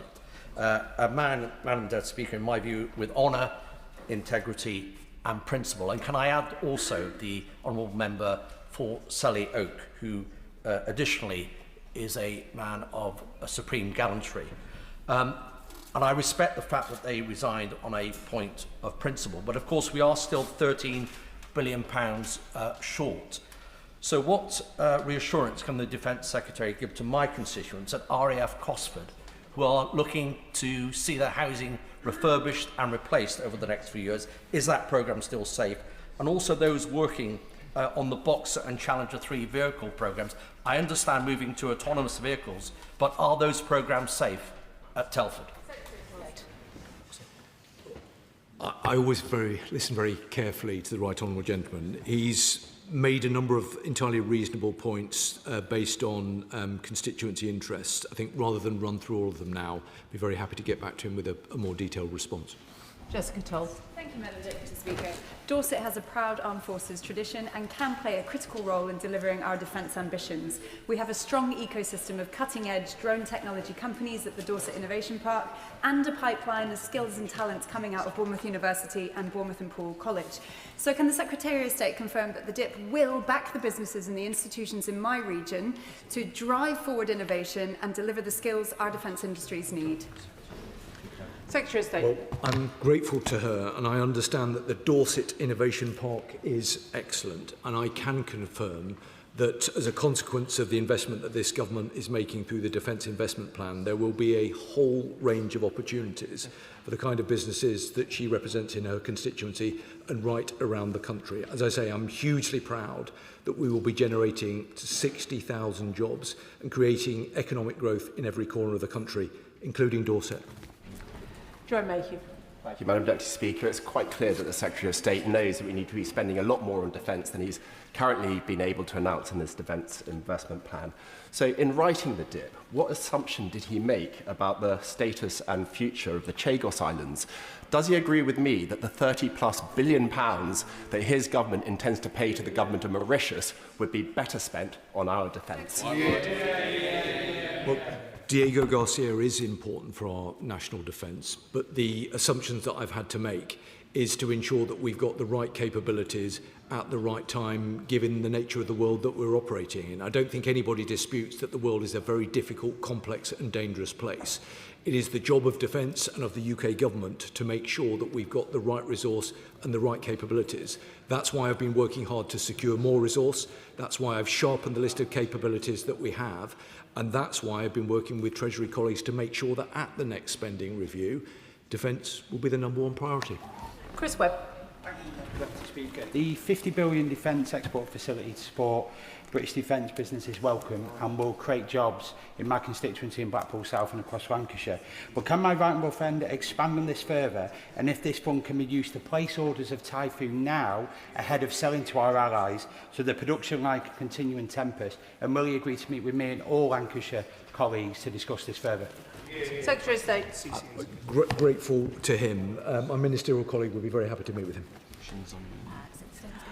Andrew Snowden. Thank you very much, Madam Deputy Speaker. And following on from my neighbour in Blackpool South, I'm obviously very disappointed to see a Typhoon order for the RAF is not in this document, which would be worth around £8 billion, which is the single biggest way the government, through this plan, through the aerospace industry, could invest in British jobs. There is a line for £5.4 billion for Typhoon on page 44, but on page 45, it says that only 1.1 billion of that is new funding. So what is the other 4.3 billion attached to the Typhoon platform actually for in this document? State. Well, I can say to him, and he will see this from the document, that we're investing 300 million in CCA's order. But if he's got further concerns and he would like to discuss them with myself or a ministerial colleague, we'd be very happy to do that. Brian Leishman. Thank you very much, Madam Deputy Speaker. Now, the Secretary of State spoke about different political priorities and tough decisions being made, but today we've seen departmental budget cuts to fund this extra £15 billion for war preparedness. Now, in this chamber we talk a lot about defending our values, but what values are we actually defending when 14% of children in the UK are living in food insecurity? We're a nation with crumbling infrastructure, and we've got over 3 million people needing food banks to survive. Secretary of State. Our defence spending will mean billions of pounds of investment in Scotland, which will create good jobs for people in Scotland and including his constituency. That's something I'm very proud of. The government has had to make tough decisions. We've been honest about those because we have to ensure that we've got the resource to invest in the capabilities that we need to keep the country safe. Those are the choices that we have taken. We've taken them in the best interests of our country. I'm afraid that not everyone will always agree with them, but that is the nature of these things. But I've got to do right by defence, right by our armed forces, right by the nation, and I'm content that this defence investment plan, a copy of which we will be placing in the library of the House, does that. Jeremy Corbyn. Thank you, Madam Deputy Speaker. £300 billion increase in defence expenditure paid for by every single government department. He's right to say there is a world of insecurity and a world of conflict out there. Where is the foreign policy strategy? Where is the policy about reducing tensions? Where is the policy to try and bring about ceasefires in the terrible wars that are going on? Where's the policy for dealing with the real insecurities of the world, climate change, global inequality and poverty? Well, I recognise that the Right Honourable Gentleman and I are unlikely to agree on the best approach with regard to expenditure and defence. But I hope that he will firstly recognise that we have actually published the Defence Diplomacy Strategy, and we do work very closely across government to align our resources and make sure that we are contributing responsibly along with our international allies. We take our obligations very seriously, not least as a leading member of NATO.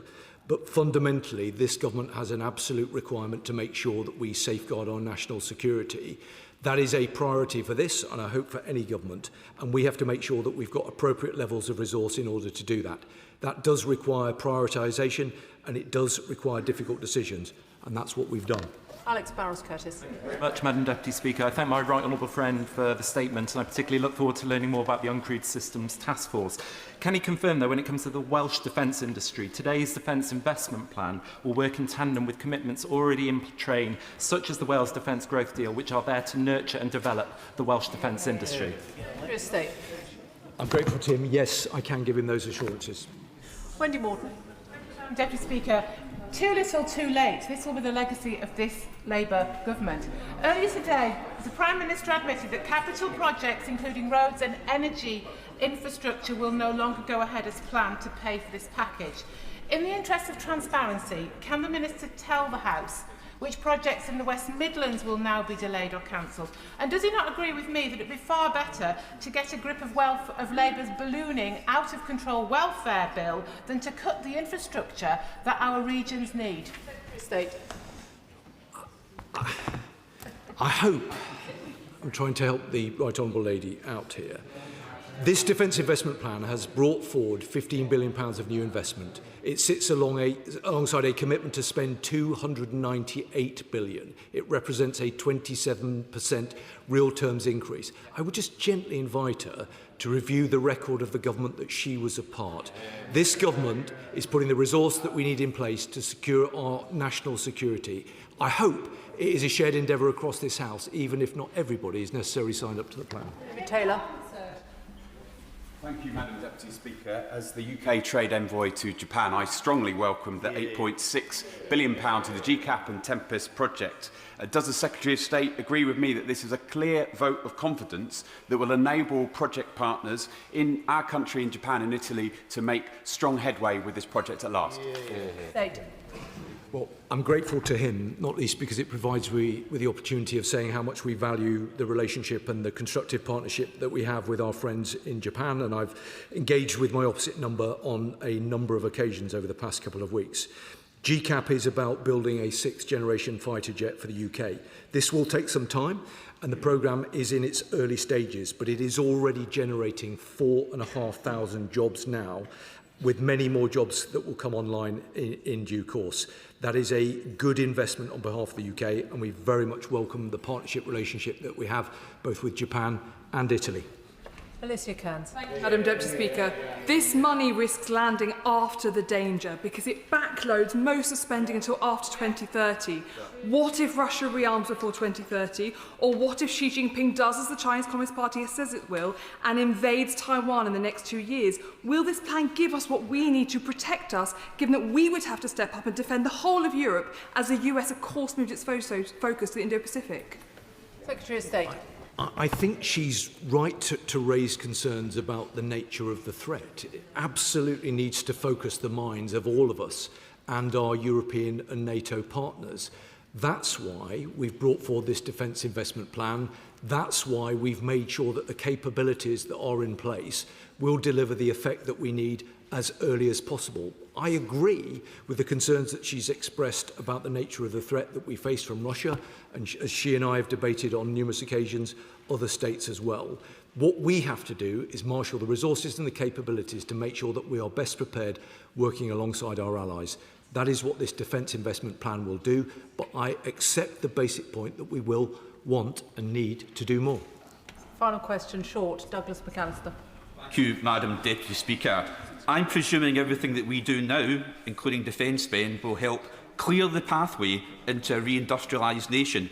And I understand that rewiring Britain is to include parity between academic and technical routes. So does the Minister agree that for the defence investment plan to succeed, we need to skill up our nation, and that includes 2 Defence Excellence Colleges for Scotland and West College Scotland and West Northamptonshire?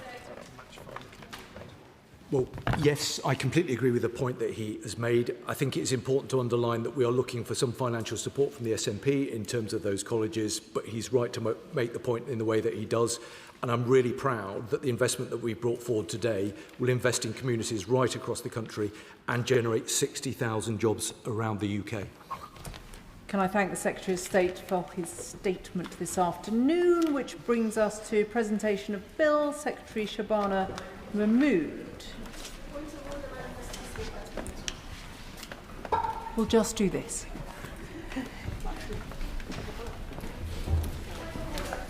Immigration and Asylum Bill. Second reading what day? Tomorrow. Point of order, Bel Ribeiro Addy. Thank you, Madam Deputy Speaker. Since the prescription of Palestine action last year, I've received hundreds of emails from constituents concerned by this decision, the arrest for actions as minor as holding a sign, and the wider chilling effect on protest rights. I'm on record as opposing the prescription. I was a teller for the no, so my position is well documented. With the Court of Appeal upholding it this month, much more correspondence has followed, and I'm genuinely unsure whether I can even explain that I held this view at the time without breaking the law. A written question I tabled gave little clarity, simply citing the Terrorism Act 2000, which makes it an offence to express support for a prescribed organisation. If I write to them and they post my letter online, did I break the law? Did they break the law? Did we both break the law? Madam Deputy Speaker, there is something deeply wrong here. I can stand in this chamber or write a letter, words that might see a constituent arrested for putting on a placard. If an MP cannot say without confidence what is lawful, what hope does a member of the public have? Can you advise how MPs can get clear guidance on what we can and cannot say about Palestine action, especially since the Secretary of State can't seem to, particularly where, as in my case, I would simply be citing a matter of record? I'm grateful to the honourable member for the order. The House will know that everything that honourable members say in the course of proceedings in this House is protected by the privilege of freedom of speech set out in Article 9 of the Bill of Rights. However, when it comes to what honourable members say outside this place, that is a question of the operation of the law, and it is not a matter on which I can offer advice from the Chair.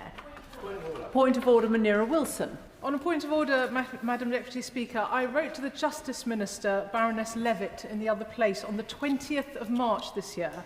I wrote on behalf of my constituent Lowry Roberts regarding the existing policy and legal framework relating to contact rights between extended family and children following parental separation. Despite repeatedly chasing a response by email and by written parliamentary question, I have yet to receive a response from my constituent. I would like your advice, Madam Deputy Speaker, on how I might be able to secure a response from the Ministry of Justice. I'm grateful to the honourable member for having given notice of her point of order. As she will know, the content and timeliness of ministerial answers either to parliamentary questions or correspondence from members is not a matter for the Chair. However, it is very important that honourable members receive replies. I would advise her to consult the Table Office on her options to pursue this matter further. She may also wish to write to the Procedure Committee, but I know that the occupants of the Treasury bench will have heard what she has said this afternoon. Point of order, Chris Vince. Thank you, Madam Deputy Speaker. In the process of the previous question, conversation was had about the future of the UK Health Security Agency. She will be aware that the government last year made the decision that the new site of the UK Health Security Agency would be my constituency of Harlow, and that is not therefore subject to the DIP. I just want to get that on the record. Can I thank the honourable gentleman for his point of order, which he will know was not a matter for the Chair, but he has indeed put it on the record. Which brings us to the 10-minute rule bill. John Milne. Madam Deputy Speaker, I beg to move that leave be given to bring in a bill to make provision about access to matured child savings accounts in the name of a young person who lacks capacity, and to require that the Secretary of State review savings provisions for children and young people with disabilities, including those who lack capacity, and for connected purposes. Madam Deputy Speaker, I want to tell you about a family. When Mikey Turner was born, his parents did what so many parents do. They saved for him. Not much, a little here, a little there, because they loved their son and they wanted to give him the best chance in life. They put money into a child trust fund, the government savings account that existed for children born between 2002 and 2011, topped up with £500 of public money as a foundation for every child's future. But what they didn't know at the time was that Mikey would grow up to have profound disabilities. He lacks the mental capacity to manage money independently. And so when his child trust fund matured on his 18th birthday, something absurd happened. The money his family had saved for him, because of him, out of love for him, became, in effect, locked away. His parents, who have cared for Mikey every single day of his life, who are recognised by the Department for Work and Pensions as his appointees, who manage his benefits, who make decisions on his behalf. Those parents were told they could not practically access their own child's savings account. Instead, they were pointed towards the Court of Protection. Madam Deputy Speaker, the Court of Protection exists for good reason. But for a family seeking access to a few £1,000s saved in their own child's account, it is a process that can take over a year, cost hundreds of pounds in fees, require lengthy medical assessments, and demand a level of legal navigation and sophistication that would daunt even the most confident of us. For a family already stretched by the daily demands of caring for a severely disabled child, it is, frankly, an injustice.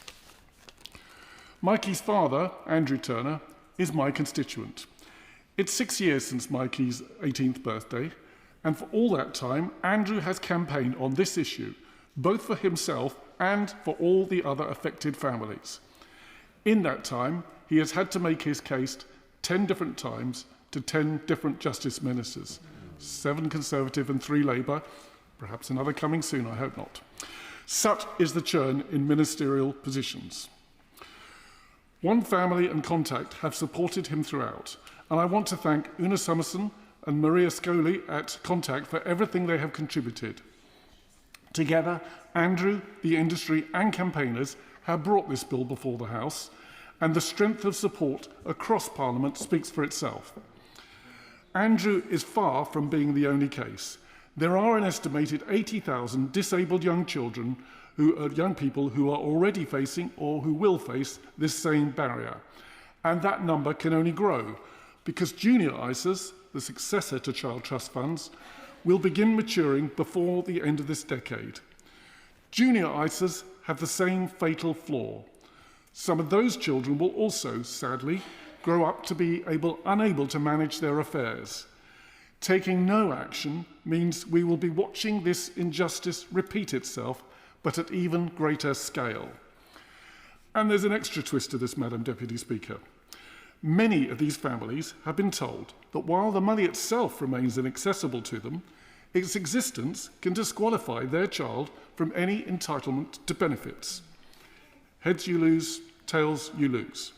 This is a scandal that must not be allowed to continue. These are not families trying to access large estates or complex financial portfolios. They are parents who have saved a few hundred or a few £1,000s because they believed in their child's future. And I also stress this is not a demand for government compensation. This is their own money.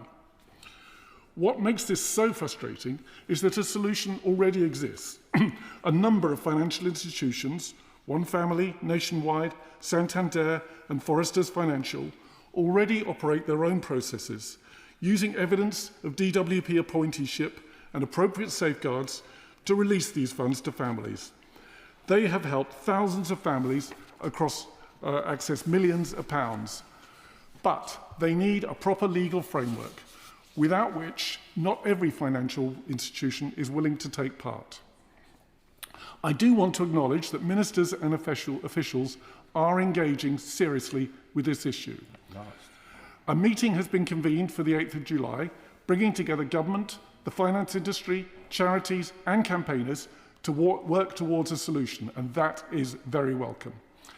And I want to particularly recognise the Honourable Member for Finchley and Golders Green, who during her time on this brief was a real champion for Andrew and for families like his. I'm also very glad that the noble lady minister who now holds the brief has continued that work and understands that this issue is not going to go away. But engagement is not legislation. Warm words, however sincerely meant, will not unlock a savings account. So this bill asks for something straightforward. It asks government to establish a clear, proportionate and statutory route so that a parent in Horsham gets the same answer from their bank as a parent in Harrogate. It asks that protection should not become prevention. And it asks for a review of wider savings provision for disabled children, because the principle at stake, that disabled young people should be able to save on equal terms as the rest of us, matters beyond this one scheme. Madam Deputy Speaker, Andrew Turner has fought for 6 years for his son Mikey, and he's far from the only one. Claire Stockton waited more than a year and navigated a complex court process, all for the sake of a modest £1,000 saving belonging to her disabled child. And another parent, Michelle Creed, was able to access the savings, but has been obliged to take on the responsibility and bureaucracy of ongoing financial deputyship. This is crazy. The Child Trust Fund is a daughter's only asset. Only the most skillful and determined families will ever find their way through this legal quagmire. Madam Deputy Speaker, I respect the high level of protection afforded to trust funds. I understand that senior lawyers are reluctant to make an exception, even in a case like this, and that this reluctance has frustrated 10 ministers in succession so far. But this is not, and I repeat, it's not the government's money, it's their money. When Andrew first approached a lawyer for help, he was told that all he could do was to wait for Mikey to die, and then he could access the fund. Absolutely unacceptable. Absolutely outrageous. These are families who have already been caring for their disabled child at great personal sacrifice for 18 years by the time they realise they can't access the fund. The mere suggestion that the parents might then abuse their position and spend the money on themselves is appalling, yet that is the implied position of the law. Thousands of families are waiting. The solutions are before us. The industry is ready. The cross-party support is here. What is needed now is for the government to act, not to review further, not to consult again.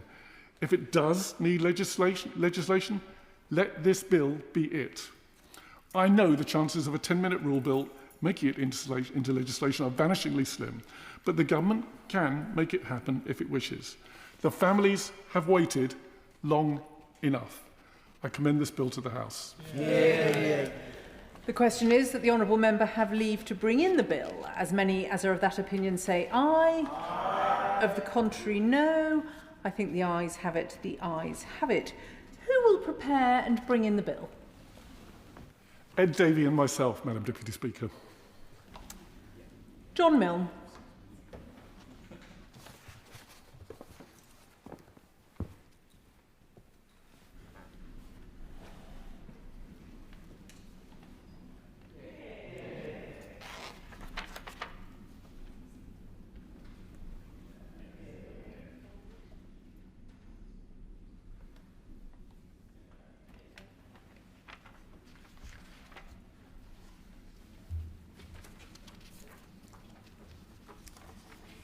Child Saving Accounts, Mental Capacity and Disability Bill.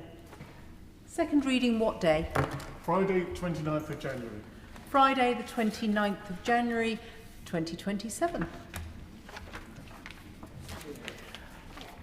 We now come to the motion on the estimate for the Department for Culture, Media and Sport. I call the Minister to move the motion formally. I beg to move. The question is, as on the order paper, the debate will be opened by the Chair of the Culture, Media and Sport Committee, Dame Caroline Dinenage. Before I call Dame Caroline, there will be an immediate 3-minute time limit on backbench contributions. Dame Caroline Dinenage. Madam Deputy Speaker, with thanks to the Backbench Business Committee and conscious of time, I want to focus my remarks on our committee's Game On report, which looked at community and school sport and the government's response to it last week. The evidence, Madam Deputy Speaker, was unequivocal.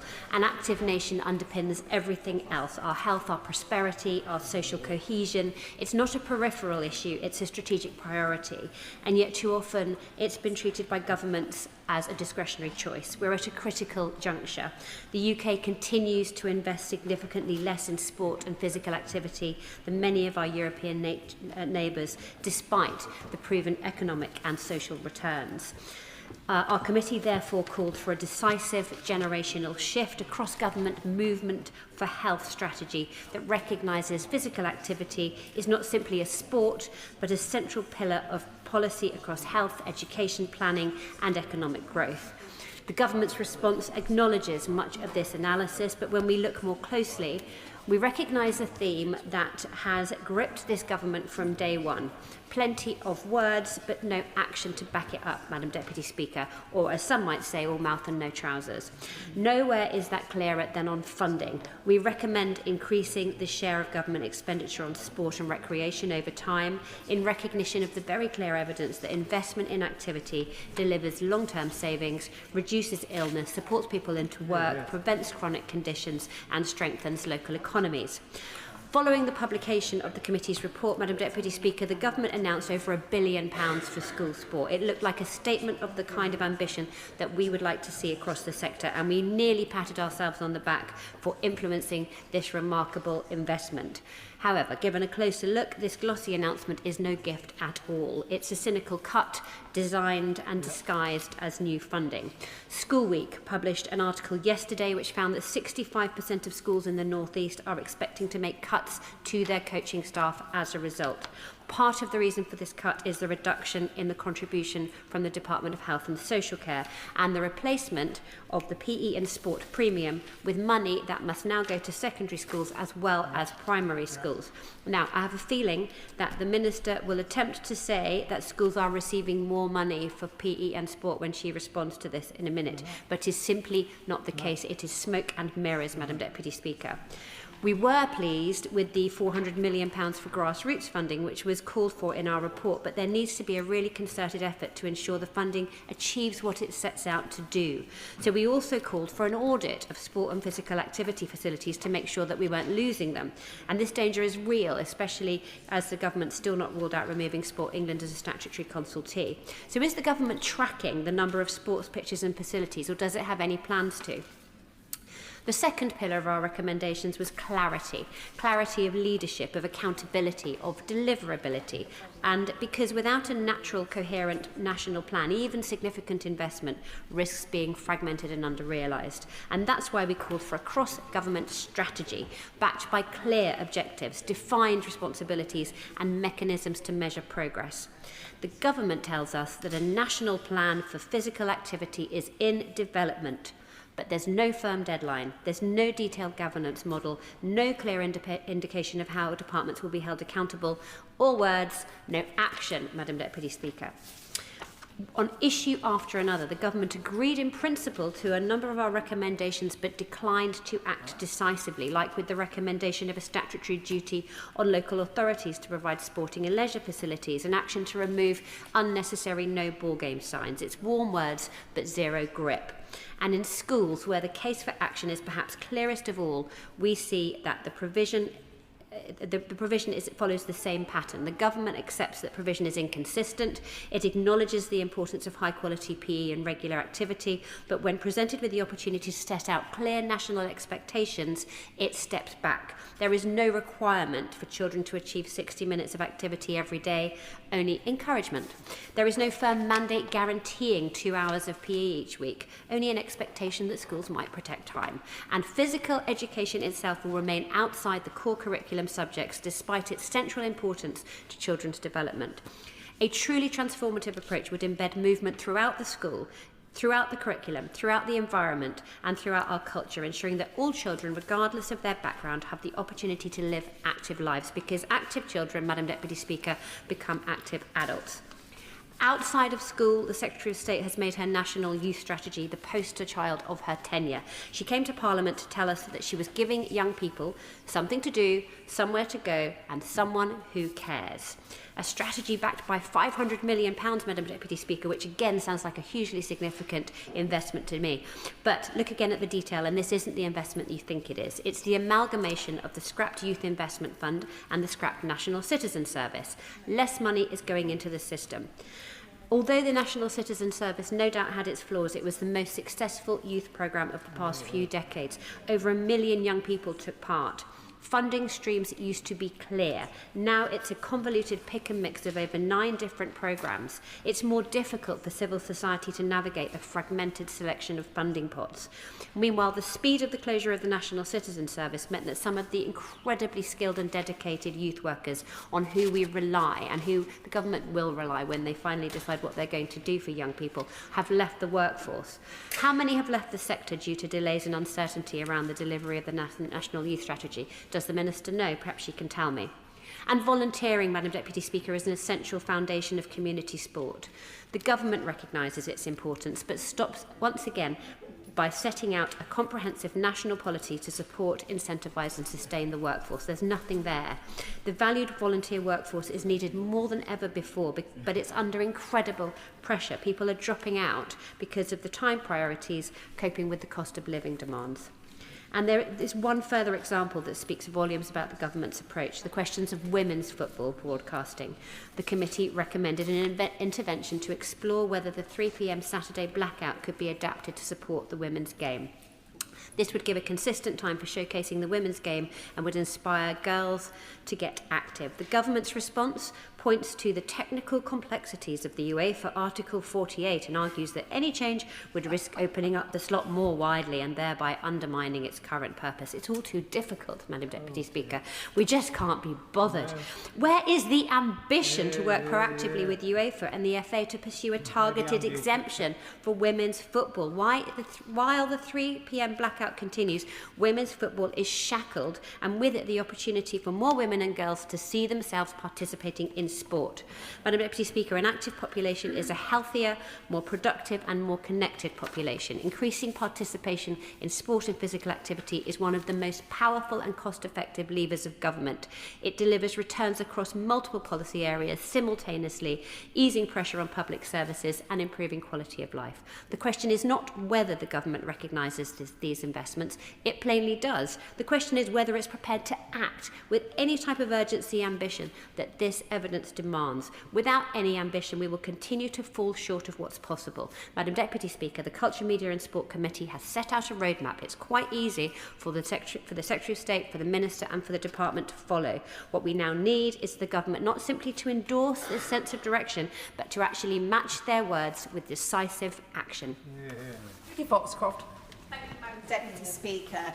Young people are our future. They're the future politicians, technicians, writers, sports people, physiotherapists, or whatever they want to be. The laws, policies and funding that we put forward must help in building their future. We must invest in them, inspire them and give them the tools and skills for their future so they have the confidence and resilience to deal with whatever life throws at them. Decent access to youth services and sporting activities is an integral part of this. Almost 1 million of our young people are not in education and employment. Youth unemployment is also strongly linked to social and economic inequality. I've spoken many times about the reasons why I set up the Youth Violence Commission. Soon after I was first elected in 2015, 5 of my young constituents were murdered in quick succession. The Commission gathered evidence from academics, youth workers, educators, and most importantly, young people themselves. It showed how so many different factors influence a young person's life. Some were more immediately obvious, such as their schooling, health, housing situation, and relationship with their family. But our work also really brought home the power of sport, youth services and the arts to inspire and motivate our young people, as well as offer them a safe place to go. And I'm not just talking about the activities themselves, but also the interventions that happen alongside them. To give one brief example, there is a boxing club in my constituency called Double Jab. While young people might initially go to learn how to train and box, they are also offered mentorship and guidance on how to navigate life's challenges. Strong mentors, trusted adults can deliver a change in attitude and someone on the path to do a better future.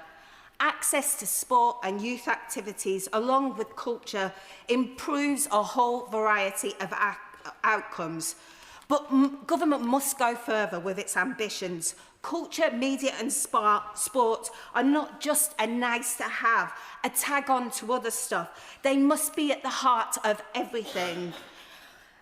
We need a public health approach for all of government to work together on a cross-departmental strategy led from DCMS and focused on the right outcomes for our young people. And if we can get this right, if we can meet our ambitions for every single young person, I'm sure that the colleagues in the Treasury will also be delighted to know it has potential to result in significant savings down the line. Shock out, Adam.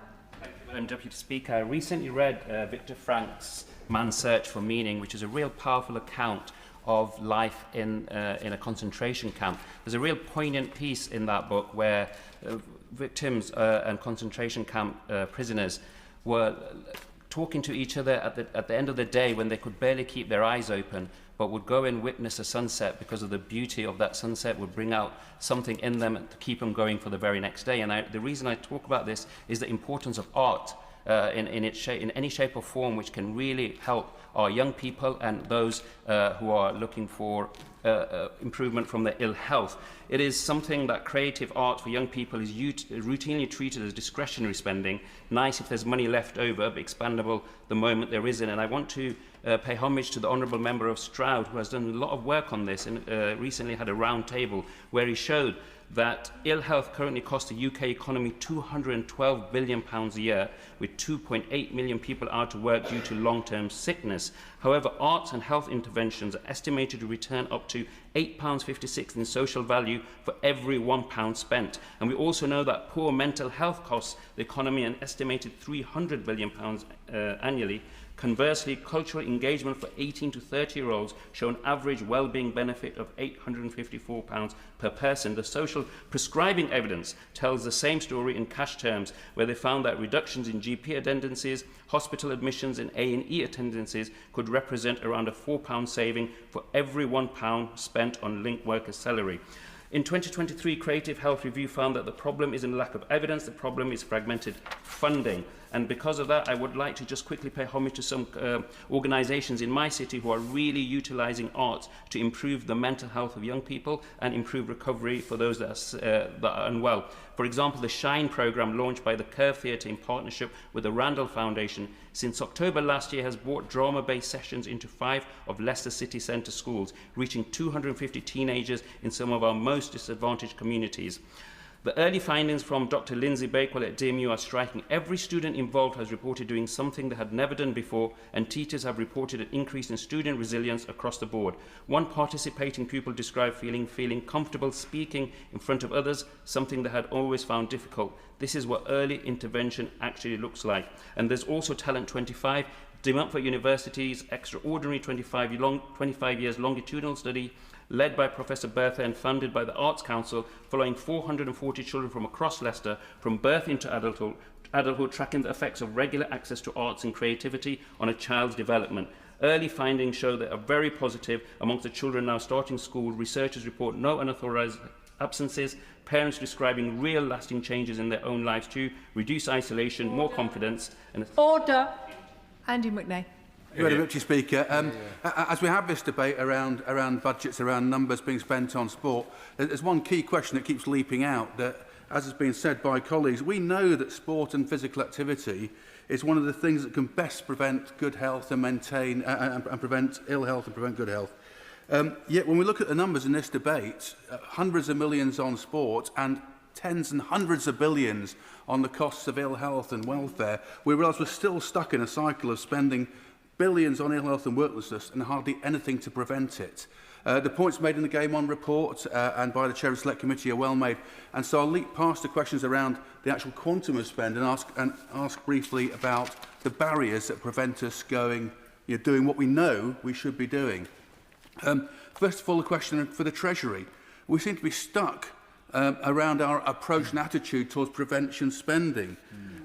Is it time to ask some fundamental questions about how we address this and the mechanisms that OBR use to measure spend, how they score these initiatives, and about how we think about prevention within the fiscal rules? There's fragmentation that's been mentioned. We spend £3.8 billion across government on for sport and physical activity, yet it's DCMS, Department of Health, Department of Education, local government, and so on. Surely we need to bring this together and coordinate this through one simple, accountable body.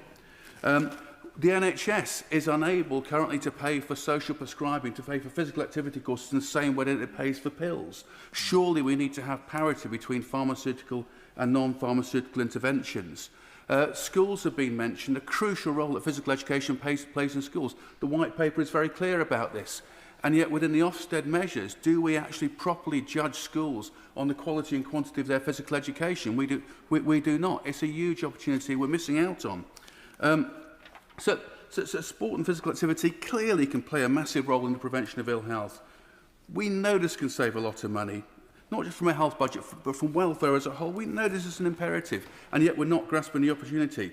We need to recognise there are systematic structural barriers that too often push the prevention into the too hard to do pile, as has been said. We cannot continue to accept this. We must recognise the absolute imperative of reducing demand on health and welfare budgets through effective prevention.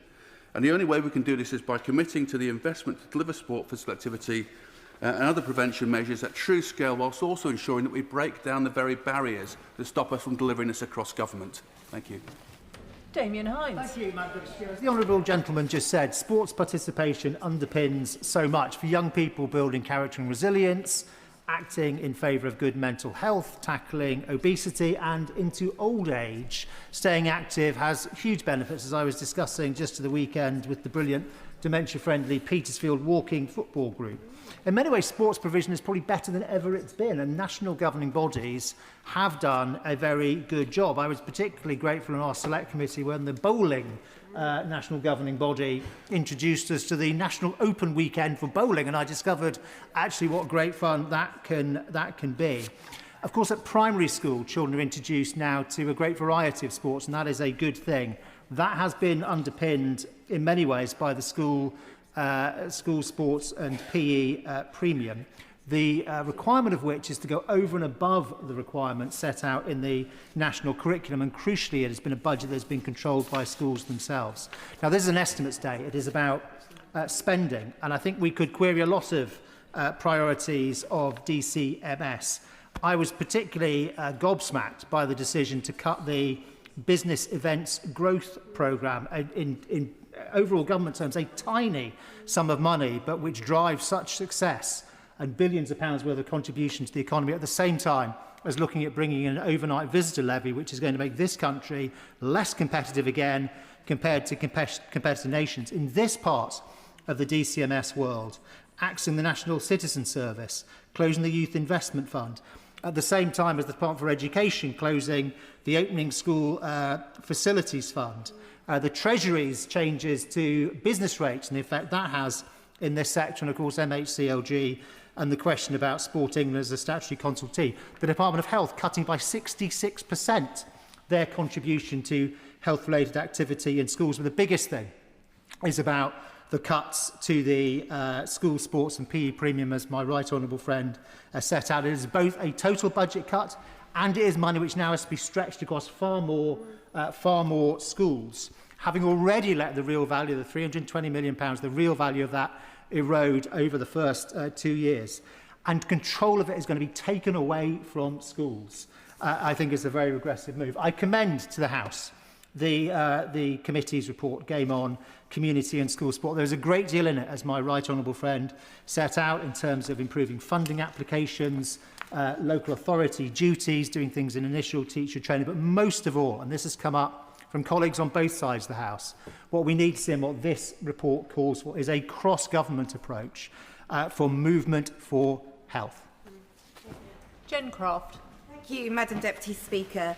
And many colleagues today have spoken about the importance of sports and activity and physical health, and how that's not just a nice to have or an add-on, but it's something that is absolutely vital if we are to deliver our goals, particularly on creating a healthier ageing and a healthier population in general. However, I would like to touch on something that is quite often overlooked, and that is the importance of disability sports.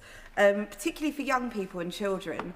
The ability to take part in local sporting events or join a football team or join a rugby team or join a dance class is completely and utterly impeded by not having accessible venues, not having coaches, not having support workers who know how to meet need.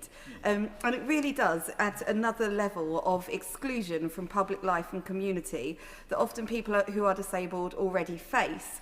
And I myself know that in my constituency there are some absolutely fantastic groups that look to address this shortfall, such as JTD Arts and the absolute excellent ACE network. But I would just like to talk about the importance of disability sport for young people and how I believe that we really should be trying to address this on a national level, and what it means for me and my family and my daughter's friends.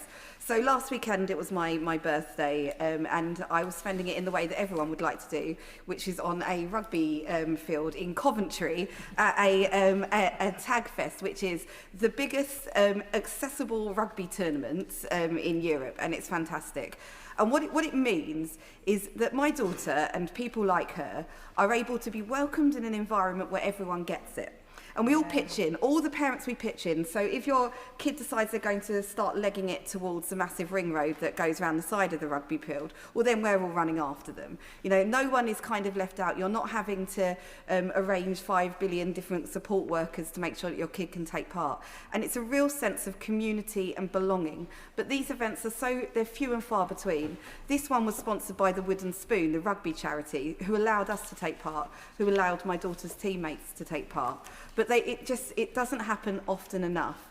And it's a space where people just can feel welcomed. And one small bit for me, I'm not a big sport addict. I always, my husband is a massive, he'll watch anything that's got a ball involved, but I'm not. And the idea of standing on a freezing cold rugby pitch, watching like your daughter on a Saturday afternoon, it was not always my idea of fun. But my daughter's rugby club, Southend, they were offered the opportunity to be mascots for their first team. And when they walked through the busy bar, everyone, you know, getting ready for the afternoon, every single person in that bar was silent, and you could have heard a pin drop because they knew that our children needed that space to breathe. And that is the power of sport, and that is the power of belonging, and this is what we should be supporting. Adam Thompson. Madam Deputy Speaker, it's a joy today to speak in the estimates debate on sport and youth services, particularly after I spent my weekend joining the Furniture Makers Company for their annual tug-of-war in West Park in Long Eaton. Erewash has a very long history of furniture making, and our enduring local businesses get together every year to celebrate their industry with their families over a very spectacular tug-of-war. They even let me have a go. Very proud to say that my side lost.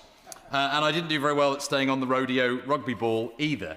The reason I raised this, though, Madam Deputy Speaker, is the event took place on West Park. It's our local hub for grassroots sport, with West Park Leisure Centre, Long Eaton Rugby Club, Long Eaton Cricket Club, our skate park, various football clubs, our splash pad, and a very popular park run, all calling it home. I was struck as I walked around the park by some of the investment put into the park by our fantastic Erewash Borough councillors.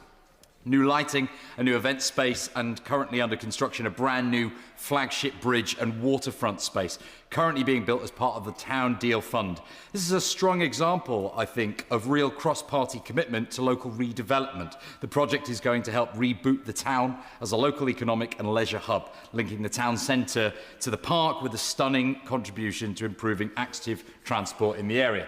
All this sits, Madam Deputy Speaker, in front of further ongoing investment in grassroots sport across the country, such as nearly 1,000 community projects across the UK. And this Labour government has announced those this recent January. Funding is focused on our most deprived communities, with participation from women and girls prioritised in sports. I'm very pleased that the government is focusing so heavily on improving low-cost access to sport in our communities. Erewash was lucky enough to benefit from one of these recent projects, with Long Eaton United Football Club receiving a Football Foundation grant of nearly £20,000, contributing toward a £50,000 project to upgrade floodlights on Grange Park, increasing the community's access to sport on those dark winter evenings. This grant forms just a small part of the great expansion to grassroots sports funding that the government is building into its spending review, with £400 million committed to delivering new pitches, changing pavilions, floodlighting of facilities to support physical education, health initiatives and community outreach. As we know, Madam Deputy Speaker, for every £1 spent on community sport and physical activity, over £4 is generated for the economy and for society. This investment in grassroots sport, and it is real investment, supports our local economies and saves the public in NHS spending in the long run by promoting a healthy, active lifestyle.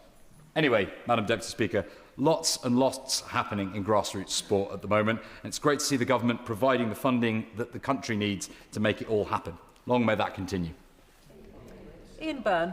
Thank you, Madam Deputy Speaker. The need for greater sustained investment in youth services and sports and leisure facilities in communities like mine and Liverpool West Derby is something I care deeply about, and I welcome today's debate. But I want to focus on one simple change that would cost not a penny and could happen almost overnight. We're talking about the removal of the no ball games signs that still cover our streets and housing estates across our country. At a time when mobile phones and social media dominate young people's lives, we should be doing everything we can to encourage children to play outside. Yet between 2012 and 2022, more than 400 playgrounds in England closed, according to the Raising the Nation Play Commission. The Commission also found that outdoor play had fallen by almost as much as 50% in a generation because families have lost safe public spaces on their doorstep.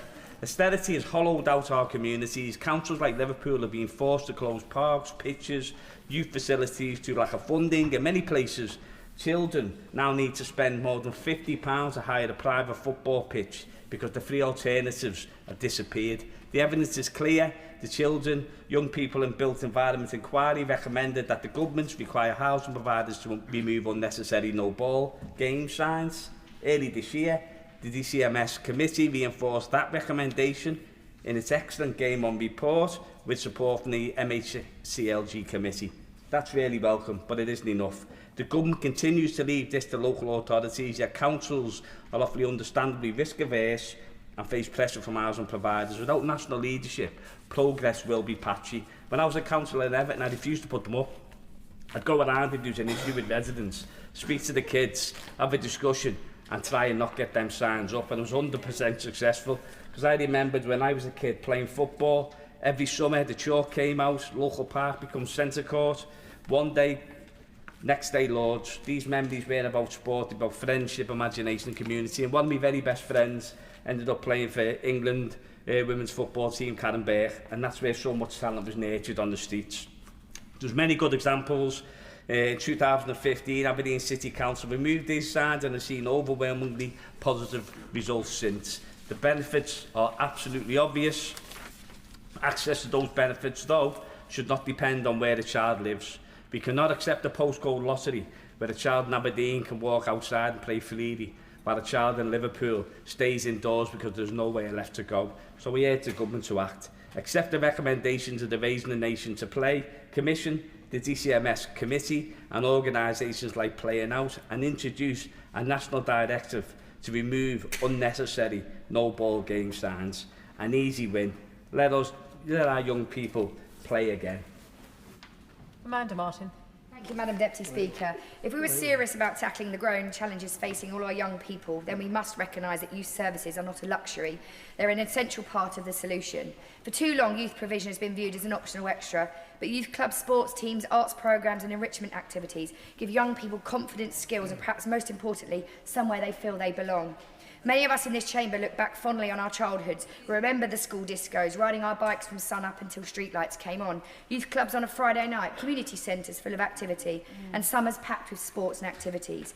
Those memories were not special because of the buildings. They were special because of the places that we made our friendships, where the confidence grew and trusted adults gave up their time to invest in us.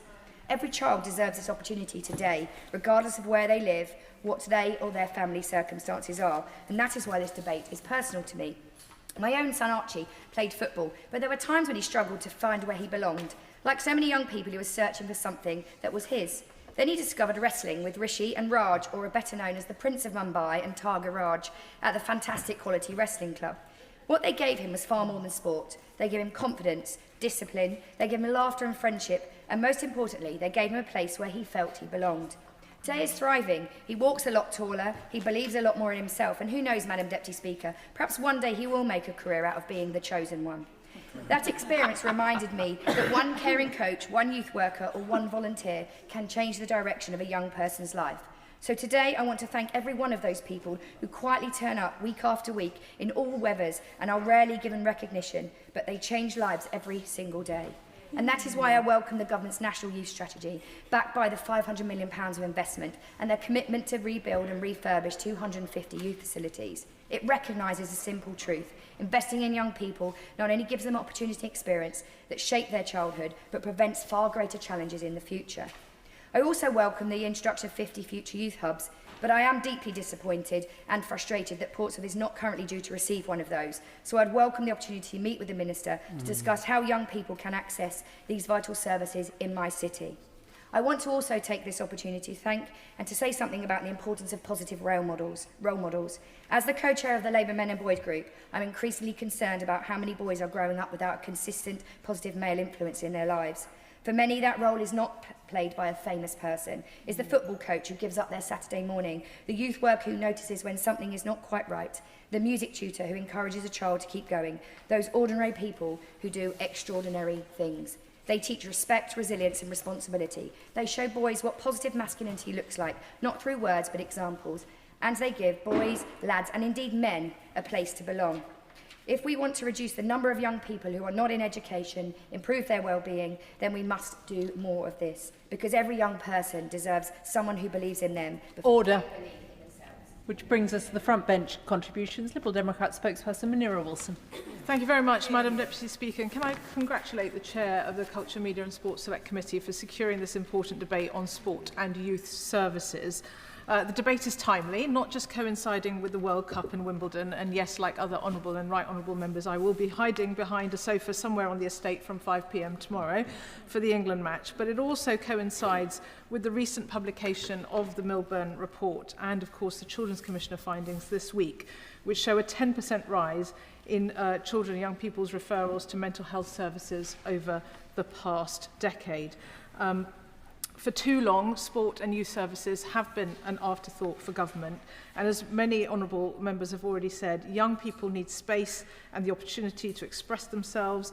They need trusted role models and structure in their lives. Both sports and youth services give them the chance to discover their talents and build their confidence, as well as help them improve both their mental and physical health. Yet the Milburn report showed that failing to invest in prevention carries through into poorer education and employment outcomes. If we want happy, healthy and hopeful and productive adults, we must first invest in happy, healthy and hopeful children and young people. So I strongly support the Select Committee's recommendation to hardwire 2 hours of physical education into the school week. Now, PE, of course, is funded largely by the Department for Education, with some support from the Department for Health and Social Care, although we know there's recently been a tussle between the two over funding. The resulting recent announcement saw annual funding for PE slashed by a staggering 22% under the government's new PE and sports schools partnership network, with primary schools hit the hardest. These cuts are being rushed through mid-year, leaving teachers, parents and sports coordinators scrambling. And Madam Deputy Speaker, this comes at the worst possible moment. In England, 2.1 million young people do less than 30 minutes physical activity a day, and only 57% of teachers say their schools deliver the recommended 2 hours of PE each week. Sky's game-changing report estimates a participation gap between girls and boys in secondary school of a staggering 280 million hours of sport per year. If we want to see many more years of Lionesses and Red Roses lifting trophies, we need to be investing in the next generation now, both through sport in school and in our communities. Cutting budgets at a time when children need it most, as they're spending more time in front of their screens, as we've just heard, it's incomprehensible. Would my honourable friend give way? I'll give way to my honourable friend. I thank the honourable member for giving way. So teachers and parents in South Devon are also very worried about the future of PE following the cuts in funding, but many areas already have very successful school sports partnerships, with schools pooling their premium and working with organisations like Active Partnerships. So does my honourable friend agree that the government needs to clarify whether schools will be allowed to build on the relationships that already exist with these existing partnerships continuing to operate under the new system, or will they all be forced to start from scratch? I thank my honourable friend for her intervention. Partnerships, of course, are valuable, and I don't oppose the approach the government is taking forward. It's the fact that the overall funding envelope is declining and being spread now across both primary and secondary schools, which is a real terms cut in sports, which we're hearing from all sides of the House is so important to our children's well-being and health.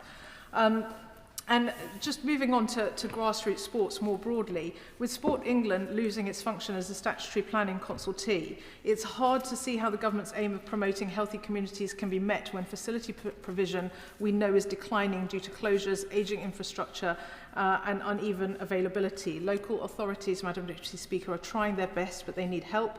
Udney Park playing fields in my own constituency in the area of Teddington has been lying dormant for over a decade, out of reach from the local community who are crying out for additional pitch space while it's being land banked by developers. This isn't just limited to my constituency. As London Sport told the Select Committee, they have had to look at running sports activities in car parks, empty shops and libraries because of massive disinvestment in parks, leisure and community centres and youth services. As this debate does also cover youth services, I wanted to briefly touch on that, Madam Deputy Speaker, if I may. Liberal Democrats have long campaigned for a fair long-term funding settlements to support youth work, resources and infrastructure. So we very much welcome the government's national youth strategy, particularly the government's promise to introduce multi-year funding settlements. However, we do need government to deliver on that promise. Earlier this year, the YMCA reported that spending on youth services by local authority in England and Wales fell by 10% in a single year, the largest annual reduction since 2016-17. We know that as well as improving educational outcomes, youth services provide the relational infrastructure that prevents disengagement from becoming entrenched and protects our vulnerable young people and creates a sense of belonging. I've seen myself what that investment can achieve at the West Youth Zone in London, where there are over 30 activities every evening serving a very disadvantaged community. I was told if the young people didn't have that space, they'd be on their bedrooms, in their bedrooms, on their phones all the time. So coming to a conclusion, Madam Deputy Speaker, as investment in youth services has fallen, spending on youth justice has risen, we need to focus on prevention, whether that's in youth services, whether that's through sport. We hope that the government's rhetoric will be matched by investment and commitment in terms of delivery. Thank you. Shadow Minister Nigel Huddleston. Thank you, Madam Deputy Speaker, and I thank my honourable friend, the Chair of the Select Committee, for her work, for her impressive speech and for securing the debate today. And I pay tribute to her and all the members of the Select Committee from all parties for conducting the review on community and school sport that forms the basis of today's debate, and thank everybody for their contributions today. This important report has highlighted a really concerning reality, that England's community and school sports system is not currently delivering either the opportunities that people want or the benefits that we know sport can provide. All too often, the Department for Culture, Media and Sport and the sectors it oversees are often dismissed as nice-to-haves or a bit fluffy, when in fact they are pivotal, indeed essential, to our economy and society. DCMS sectors including sport, culture, tourism, film, TV, music, heritage and civil society and much more enrich our lives and make them more fulfilling, while supporting over 5 million jobs in the UK and generating well over £220 billion in economic value. Now, the purpose of DCMS is to champion and support vital sectors that can, have and should turbocharge our economy. They are, after all, things we are globally recognised as being exceptionally good at. Which begs the question why, therefore, this government is cutting support. DCMS total expenditure fell 3.3% from 2023-24. The government has chosen to abolish the National Citizenship Service, to undermine horse racing and legitimate gambling, cut spending on tourism promotion and business events, cut spending on listed places of worship, and even cut spending on school sport, while also implementing policies that are loading up costs on DCMS sectors, especially through tax rises. The business rates and national insurance rises are decimating DCMS sectors, depriving tens of thousands of young people of their first job opportunity and causing unemployment.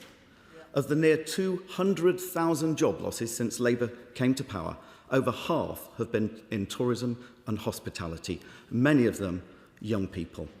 Now, I do respect the opposition or the government spokesperson. I've got a lot of time for her, and I know many of these decisions were not part of her department's decision-making, which must be intensely frustrating.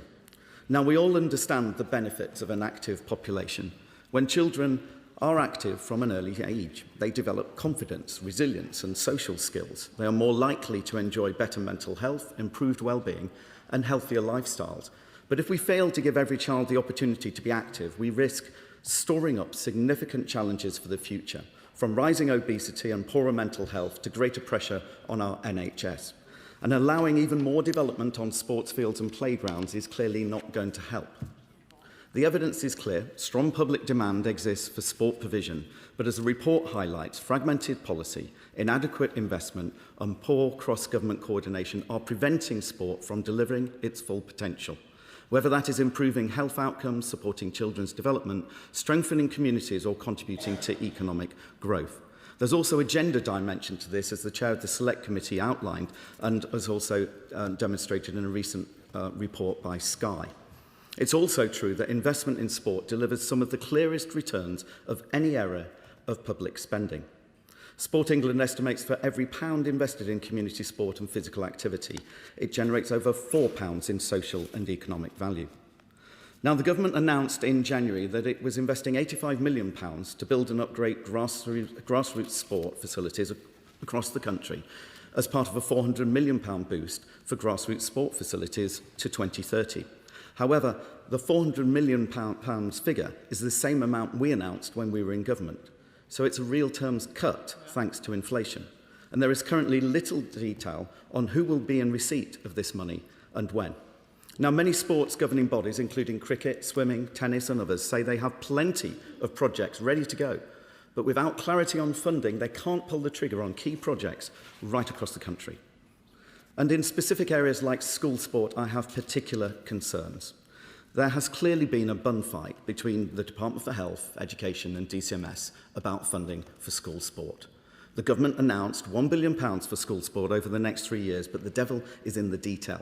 The Department for Education announced that the £320 million annual PE and sport premium for primary schools will be scrapped in favour of a new partnership network. But let's be clear, this is a cut. In fact, it leaves schools around 22% less well off in terms of annual funding than the current scheme. And as the report outlined, we need structural reform, we need sustained investment, and we need clear accountability and a joined-up national strategy. Now, the government has committed to publishing a national plan for physical activity later this year, and we look forward to scrutinising that when it is released. We know that sport and physical activity cannot solve every challenge facing young people, but it can be one of the most powerful tools that we have to improve health, build confidence, develop skills and strengthen communities. Investment matters, of course it does, but we also need a long-term plan and structural reform. The committee has provided ministers with a roadmap. The challenge now is whether the government has the ambition to follow it. Thank you, Madam Deputy Speaker. And I'd like to begin by congratulating the Honourable Member for Gosport and members of the DCMS Select Committee for securing this estimates debate. I'd like to thank them for their efforts in scrutinising the work of this government and shining a light on the issues that matter. The DCMS is the department that brings joy to people's lives, while focusing on driving growth, fostering civic pride and supporting our world-class sectors. From sport to arts, media, heritage, culture, binds art, social infrastructure, our work reaches every part of the country, regardless of a person's postcode or background. The Department for Culture, Media and Sport should reach them in some way. And as the Shadow Minister rightly pointed out, the figures on jobs and economic contribution. Now, this debate centres on sport and youth, and I will focus my remarks in that area. Some members raised other issues, and I'll endeavour to write to them specifically, and members that requested a meeting, I'm always very happy to respond and meet colleagues. And I will come on specifically to talk about school sport and the report in a moment. While across the country, people are supporting our national teams at the World Cup, and I'd like to, of course, wish England good luck tomorrow night and give my commiserations to Scotland as the results didn't go their way. And of course, the women's cricket team play on Thursday in the T20 World Cup. We wish them every success, and the global spotlight is on Wimbledon and will be on Silverstone this weekend at the British Grand Prix. It is clear that major sporting events foster an undeniable sense of national pride and social cohesion while driving economic growth. We have seen the impact up and down the country, whether it be the Women's Rugby World Cup last year, the Women's T20, which we are currently hosting, or we look ahead next month to Glasgow, where we will host the Commonwealth Games. Over the next few years, we are investing over £500 million in hosting the Euro 2028 and the Tour de France, Tour de Femme. The investment in these events alone is predicted to deliver £3.2 billion in socio-economic benefits. That's a near six-fold direct investment for the British public. And I'd like to mention, Madam Deputy Speaker, the important work this government has done to secure the Crucible Theatre as the home of the Snooker World Championships through a £35 million investment into the Crucible in Sheffield, and will continue to work closely with UK Sport to keep the UK at the very top of the global event hosting pipeline, because they are so important to inspire the next generation to get active. Because inactivity is the story of inequality. And that is why this government is investing at least £400 million into community sports facilities across the country over the next 4 years. This, I will give way, yes. Before giving way, and I commend the investments that she's already announced. In Dewsbury, our leisure centre and swimming pool were closed in September 2023, and it stood there with no repairs or survey. Would she meet with me to discuss what the government can do, maybe some of the 400 million to help reopen it? Because the youth in my community are saying, what can we do during the summer holidays? Yeah. Well, the Honourable Gentleman is absolutely right, and I'd be delighted to meet with him. I was on a visit near to him very recently. Leisure is a real challenge. I really want to do more on it. Of course, it is a responsibility for the local government department, but we are absolutely aware how important it is for physical activity. And so that is why we're investing £400 million into community sports facilities. This is alongside the £250 million of exchequer and lottery funding into grassroots sports annually. This financial year, we're delivering £85 million via the multi-sports grassroots facilities programme. It will build and upgrade vital pitches, changing rooms and clubhouses. 50% of this investment will be prioritised for the 30% most deprived areas in the UK, and at least 40% of projects will offer multi-sport access, benefiting rugby, cricket, basketball alongside football. And we do have innovative projects like the Honourable Member opposite mentioned, which I'm happy to write to him about. The projects will prioritise women's and girls' provision, doubling access, and I'm committed to promoting women's sport and tackling some of the challenges it faces. That's why I established the Women's Sports Task Force, and we had our most recent meeting in Southampton to coincide with the T20 World Cup. We are working with local leaders on a place-based approach to deliver funding beyond this year, so local areas can have greater say on the facilities they need. And I have seen this the length and the breadth of the country. This government believes in the power of sport, not as a luxury, but as an essential driver of national health, well-being and economic productivity. It helps tackle so many different issues, from mental to physical health, and issues like loneliness. I think about Jed in my One More Main constituency, who by taking up walking football after his wife sadly passed away. That is the power of sport in this country. Now I'd like to turn to school sport. Over £1 billion will be invested in school sport over the next 3 years. We are launching the new PE and School Sport Partnership Network. This intentionally replaces the old PE and sport premium, putting an end to the one-size-fits-all model that failed too many children for too long, while meeting the clear ask of leading voices in sports education. I will give way, yes. Minister for giving way. I think she's an excellent minister, but can she please just answer this question? When you add it all up, does this equate to an increase or a cut in the total amount of school spending? £1 billion is going in over the next 3 years. Of course, that is capital and it's revenue, and it does cover all schools. So I do appreciate there are some concerns. I'm going to come on to address them, and I'd be very happy to meet with the Honourable Lady and indeed other members, because I do understand those concerns regarding the decision to replace the existing premium. However, despite sustained investment through PE and sport premium for over a decade, less than half of children are meeting the Chief Medical Officer's recommendation of 60 active minutes a day. Persistent inequalities remain for girls and people from disadvantaged backgrounds. It simply isn't good enough, and we are determined to close the gaps in participation that this causes. And that is why over £1 billion in funding for PE and school sport has been committed to over the next 3 years. This includes £580 million for a new PE and school sport partnership network to replace PE and school sport premium, alongside investment for improvements to school sport facilities and transitional support for primary schools. I'll give way, yes. I'm going to have another go, as my right honourable friend did. £1 billion over 3 years sounds like a lot of money. The simple mathematical question is that £1 billion over 3 years more or less than, say, a comparable 3-year period just before the middle of 2024? £1 billion, apologies, £1 billion over the next 3 years is more than the previous £1 billion. I am acknowledging the changes, sorry, the 3 years. So the £1 billion over the coming 3 years is more than the previous 3 years that was invested, but I am acknowledging the changes to the system. I'm acknowledging we're including all schools, and I'm acknowledging the capital and the revenue, because the new PE and school sport partnership network does respond to calls from the sector in bringing together schools, local clubs and national governing bodies to work together, and this will ensure funding does make a real difference to tackle inactivity and provide equal access to sport, underpinned by support to improve the quality of PE and school sport for all children. I'd just like to touch... I will give way, yes. Minister for giving way, could she clarify one point for me? Was the previous sports budget for schools, the sports premium, was that just for primary schools? And am I right in saying the new funding she's announced is for primary and secondary schools? Therefore, it's being spread across far more schools. Therefore, there will be less money per school. How will that help her meet the Chief Medical Officer's targets?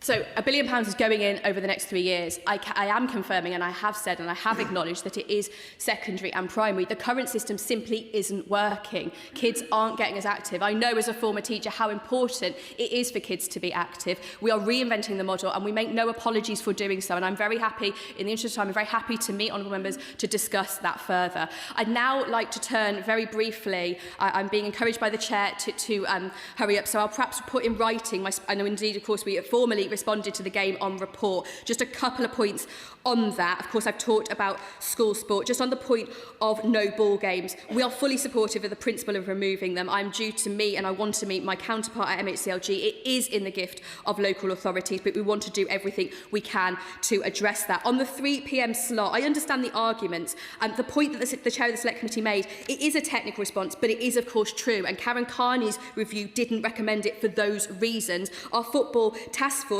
has lent to direct improvements such as insurance products for female athletes.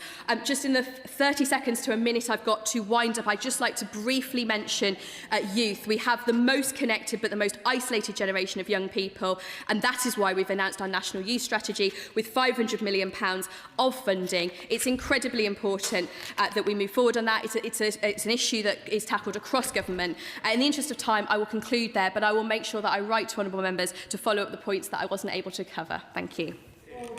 Order. The question necessary to dispose of the motion stands over until 7 o'clock under Standing Order number 54. I'm conscious that the front benches are going to shuffle over whilst I continue speaking.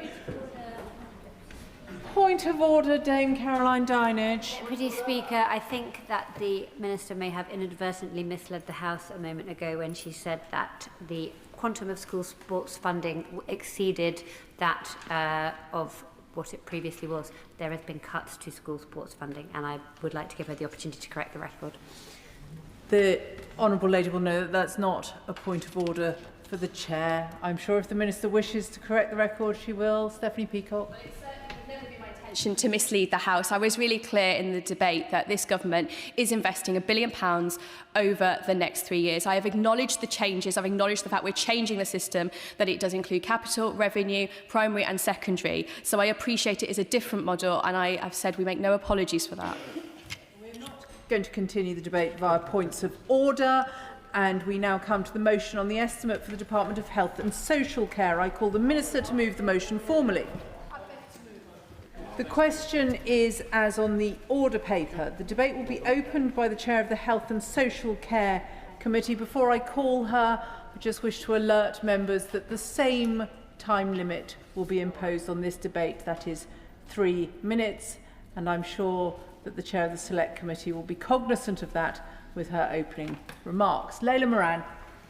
Thank you, Madam Deputy Speaker, and thank you to the Backbench Business Committee for granting this debate on the NHS estimates, and in particular the impact of the UK-US pharmaceutical deal. If I might start just briefly talking about the estimates themselves. I'm sure every member has a copy of this. I have it every year. And, you know, given that we spend £211 billion on the NHS, it is rather extraordinary that 201 billion of that is simply 2 lines in this document. So last year I made a request of the department, in the light of this deal, that we would get a better breakdown of not just the costs of the deal, but also, more importantly, the ability to be able to scrutinise the estimates. In the Treasury's own guidance, it says that the information in the estimates should be informative for readers. Now, we can all read it, but goodness me, it tells you absolutely nothing. So my request again, and much more publicly, of the department is sort this out. There are other departments that do this much better. There's no reason why we couldn't. The information exists. It's a question of putting it correctly in a spreadsheet. But today, what we, I hope, want to discuss is the pharmaceutical deal. Now, I have to admit, I'd seen stuff about this, but it wasn't until a whistleblower came to my surgery that I really began to understand the implications of this deal. And I'll quote from them. They said, "I'm a doctor, a public health specialist, and a NICE employee. I'm deeply concerned by the plan to change the NICE cost effectiveness threshold.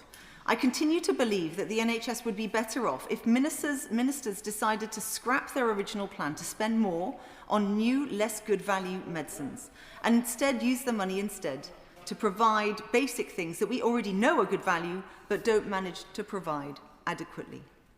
So let's start by explaining what this deal does and doesn't do. First of all, it's worth mentioning, it's not a free trade agreement. This is actually quite important. The reason why that's important is that we wouldn't get the normal mechanisms of scrutiny. This is one of the only ways we can. We certainly don't get a proper vote on it. And different committees of this House have raised this as a key point. So I'm delighted we are able to discuss this.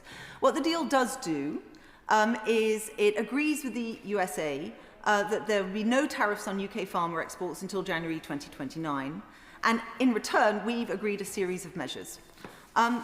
Now, the most important of these, which is what was raised by my whistleblower, was the changes to the NICE thresholds. Now, remember, NICE was set up as an independent body of government, to make health economics assessments for the treatment and medicines to maximise value for money. I don't need to remind the Minister that this is in the NHS Constitution, to provide value for money for the taxpayer. The government gave itself powers to direct NICE on cost-effectiveness thresholds, raising them from 20 to 30,000 to 25 to 35,000 for each QALY. That's a quality-adjusted life year. In plain speak, it's the amount of money we'd spend on a medicine to increase your good life expectancy by 1 year. That's basically what it means. Now, the NHS historically has had a very good deal on medicines, and that's in part because of where the QALY is set. In fact, there are some pieces of research that have been done to suggest we could have put it even lower. It is not a budget. It doesn't have to increase with inflation, as some have made the case for. And I'll come back to this in a moment. That's part one. Part two is changes to the rebate mechanism. So there's a voluntary agreement between the British pharmaceutical industry companies, and basically the NHS caps the amount of spending it does on branded medicine. If the NHS spends more, then those companies the NHS claws back some of the money from those companies. Now, under the deal, the UK government is limiting this to 15%, which is down from 22.9%.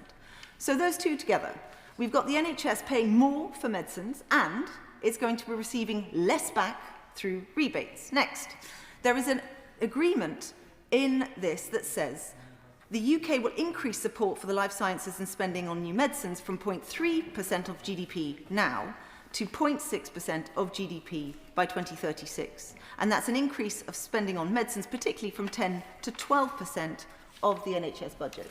On that point? I will. I thank the honourable member for giving way, and she's making an excellent speech trying to draw out the details of this deal. And I'm glad one of our constituents has drawn our attention to it. But I was lobbied by Carl Claxton at the University of York, who described this deal as an existential threat to the NHS because of the potential costs. And interestingly, the department have not yet published their impact assessment on it. So I asked the honourable member, would you agree with me that it's high time the department published that impact assessment and let us know what the true cost of this deal actually is? Well, I believe by the end of my speech we will be in violent agreement if we aren't already. There is one more aspect to this, incidentally, which is the supply chains deal, which I understand is being crafted. We don't have time to go into that. On supply chains, yes. First of all, can I commend the Honourable Lady, but it's really important that the disadvantages, and there's a clear disadvantage in Northern Ireland, access to everyday medicines for rural communities in Strangford and across Northern Ireland will be inhibited. So does the Honourable Lady agree that the Northern Ireland Assembly in particular will receive the necessary corresponding resources to deliver vital frontline service improvements? At this moment, it isn't. That's a really good point. I'm going to come back to generics, which make up 9 out of 10 of the medicines that the NHS uses. There is an issue here, by the way, of devolution also, which I'm sure other people will cover, because at the moment it is very complex and not at all clear how the deal will apply in particularly Scotland and Northern Ireland.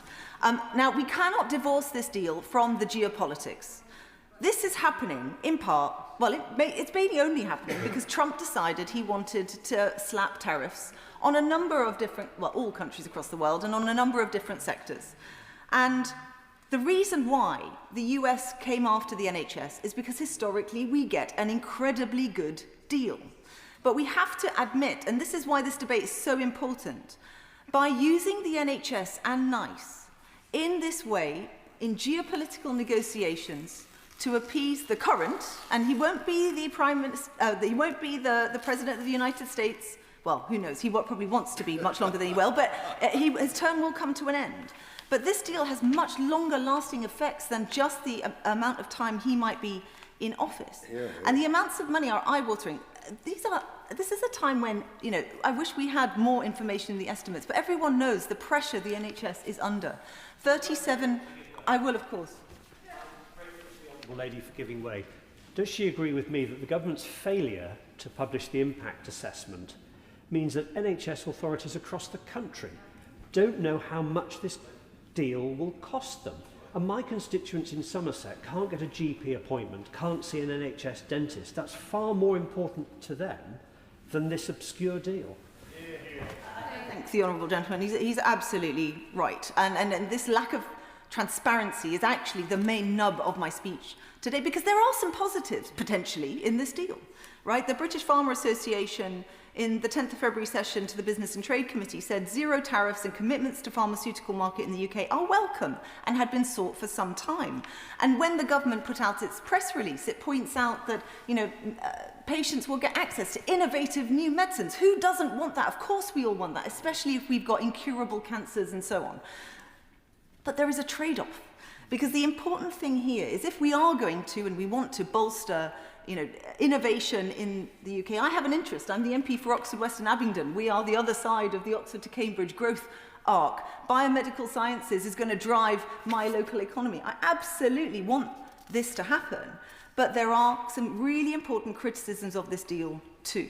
So first of all, Medicines UK, who represent a large number of pharmaceutical companies based here in the UK, have real concerns. First of all, the life sciences sector plan has itself stalled.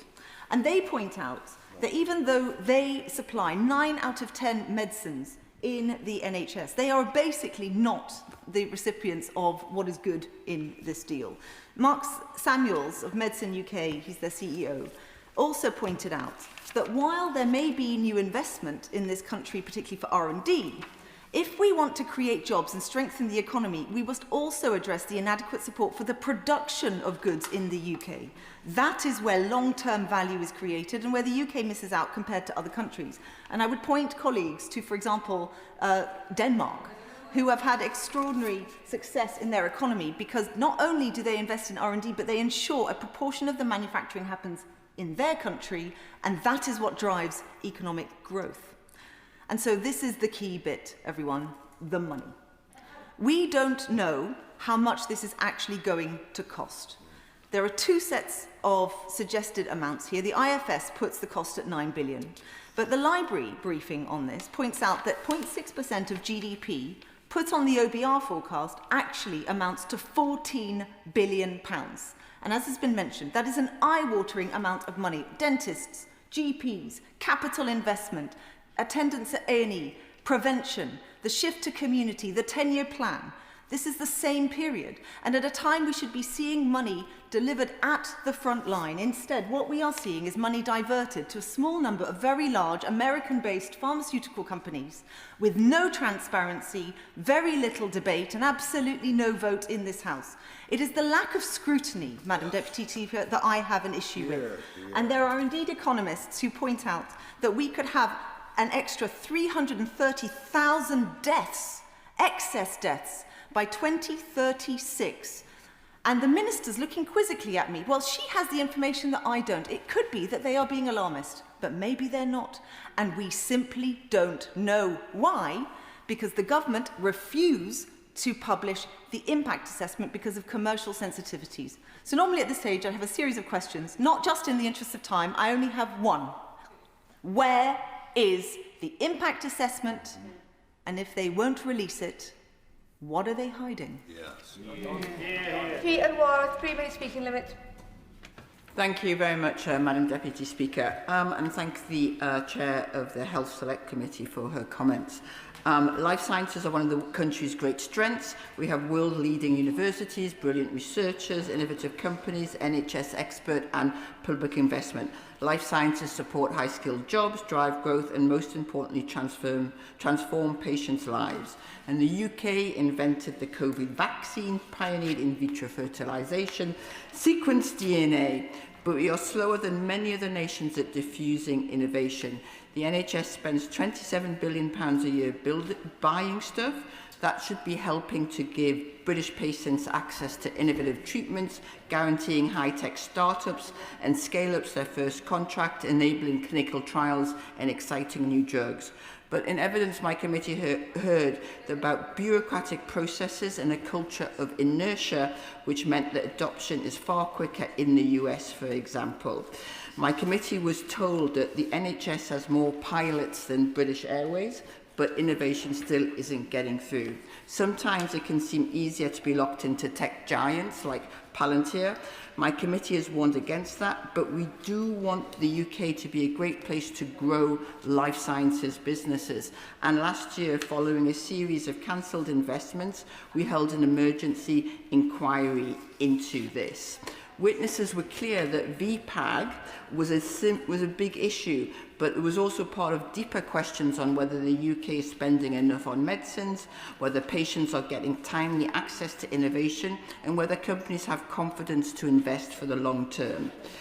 I very much welcome that the UK has secured the zero tariffs on pharmaceuticals, an exemption from the US most favoured nation pricing policy, but the arrangement is not treaty-based and therefore not subject to scrutiny.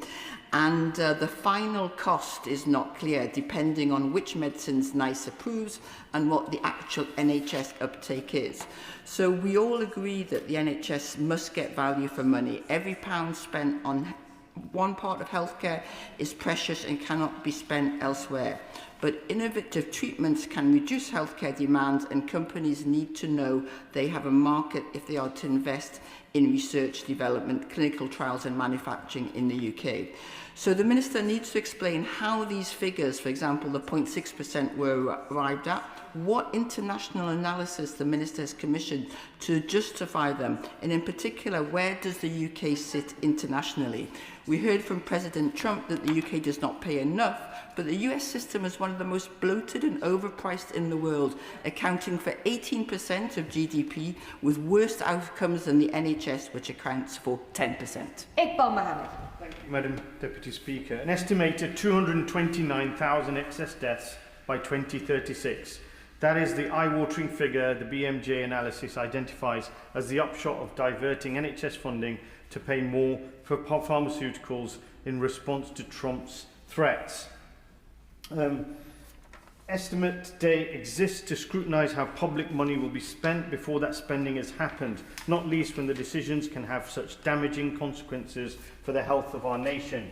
This Estimate Day debate does not include the full budgetary consequences of the UK-US pharmaceutical deal agreed on December the 1st. When we look at the cost, the government's figures simply do not stack up. Instead, what we see is a structural weakening of NHS safeguards on drug pricing, higher thresholds, weaker rebate mechanisms, and a commitment to dramatically increase spending, which will prove devastating for patient health. Ministers suggest the arrangement will cost around £1 billion over the current spending review, but the independent analysis tells a different story. Using the OBR's projections, the House of Commons Library suggests increasing medicine spending in line with the government's commitments would require around £1.7 billion extra by 2028 and potentially as much as £14 billion a year by 2036. The government has been clear on one point and one point only, that these increased costs will come from existing NHS budgets. No new funding has been guaranteed. Every extra £1 billion spent on higher priced medicines is £1 billion not spent elsewhere in a system already under immense strain. That is money not spent on tackling waiting lists, not spent on primary care, and not spent on saving lives. We've heard already that the Nuffield Trust made this point very starkly, estimating that the NHS will be able to save 340,000 fewer years of quality adjusted life in 2025 if this spending promised goes ahead. And yet, despite the magnitude of these changes, the government has refused to publish the full impact assessment of the deal that it holds. Why? This worrying development can be seen in the way the UK-US pharma deal was forced through without any vote and with scant parliamentary oversight. Indeed, this is without any oversight. I wrote for Politics Home back in March and summarised that this deal will increase the cost effectiveness threshold set by NICE, curtail the overall cost cap on patented medicine, double the amount spent on patented medicines, and increase the share of NHS budgets allocated to medicines. That should worry every member of this House, because once those safeguards are eroded, they are very difficult to restore.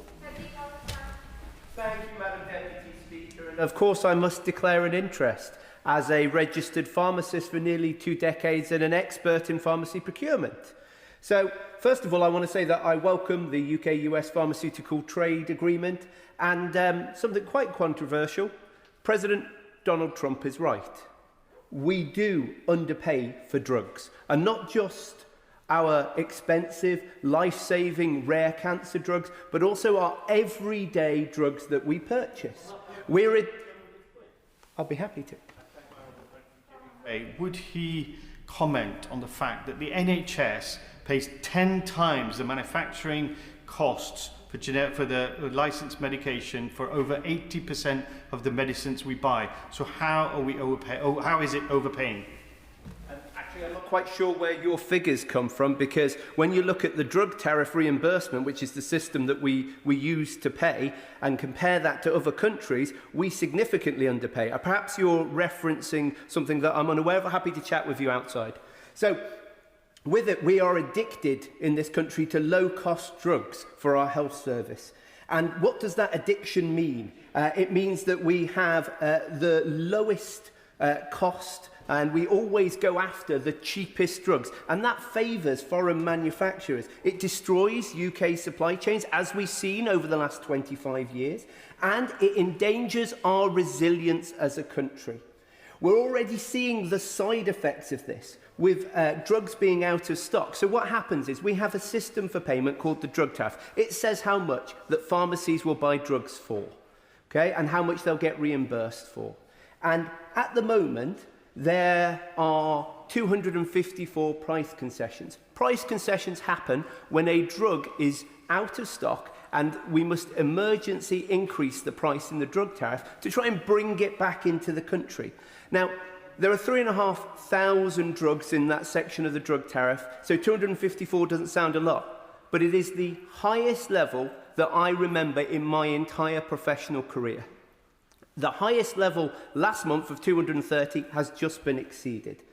Now, cheap drugs often mean that we overvalue the benefit of medicines in our system and use a drug-first approach in the NHS. And that has continued over decades. So when we increase the price we pay for drugs, it actually allows us to start considering the benefits of other types of treatments, such as social prescribing. Social prescribing becomes a lot cheaper in comparison to a system where drugs are valued at the correct amount. And I can tell you, my APPG, the APPG for Pharmacy, published a report in June 2025 that laid out some of the problems with drug pricing and availability. So I absolutely support the idea of paying more for drugs, because at the moment we are building a system which is creaking and breaking by trying to pursue every penny of saving. We have destroyed UK manufacturing, offshored our problems, and the only way to bring that back is to rebuild the drug tariff with the idea of paying to procure more in the UK. Paying to, of course, I'd be happy to. Speech, because I think what he's showing is how important this debate is, and a lot of this has not been flushed out. Medicines UK disagree with him, who are responsible for a lot of the generics he talks about, but that's a conversation of the time. My question is specific. Does he agree, though, that the transparency or the lack of it behind this deal, and also the lack of the impact assessment, is a material issue that we should be asking the government to release? Thank you for that intervention. First of all, Medicines UK don't disagree with me. They disagree that the value from this UK-US trade deal will go to people other than them. They actually do think that they are not paid enough for drugs in the country. So, unfortunately, you might need to go and have a chat with them about that, because I think you might have misunderstood that. Please wrap up as soon as you can. We have many speeches to get in. Sadiq Hassan. So, in conclusion, I actually welcome this deal. I hope we find a way to pay for drugs correctly in this country so that we value them properly, so that we can value the rest of the system, Madam Deputy Speaker. Just a heads up, we're not going to have a huge amount of time, so please edit your speeches accordingly. John McDonnell. Thank you. I think the debate we've had so far completely highlights the issue that this is an immense change to the way in which we will determine the delivery of drugs to the NHS. And one of the fears that I've got is actually it begins to weaken the existing controls.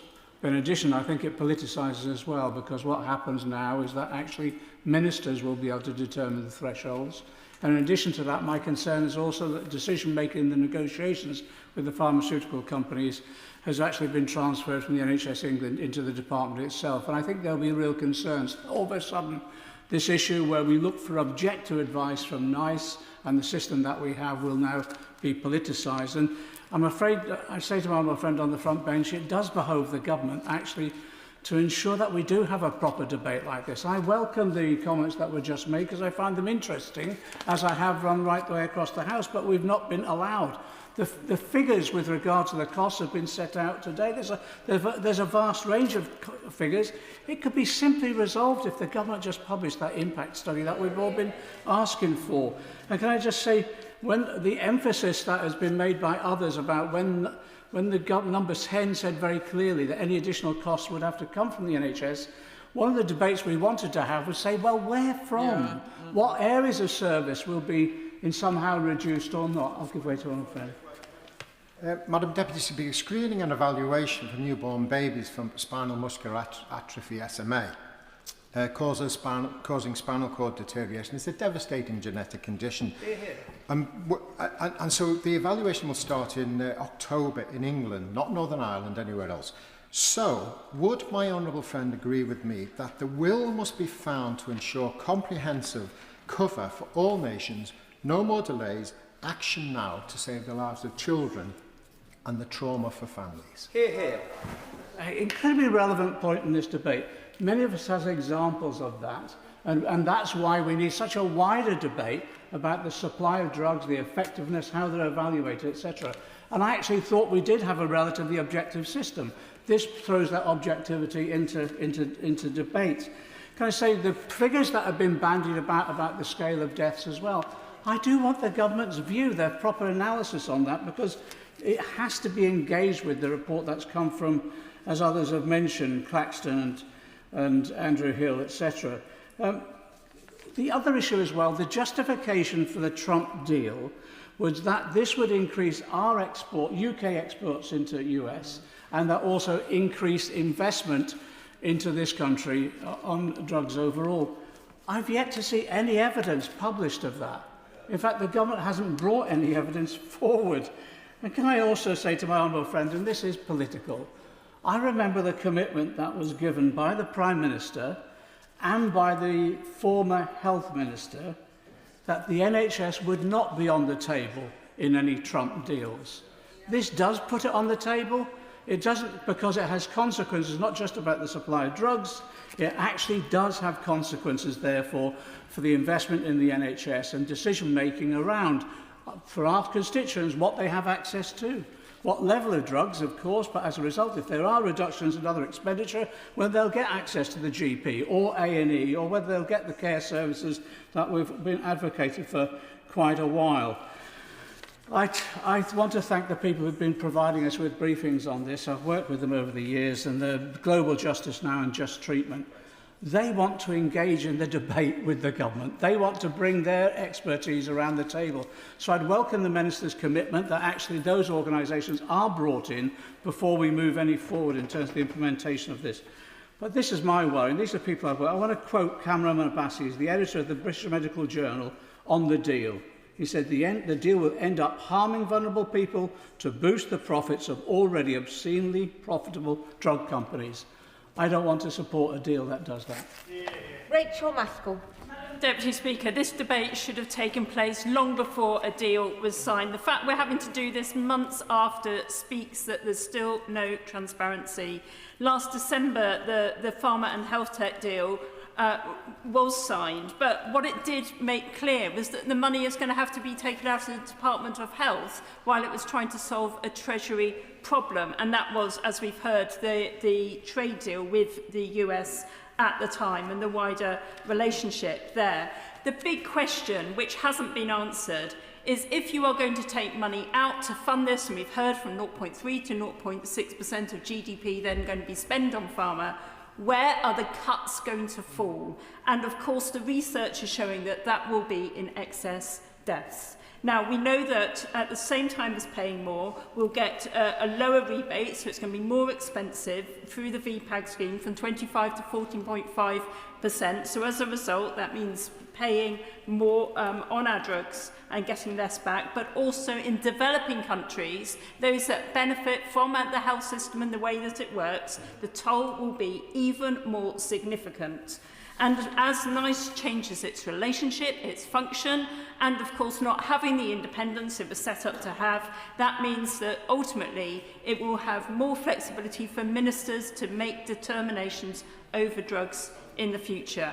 And of course, what we will see is not only a cumulative cost by the end of 2028 of 2.6 billion, but at the end of 2036, it's estimated that this will then go to 44.7 billion. So this is why we need the impact assessment for government to prove to us that that isn't the case. And of course, for every £1 billion cut from budgets, there's 118 million also cut from social care.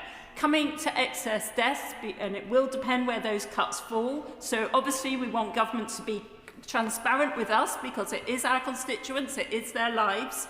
The data is saying by 2033, 229,000 excess deaths. That's almost double that of the number of deaths in COVID. But put everything together, it could be as high as 291,000 deaths. So exactly which of our constituents are going to pay the price for this deal? And of course, NICE itself predicts that the benefit will only bring between 2 and 5 additional drug approvals annually. So for very little gain, we could be paying an exceedingly high price. And of course, one of the biggest fears that I have got is that with that ratchet that the US has their focus on the NHS, as it always has, is that this will draw the drug companies even closer, and if other parties get control of our NHS, it could well be in their hands. We need that impact assessment, we need transparency, and we need to protect lives. I'm Carling. Thank you, Madam Deputy Speaker, and can I also thank the Chair of the Select Committee for securing this debate. I too wish we'd had a bit more time to talk about it. And also can I thank my honourable friend from North Somerset, who I think made some difficult but really important points in this debate. It's a timely debate. Pharmaceuticals are core both to supporting a healthier population and to delivering economic growth. The main estimates memorandum outlines an expectation of just under £2 billion of R&D expenditure over the coming year from DHSC, roughly equal to the figure in the previous estimate. I welcome that. Of course, private investment also plays a significant role in drug development. That is why I am so pleased to see increasing confidence from the private sector in the UK as an environment to do impactful research. Last month, we saw AstraZeneca commit £300 million in investment across the UK after this government's work to agree a pharmaceutical deal with the US enabled that investment. But there is much more to do to create a regulatory environment that encourages investment into clinical research in the UK, and I want to encourage DHSC and DCIT to consider simplifying and consolidating the regulatory landscape that we have. I'm not here to criticise our regulators, who I believe do a very good job in their respective roles. I have regular engagement with research scientists, universities and professional bodies through my work as chair of the all-party group known as the Parliamentary and Scientific Committee, the oldest APPG, established in 1939 to better connect scientists and parliamentarians in the interests of better policy.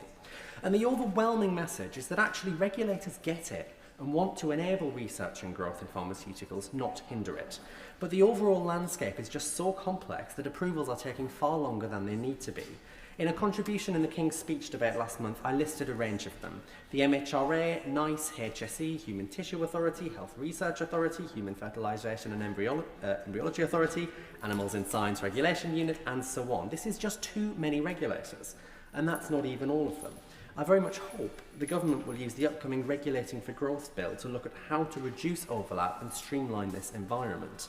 Having to get so many decisions slows down research and innovation enormously, particularly when researchers have to apply for clearance from them sequentially in most cases, rather than in tandem, stretching the overall timeline.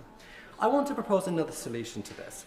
Why don't we create a single front door for study approvals, a unified application process which collects all the information that different regulators might need, so researchers can fill in one form and then have a team of recruited staff whose job it is to liaise with all the regulators, establish who needs to approve the individual study in question, and pass along information they need, ideally doing so in tandem rather than each approval being sequential and relying on the last. I hope the Minister will take some of those ideas on board. I think there are many reasons to be optimistic. The UK has been, and in many areas still is, a world leader in drug development. Let's keep building on that. The Liberal Democrat spokesperson, Helen Maguire, thank you for agreeing to do a very short speech. Helen Maguire. Thank you, Madam Deputy Speaker. Today we are being asked to agree on a motion that is asking Parliament to approve DHSC's main estimates for 26-27, but pharmaceutical spending is not separately identified in the estimate or its accompanying memorandum. We're being asked to approve spending without clear visibility of exactly how much has been budgeted on medicines. This is against the principles of Estimates Day, which is to scrutinise spending before it's authorised. This is yet another example of the lack of transparency around the murky UK-US pharmacy deal. It was drawn up in secret and the government is refusing to publish the impact assessment. Government must be clear on how much has been budgeted for medicines, how much they expect the deal to cost and the risks to the front line associated with diverting money elsewhere in the NHS. The UK-US pharmaceutical deal should never have been allowed to go ahead. The deal will see the NHS paying out at least £1.5 billion more in higher medicine costs by 28, rising to over £9 billion by 2036. The government's made it clear there'll be no additional money to fund this over the next spending period. This means that frontline NHS services will be plundered at the behest of a foreign government while patients suffer in crammed hospital corridors and can't get a GP appointment. Now, we have to support the British life sciences sector, and we can find ways to achieve this, but it's got to be a domestic matter for the UK government to solve holistically through negotiations with the sector. It shouldn't be dictated from Washington. The government refused to publish an assessment of the impact of this deal. What are they trying to hide? The bottom line is medicine procurement should be based on sovereign health needs. This is not a matter of being pro or anti the pharmaceutical industry. We need to find a solution that works for patients, for the NHS and the life sciences sector.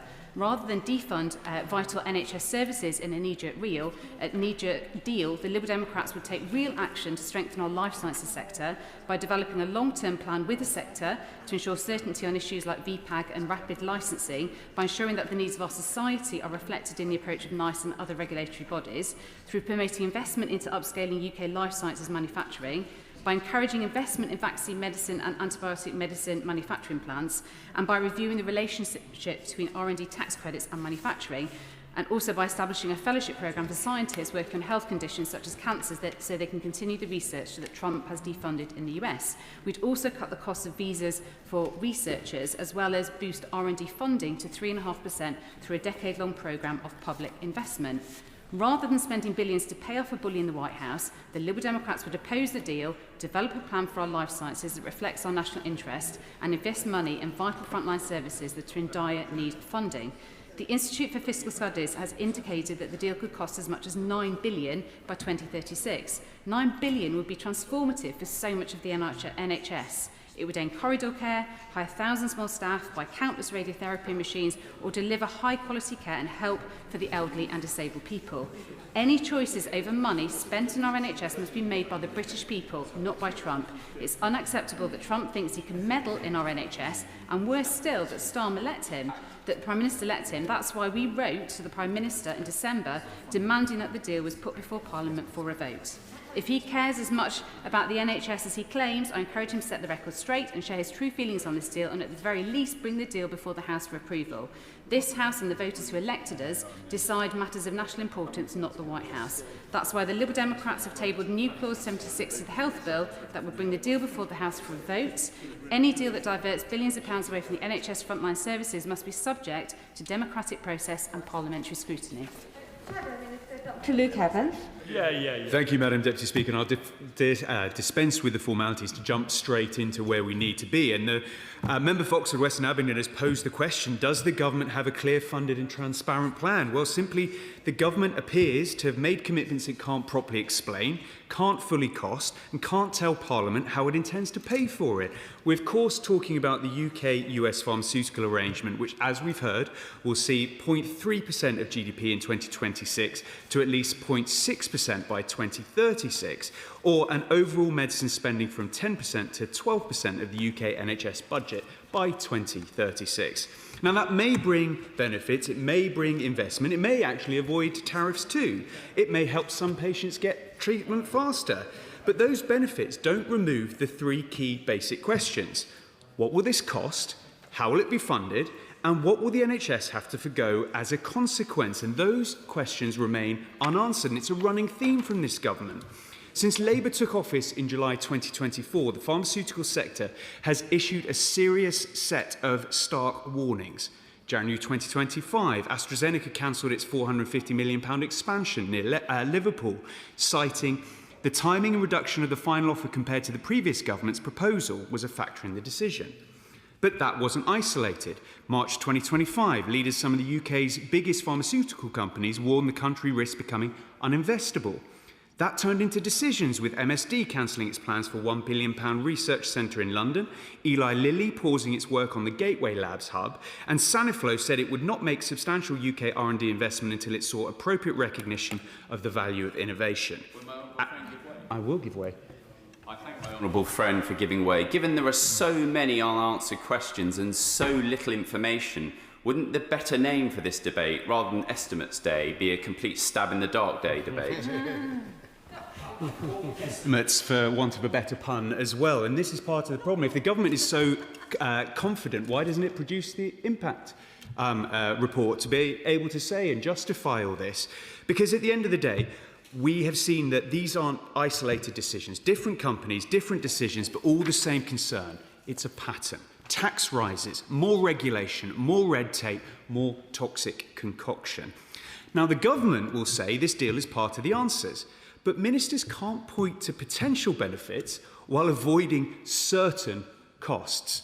The House of Commons Library is clear the department's main estimate for 26-27 does not include budget cover to meet the expected increase in pharmaceutical spending associated with the UK-US arrangement. That is the central problem. The government says the total cost on the current spending review period is expected to be around £1 billion. But the former minister also said, I quote, total costs over the spending review period are expected to be approximately £1 billion. However, the final cost will depend on which medicines NICE decides to approve and the actual uptake. Now, that's an important admission because the final cost depends on the future NICE decisions and future uptake. And other estimates are higher. The library brief cites analysis suggesting spending could be around £1.7 billion by the end of 2028 and around £14 billion by 2036, depending on your assumptions. So I asked the government, is the £1 billion the central estimate? What's the lower end? What's the higher end? And why won't the government publish the modelling to tell us so we can see? And the next question is even sharper. Where's the money coming from? We know from leaked WhatsApps that Labour MPs have been asking who can we tax to pay for benefits. So where is this money coming from? Both the House and the public are right to ask. You see, the government has said additional costs will be funded from existing NHS budgets, with future funding settled at the next spending review. But if the money's coming from existing NHS budgets, it comes from somewhere within the NHS. It might be the workforce, it might be the services, it might be the capital, it might be future growth. But it's not cost-free. As Jonathan Benger, the chief executive, as NICE put it, if they choose to spend money on defence, they've got to pay for that somehow, either by raising taxes or removing money from somewhere else. If they choose to spend more money on medicines, similarly, that has to be paid for. And that's the reality. The former Secretary of State told the House, of course we will not cut NHS budgets to fund Pharma deal. But the former minister later turned around and said the deal will be funded by allocations made in the spending review. When record funding to the NHS was secured, future funding will be settled at the next spending review. Those statements need reconciling. If it's funded from NHS allocations, that is NHS money. So can the minister rule out any cuts from the front line? Finally, I'll turn to transparency just to point out the UK-US pharmaceutical arrangement is not a treaty-based free trade agreement. It hasn't been through CRAG. We haven't seen what is going on. The government needs to publish its impact assessment, and yet it cites commercial sensitivity. Of course, there's a way around that. She could redact and give that to the committee so we and this House can see what is going on. I'll cut my speech short further there, just to simply pose... Very quickly. 10 seconds. What's the policy's true cost? How will it be paid for? And what will displaced in the NHS to be able to make this happen? Minister Preet Corgill. Minister. Thank you, Madam Deputy Speaker. And in the short time I have, I'm going to try and answer all of those questions put to me. Well, firstly, can I say I'm grateful for the contributions by honourable members, and I really want to say thank you to the Chair of the Health and Social Care Committee on securing this debate. The UK-US pharmaceuticals arrangement is an important step forwards for patient access to innovation and the future of our life sciences sector. This arrangement is fundamentally about patients. It's ensuring that they can get benefit from life-changing medicines as they are developed, rather than the UK being left behind. And we have already seen the benefit from these changes, with NICE approving life-changing treatments such as varasidenib, a brain cancer drug for patients as young as 12. The UK's life sciences sector is one of our greatest national strengths. It saves lives, it supports jobs, and it underpins innovation across our economy. I am proud that thanks to this arrangement, the United Kingdom will be the only country in the world to have secured a commitment to tariff-free access for pharmaceutical exports into the United States. Now, the chair of the committee raised NICE. She raised VPAG changes and rebates, and my honourable friend from Hayes and Hollington also raised a number of issues, as did my honourable friend for York Central. So let me actually address all of these. On the Joint Government and Industry Task Force, there has been a joint task force which has been discussing the options for continuing to evolve our system to ensure that we do maximise benefits to patients and the economy.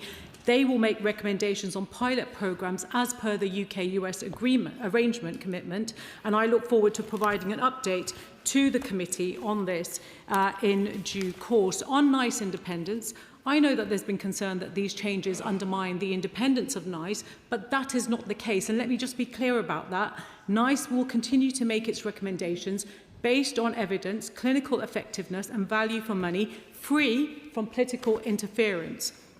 The change will allow ministers to set the overall threshold within which NICE operates, not to determine individual decisions, and this preserves NICE's core role as an independent evaluator while ensuring that the framework that it uses reflects how we value innovation and patient benefit. And I don't accept also, I know there was a concern raised about the UK commitments are larger than the US. Well, I don't agree that they are.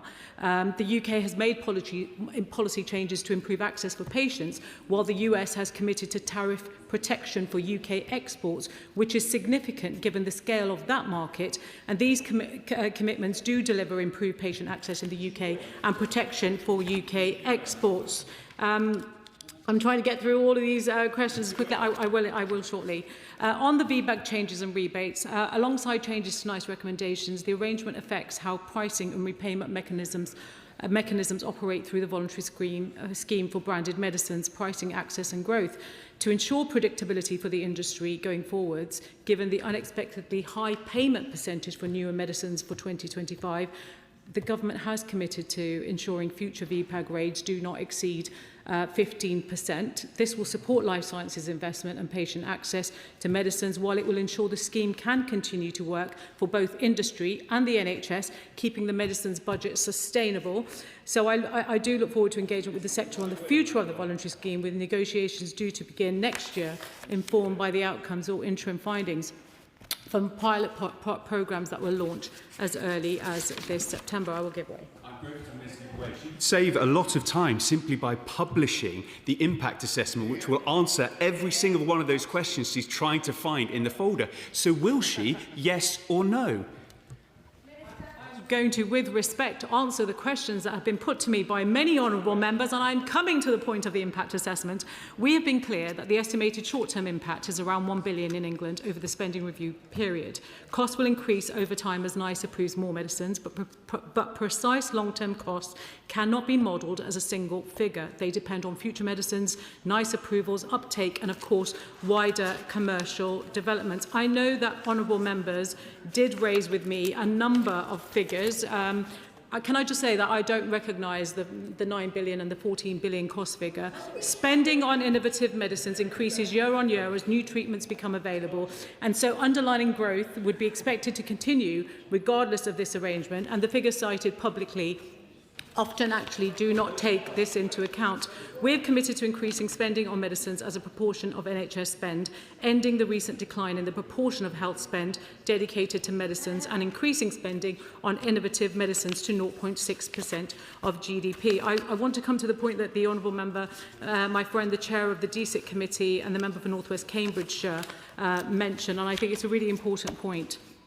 Life sciences is one of our most productive sectors. It underpins research and development, clinical trials and high-value manufacturing, and it supports jobs across the country. And over £1 billion in industry investments have already been secured since the announcement of this arrangement in December last year, including AstraZeneca's recent announcement of a £300 million investment into Cambridge and Macclesfield R&D sites. This demonstrates the confidence this key sector has in the UK. Maintaining a strong commercial environment helps ensure continued investment and the development of new treatments. This is not separate for patient benefit. It is what enables the pipeline of new medicines that NHS patients ultimately rely on. I will.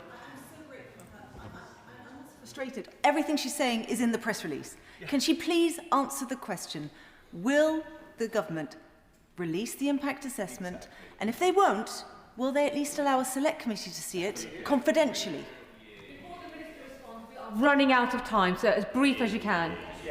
Can I just say I do recognise the committee's request for the impact assessment, but that analysis is scenario-based. It contains commercially sensitive assumptions and remains linked to live policy development. Officials should be able to produce confidential advice for ministers to inform trade and other negotiations, and we will not apologise for maintaining such confidentiality. We're doing so is in the national interest. Thank you. Thank you. With the leave of the House, I call Layla Moran to wind up briefly in under a minute. I'm happy to... Marvellous. Order, order. The question necessary to dispose of the motion stands over until 7 o'clock under Standing Order number 54. The front bench should very quickly shuffle over. We are very short of time. We now come to the motion on the estimate for the Department for Work and Pensions. I call the Minister to move the motion formally. I beg to move. The question is, as on the order paper, the debate will be opened by the Chair of the Work and Pensions Committee, Debbie Abrahams. I'm incredibly grateful that your speech will also be incredibly short. Debbie Abrahams. Thank you, Madam Deputy Speaker, and can I also thank the Backbench Business Committee for allowing this debate. The Department for Work and Pensions supports nearly 23 million people and spends around £300 billion each year, around £1 in every £5 of government spending. Some £164 billion is on pensions and pensions age benefit, a third more than frequently criticised on spending on working age benefits and on children. And this has come under increased growing pressure from an ageing population. Debate about that spending has at times been framed in stark terms, but understanding people's lives makes clear just how essential this support is. My committee has consistently argued that alongside efficiency, the system must treat claimants with dignity and respect, with too many reporting the opposite. Improvements will only come if the department is open, honest and willing to learn. The estimate seeks nearly £14 billion of additional resource. Much of this reflects demand-led need. The central question is not just cost, but whether the system is fair, timely and trusted. Reducing support is not, at an individual level, is not cost-free. Past cuts to disabled people's support in 2017 increased poverty and poor mental health without improving employment outcomes. And there, of course, are wider costs to the NHS and public services. Investment matters.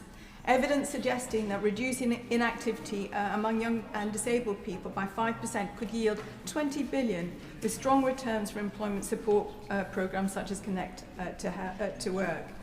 Preventive investment is key. So what should the House test?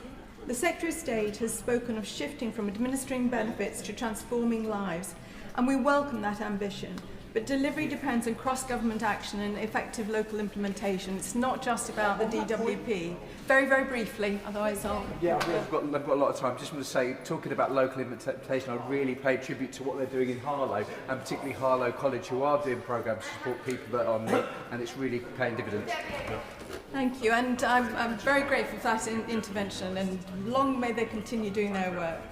Around 1 in 8 young people are not in work, education or training. Over 1 million, the first time since 2013 have we had that level.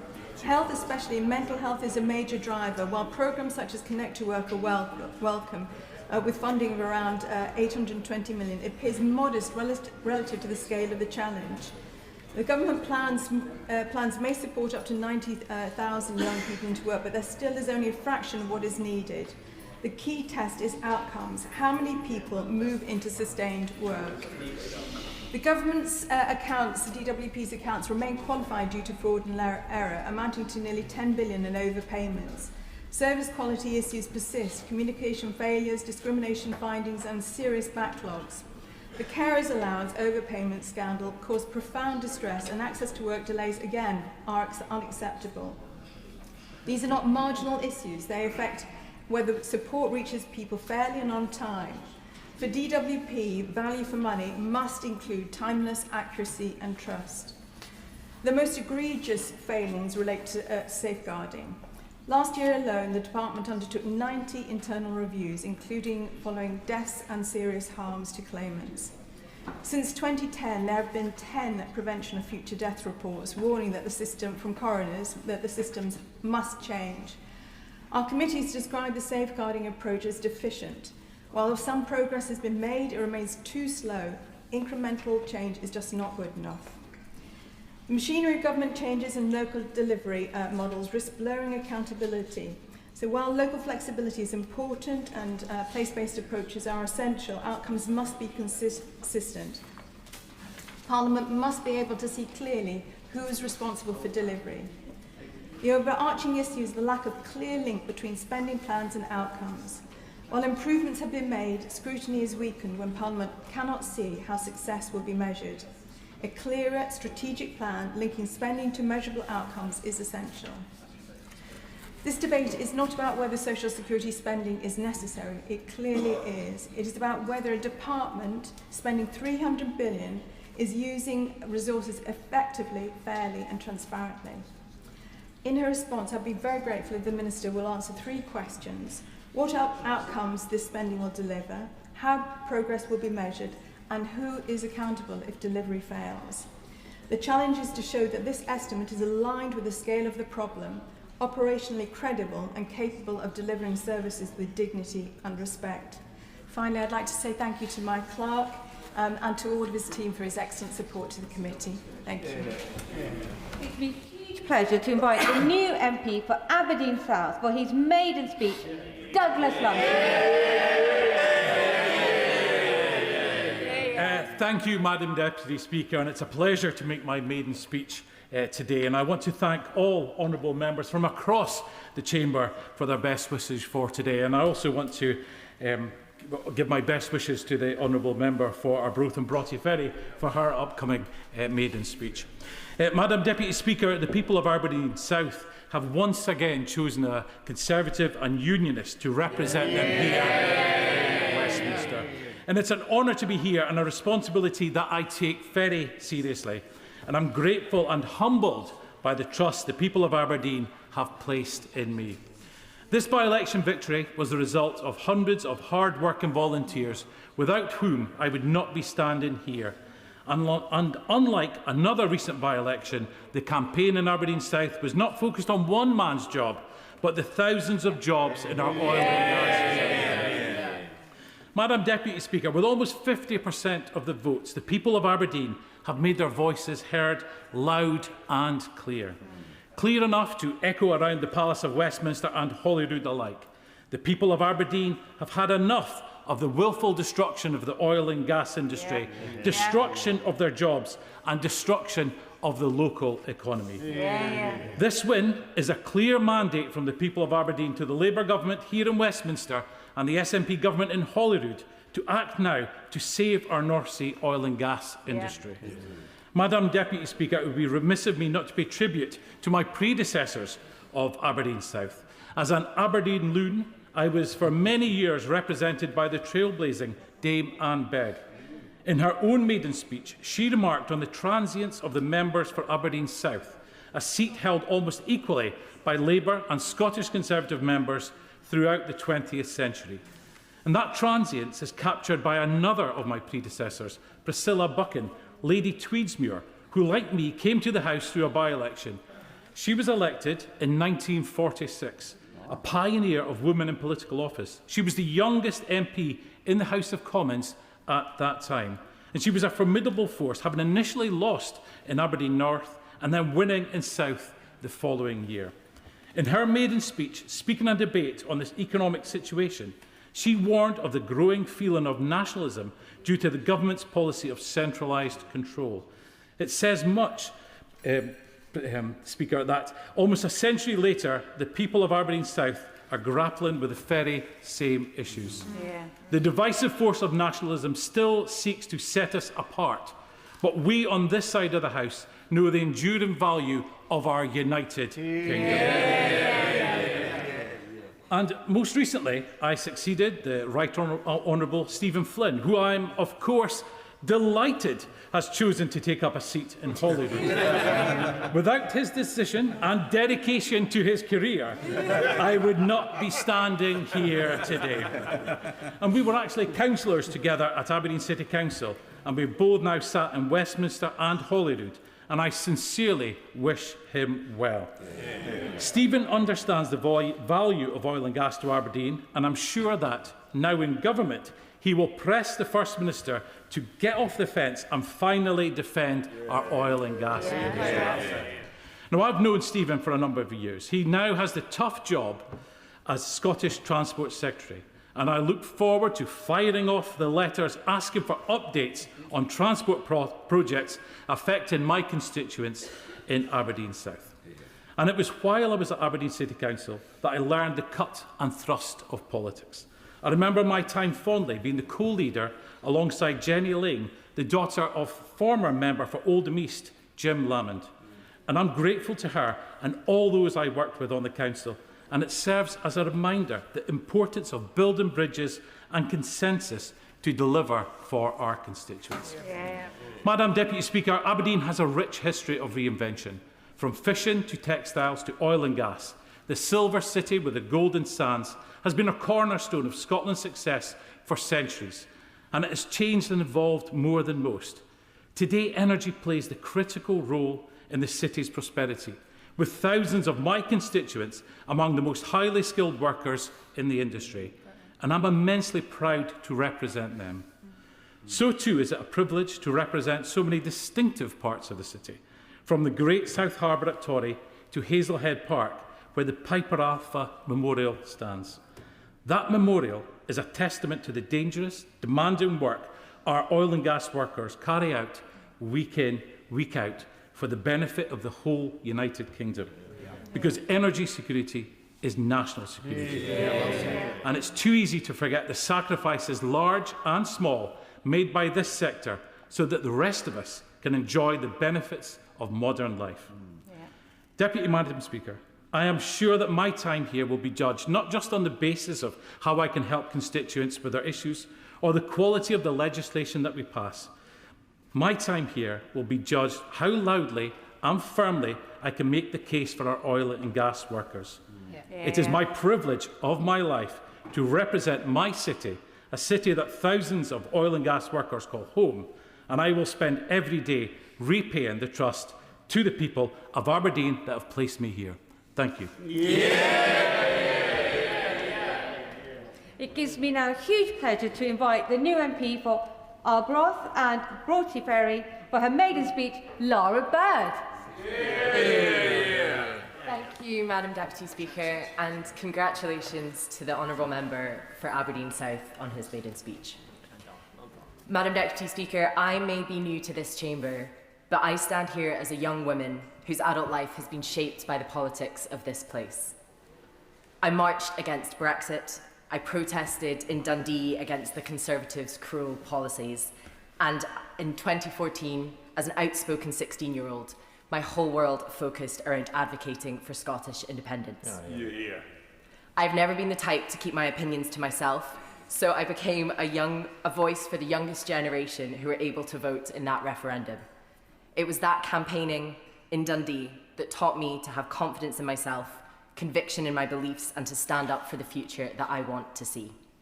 And 12 years on, the Yes City is still very much alive and kicking, where the old, the young, the loud, and the quiet all continue to champion our cause for independence. In fact, it was in Dundee, in Douglas, where I recently met a young SNP activist who reminds me a lot of my former self. Erin Nicholson is 16, and when I met her, she was so excited to vote for the first time in the Scottish parliamentary elections. Motivated by independence, angry about Brexit, and deeply invested in our nation's politics, Erin is exactly who I am standing here for today. For the young people who have grown up in the shadow of Tory austerity, Labour's broken promises, and who have a vision of hope for Scotland. For the young women who deserve to take up space in our nation's conversation. For the new generation in Scotland who now deserve to have their say. Erin and her peers, despite voting in the last Scottish parliamentary elections, were only 4 at the time of the independence referendum. So if the Secretary of State for Scotland is listening, that sounds like a generation to me. Madam Deputy Speaker, my constituency might be called Arbroath and Broughty Ferry, but our community is so much more than that. It's Douglas, Whitfield, Fintry, Moniki, Letham, Freecombe, Carnoustie and Monifieth and everywhere in between. And it's not just Dundee that made me who I am today. I am proud to have grown up in Angus, with a Scottish father and an English mother, and I think it's a little more than ironic how much consternation that fact seems to have generated from some so-called unionists this week. And growing up in Angus, none of my friends ever cared about my accent. We were only concerned about what flavour of ice cream we would get from the famous Vizokis in the ferry, about whether we chose to go swimming in East Haven or Lunan Bay. And as we got older, the decision centred around whether we preferred the ship or the Fisherman's Tavern, which is a hard choice as the ferry has unarguably the best pubs in Scotland. I loved growing up in Angus, not least because Angus is famous for its centrality to Scotland's proud history. It was here that the immortal words of the Declaration of Arbroath were written. As long as 100 of us remain alive, never will we, on any condition, be subjected to the lordship of the English. True that. It is in truth not for glory nor riches, nor honours that we are fighting, but for freedom alone, which no honest man gives up, but with life itself. And the Declaration is one of the subjects that I remember being most excited to study in primary school, so perhaps I was inclined to a politics of independence and freedom from a young age. Madam Deputy Speaker, I couldn't speak about Angus without mentioning our world-renowned farmers and fishers, not just famed for Arbroath Smokies, but for being the berry capital of these islands. And with apologies to my Aberdeenshire colleagues, Angus beef is the best quality in Scotland, which obviously means the best in the whole of the UK. Madam Deputy Speaker, to me, Angus is defined by the generosity and the hard work of the people who live here, traits that you see as soon as you step foot in Arbroath. A community which has faced economic adversity, but which remains optimistic. Arbroath is a place where businesses like the Bellrock and Lord Rubens are daring to do something different and willing to bet on Arbroath, where the community is resilient and the people are open. Before I finish, Madam Deputy Speaker, I must pay tribute to my predecessor, Stephen Gethins. Anyone who had the privilege of working with Stephen will know that while there were many causes that he championed, there was one matter that he spoke about more than most.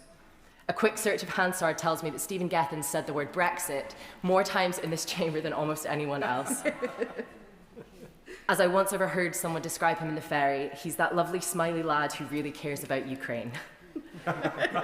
Stephen was a phenomenal representative for our community. Committed to public service, he came to each debate with grace, grit, and a fierce determination to see Scotland back in the European Union. As a proud believer of Scotland's place in the EU, and as a member of the international community in its own right, this is a part of his legacy I intend to carry on. Madam Deputy Speaker, I am here to show young people in my community not to be afraid of the backlash or resistance that you might be met with. That if you believe in a better future for Scotland, for our home, whatever that belief might be, there is a place for you. That regardless of what you look like, how you sound, no matter what your background or your accent, that your voice is valid and your voice is important. It can be daunting, but you should never be afraid to be who you are. That your hair, your tattoos, your clothes, or your boots do not define you. That there will always be those who look for an easy opportunity to tear you down, so you must have courage in yourself, and you must stand your ground. Find others who lift you up and be proud of your differences. Be proud to speak your mind, and do not be afraid to do things your own way. So to all the folk in Arbroath and Broughty Ferry, to the young woman in particular, and to Erin, you have my word that I will always stand up for you. I will lift you up. You are an inspiration to me, and I hope to do you all proud. Thank you. Backbenchers are now on a time limit of 2.5 minutes, and I call Catherine Booth. Thank you, Madam Deputy Speaker. And of course, I want to start by paying a huge tribute to our two new members of Parliament with their maiden speeches this afternoon. But I want to talk today about something that makes up a relatively small part of the DWP's operations and its spending, but has an enormous significance and impact on children's lives. One of the four core aims for the department set out by the Secretary of State, clearly stated in the main estimates, is to tackle child poverty and hardship, ensuring financial security for all. The Child Maintenance Service exists to ensure separated parents have enough money for their children, but all too often it doesn't manage it. Being a child of divorced parents myself, I know how upsetting and difficult the issue of maintenance can be, and how it can be scarring for children, making the separation of parents even harder. And that's why I back the government's plans to make progress on improving the service so that it does a better job of delivering on bringing children out of poverty. This government has promised to move everyone from direct pay to collect and pay and cut the fees on collect and pay, allowing more families to transition to a system where a third party makes sure that the parent who looks after the child does actually get the money. Stronger enforcement on non-payment and better systems to accurately assess income, including when the paying parent is self-employed. These are things that would actually save the government money. The changes the government wants to make require minimal funding, but would lift 20,000 children out of poverty. This would help us make meaningful progress on two of the government's core commitments: to tackle violence against women and girls and to end child poverty. Thank you, Madam Deputy Speaker. Right now it's hard to get through a day without someone somewhere saying that welfare spending is ballooning out of control. For example, in the Conservatives' alternative King's speech, we're told, for the first time ever, the total welfare bill is now higher than total receipts from income tax. Western civilization is at an end, it seems, until we realise that it's not the first time at all. It's been that way for 13 years, most of them under the Conservatives. Then we discovered that the ratio is about to go into reverse. For the next few years, welfare is forecast to be lower than income tax. Panic over then. Remarkably, as a percentage of GDP, the amount we spend on welfare today is roughly the same as it was under Maggie Thatcher 40 years ago. Today's welfare bill is simply not the cause of our economic problems, and neither can it be the sole solution. But while moral panic seems like an overreaction, we should not relax. Cost control is always crucial, so long as we understand that today's budget pressure is less to do with welfare and more because of NHS demand and a general weakness in the economy. New benefit claimants are suffering from mild anxiety, we're told. The need isn't real, why don't they just man up? The neat thing is about this angle that we can be mean to people in need, but still feel good about ourselves. But this is a misreading of the data. Most claimants have more than one condition. If a claimant can't walk, but also has mild anxiety, they're only counted in the mild anxiety column. It's a false characterisation of a scrounger culture, and that itself is part of the reason we never fix things. Most attempts to cut the benefits bill fail. They hardly ever save as much money as they were supposed to, and they can even end up costing more than they can save. So, Madam Deputy Speaker, I fully recognise the need to control costs, and I recognise that a healthy economy is the root of a healthy benefit system. But basing national policy around the minority of claimants who don't want to help themselves is the surest way never to fix our benefit system. No, Duncan Jordan. Thank you, Madam Deputy Speaker. Now, our social security system acts as a bedrock of our welfare state, but for years the safety net it was meant to provide has developed more and more holes, through which some of our most vulnerable citizens have fallen. For our older generation, the state pension is absolutely the foundation on which a decent retirement can be built. The interim report of the new Pensions Commission explains that 50% of working age adults are under-saving. Pensioner poverty is persistent, and the state pension represents 3/4 of income in retirement for the lowest income groups and is set to grow. The fact is that if you're low paid when you are at work, you will have an inadequate pension in retirement. And that is why we need to acknowledge the importance of the triple lock. This has been key to raising the incomes of some of our poorest pensioners and why we need to see that continue. Yeah. And I cannot talk about pensions without calling again for those women born in the 1950s who were unaware of the changes to their state pension age to receive some form of compensation. Now, much has also been said, Madam Deputy Speaker, about the need to get young people into work, but the Pathways to Work Green Paper proposed removing eligibility for work-related disability benefits, known as the Universal Credit Health element, from disabled people under 22. Now, we know that 94% of households with a young person claiming UC Health would be in poverty if this support were cut. Abandoning this cut would make it clear that this government is here to help people get on, not punish them for the barriers they may face. Madam Deputy Speaker, the protection offered by our social security system should be there to ensure that no one in need falls through the gaps. That is the mark of a compassionate society and one we should be proud to advance. Hear, hear. Joe Robertson. Thank you, Madam Deputy Speaker. And I congratulate both honourable members who've given their maiden speech a few moments ago. Now, we know the outgoing Prime Minister wanted to cut welfare spending, or at least he did a year ago, when he brought forward some pretty rough and ready proposals to cut it by £5 billion. But of course, his plans withered on the chill winds of the Labour backbenchers, and the Minister literally tore up the proposals at the dispatch box during that debate. Now, the Messiah from Makerfield may be here in just a few weeks' time, but he faces the same backbenchers in this place, and that same environment within the Labour Party exists, even if the new Prime Minister actually wants to do something about the welfare bill. Because the situation we find ourselves in today is that youth unemployment, those aged 16 to 24, is over 16%. That is 729,000 people. Those not in employment, education or training stands at nearly 1 million.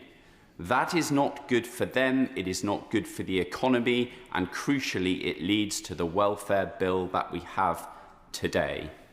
And the government's response to their failure to get through their legislation through their own backbenches a year ago was to put the questions to the Timms review. But of course the Timms review is there to look at, broadly speaking, in the words of the Prime Minister and the government, fair, fit for the future funding for PIP. It does not have a remit to look at future savings and reductions in the spending on PIP. So the aspiration has gone, and the Milburn review to look at youth unemployment makes it clear we're not talking about getting young people back into work. 6 out of 10 are not in work and never had a job. I will give way. I'm very grateful to the honourable member. He's talking with great clarity about the amount of young people who are no longer accessing the world of work, and we know that that can define people for their endurance of their working career. Does he lament, as I do, the catastrophic changes that the Chancellor's made to the hospitality sector, taxing them out of business and taxing young people out of a job? And does he agree it will have a very long tail for an awful lot of people in the world of work?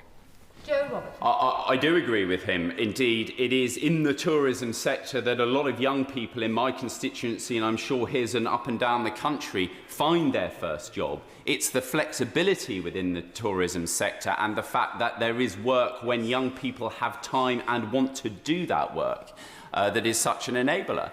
And the changes to national insurance, the changes to not only the rate but the part-time working that it now applies to, is one of the major disincentives to work, as well as the cliff edge incentives for young people, and frankly people of any age, to remain on welfare.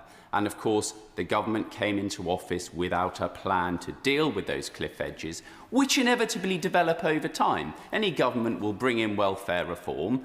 They should plan for it in opposition, but over time, loopholes and cliff edges emerge that were unintended, and when a new government comes in, you expect to see it implement its plans for welfare reform. Well, of course, this government had none, and it tried to develop them on the hoof. It failed to do it, and it's not just young people either. Over 2 million people over the age of 50, but of working age, are now not working either. And most of those people would like to work. They're looking for the opportunities and the government support to help get them back into work. That is the end of backbench contributions, so I will now come to the front benches and to the Liberal Democrat spokesperson, if he's ready, Steve Darling. Thank you. Thank you, Madam Deputy Speaker. when one reflects that there are 96,000 people, civil servants, who work for the DWP, it is very much a leviathan. And most of those people, when I've come across them, are incredibly committed individuals who are professional and want to do the best for their community. What a sad thing it is that it feels that they are lions led by donkeys. It feels as if when the DWP Select Committee have engaged with senior civil servants and the Secretary of State, that it feels as if they are trying to wrestle a greased pig, that there's a lack of grip and engagement with some of the challenges. And there are many moving parts on the DWP. But when you come to wrestling this pig and you discover that the Chancellor has set you up to fail by the national insurance hike that has sabotaged the opportunities for many young people who end up NEETs, it is disturbing. It's also disturbing when there's been a failure to properly reform business rates and properly manage utility bills that continue to be disturbing, particularly for our hospitality sector. There's much that I had hoped to cover in this speech, but I just really wanted to flick over a couple of areas. Access to work is a scheme that can result in real opportunities for people with disabilities or long-term illnesses. And the Public Accounts Committee published their report recently on the 12th of June that highlighted that the target date is 5 weeks for dealing with a new access work claim. It is now 37 weeks in the evidence that it takes. This puts people with disabilities and their employers in an invidious situation. And again, what is needed is better tech to be able to process, simpler systems, and the PAC committee came back to the one, a firmer grip on that situation. WASPy women at the other end of the spectrum are women who the Labour Party campaigned with before the general election, made promises and then promptly dropped like a hot potato. They said all the right things as far as the report when it came out. They even apologised, but they failed to deliver the compensation.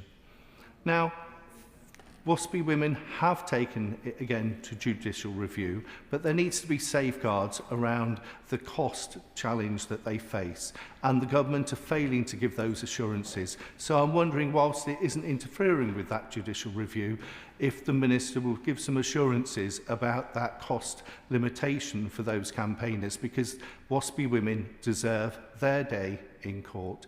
In conclusion, I would welcome the Secretary of State commenting on what appears to be 130 job cuts at Cotswold House in Torquay. That was announced last week from the DWP. Elsewhere in the country, there are alternative locations for those people to be moved to. In Torquay, there aren't any, which is disturbing. The DWP only took new young people into their entry-level jobs in March of this year, and yet a few short weeks later, they're putting them effectively on notice that either they have to move to Exeter or Plymouth to work, or they'll be out of a job. I look forward to the Minister's comments. Thank you, Madam Deputy Speaker. I now come to the Shadow Minister, Mark Garnier. Thank you, Madam Deputy Speaker. And can I thank the Chair of the Work and Pensions Select Committee for securing this date, and also offer my congratulations to the members for Aberdeen South on a great Conservative gain, and Arbroath and Brockley Ferry on an SNP hold. But congratulations on their maiden speeches. I welcome the opportunity, Madam Deputy Speaker, to challenge the Minister on their department's spending policies and performance. We can't pretend that welfare reform isn't difficult to achieve. And as my honourable friend, the Shadow Secretary of State, said recently, when I speak to former welfare secretaries, I hear the same thing again and again. Welfare reform is hard. You will be hated. That is why we offered our support to the previous Secretary of State, the Right Honourable Lady for Leicester West, when she attempted to bring down the benefits bill, because it was the right thing to do. Everyone is paying more in tax to pay benefits to others, and it's not fair and it needs to change. But when it comes to our welfare system, we need to be clear what we want from it. It should be there to help people when they fall into difficulty. At the same time, the welfare system should be helping most vulnerable people in our society. And there are many people who simply can't work and they must be protected. But however, we got to a state where too many people are reliant on the benefit system. Let's take a look at where we've got to today. When we left office, inflation was at 2%, unemployment was at 4.1%, youth unemployment was at 14%, 6.8 million people were claiming universal credit and 3.5 million people were claiming PIP. 20 months later, after Labour came to power, inflation has risen to 2.8%, unemployment has risen to 4.9%, youth unemployment has risen to 16.2%, 7.9 million people are claiming universal credit. That is, it is 1.1 million more people claiming universal credit, and 400,000 more people are claiming PIP at 3.9 million people. This is unsustainable. But how have we got to this position? Part of it is down to the government's policies, of course, around employment. Firstly, the increase of employer national insurance contributions to 15% has added more costs to businesses.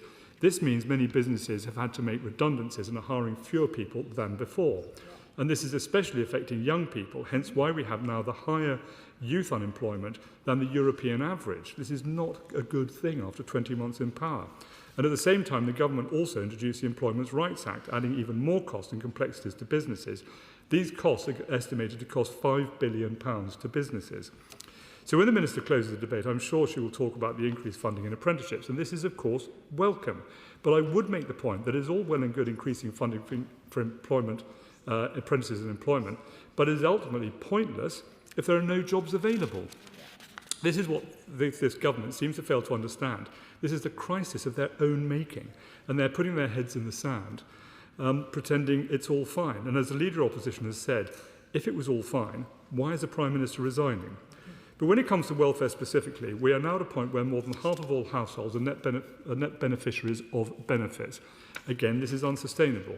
The government had the chance to reduce that benefits bill, and the Leader of the Opposition pledged our party's support in doing that.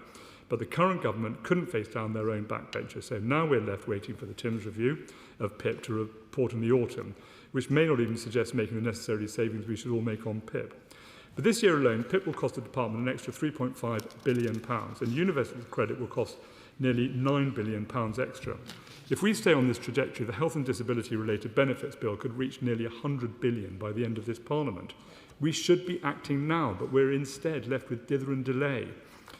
Finally, Madam Deputy Speaker, we need to talk about fraud. Fraud is becoming ever more pervasive. The National Audit Office found that it cost the public sector between £55 and £81 billion in 2023-4, and if that continues to increase year on year. So there is a real need to tackle and ensure public money is allocated correctly. I'm not going to, actually. I've got very, very limited time. My apologies.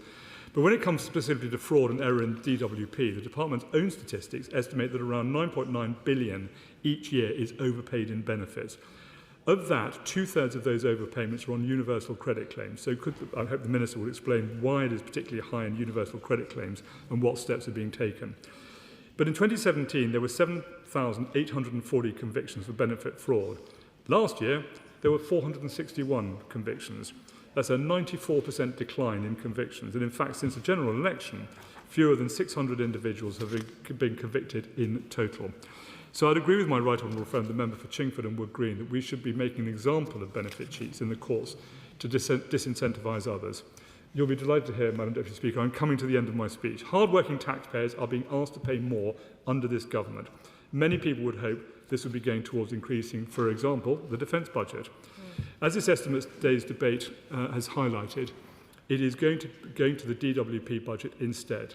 The government knows this isn't right. Indeed, the previous Secretary of State for Work and Pensions was right when she said the government must not duck the big challenges facing this country. However, when it came down to making the tough decisions, they bottle it every time. Maybe the next government, led by the honourable member from Makerfield, will do better. In his speech yesterday, he said he would control the welfare bill and told us to imagine. On these benches, we hope his promises don't turn out to be imaginary. Thank you, Madam Deputy Speaker. Minister Dan Jarvis. Madam Deputy Speaker, may I first of all start by congratulating my honourable friend, the Chair of the Select Committee, for securing this debate today and for all the work that she and her committee members do. Now, it has been a pleasure to hear not one but two maiden speeches this afternoon. May I start by congratulating the Honourable Member for Aberdeen South on his excellent maiden speech as a spokesperson for his party across several briefs during his time at Holyrood, and as a former co-leader of Aberdeen City Council. He brings extensive local knowledge to this place, and I wish him well in his career at Westminster.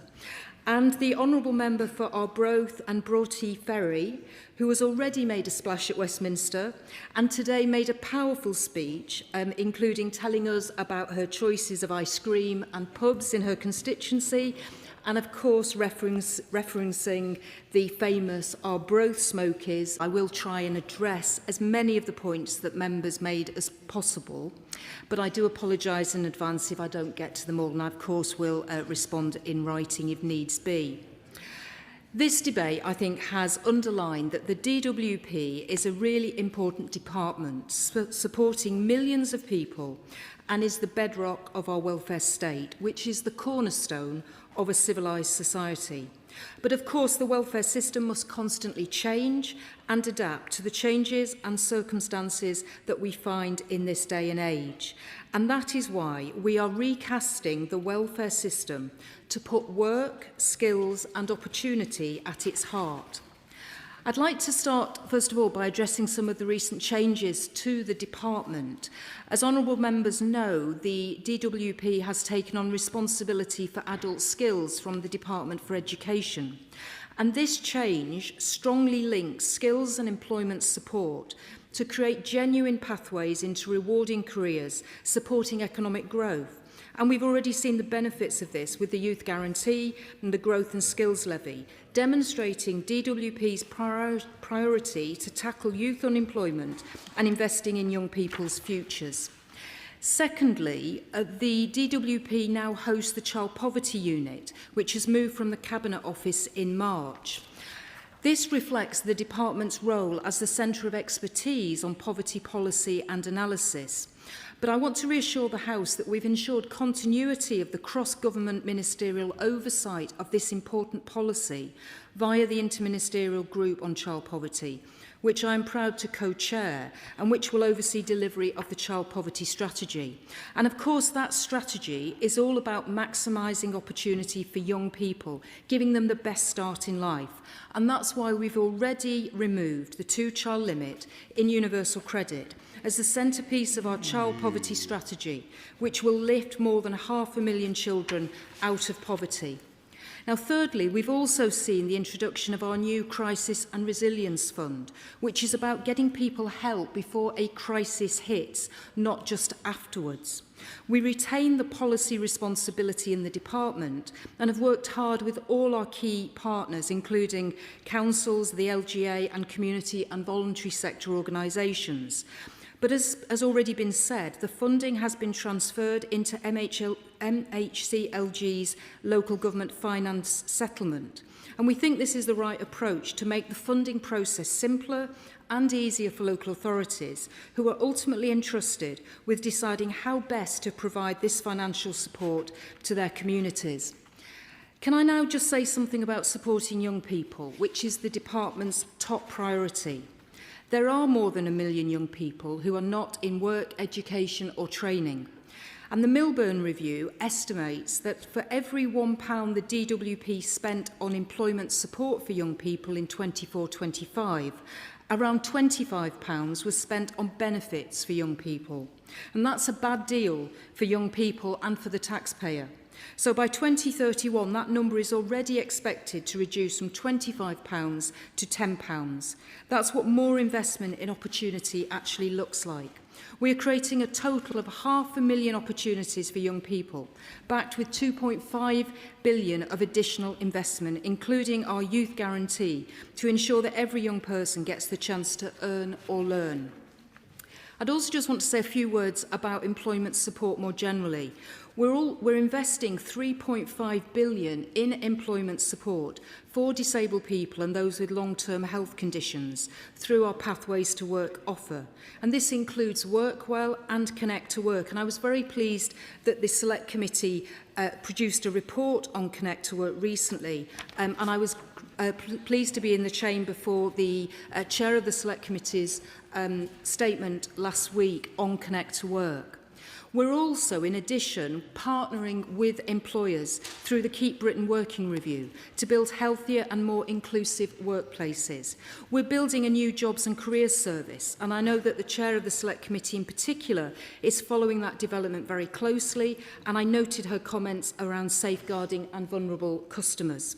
And alongside all of this, we're rewiring the welfare system itself by changing the law so claimants on sickness and disability benefits have the right to try work without the fear of automatically triggering a benefit reassessment. And of course, we have the TIMS review as well. Just on welfare spending, I just want to put this into context. Since this time last year, there are 400,000 more people in employment. Welfare spending as a percentage of GDP continues to be broadly stable, as it has been for many years. And we've slowed the increase in the number of people coming into health and disability benefits. But that is actually where the spending is increasing the most. So as the Secretary of State has said, we are not circling the wagons around the status quo. We are reforming the system. We are putting work, skills and opportunity at the heart of the system. We are building not just a welfare state, but a working state, and one that is active, efficient and fit for the times in which we live, and that rejects wasting talent and potential and writing people off, and that always asks how we can help people to move into good jobs and fulfil their potential. Leader of the House, I call Debbie Abrahams to wind up briefly. Thank you. Well, first of all, congratulations to the member for Arbroath and Broughty Ferry and for South Aberdeen for their maiden speeches, and thank you to all the backbenchers who've contributed to today's debate. I wholeheartedly support what my right honourable friend has said about transforming people's lives and the way that we can do it, and that is not by necessarily cutting individual support of vulnerable people. It is about making sure that employment support provides the impetus for people, for young people, but also for disabled people. There's still a 30% disability gap, to give them the opportunities. We can reduce the social security spending by 20 billion by the end of this Parliament if we have some innovation and are able to do this at pace. Thank you very much, Madam Deputy Speaker. And I just think this has been a wonderful debate. Thank you so much, and thank you to the backbenchers. What I would like to say is in 2017, the changes that were introduced there actually caused harm, and we don't want to introduce harm that is going to make it worse for people. We want to make it better and make it much more supportive. And on that note, Madam Deputy Speaker, do I need to keep going? Thank you so much. I wondered if she'd want to touch upon the point made by the honourable friend about the child maintenance service. She is right to say that the child maintenance service is... Order. The question necessary to dispose of the motion stands over. Understanding order number 54. Marvellous. And now, do the front benches wish to shuffle over if they're desperate to leave the chamber, as I can continue with business?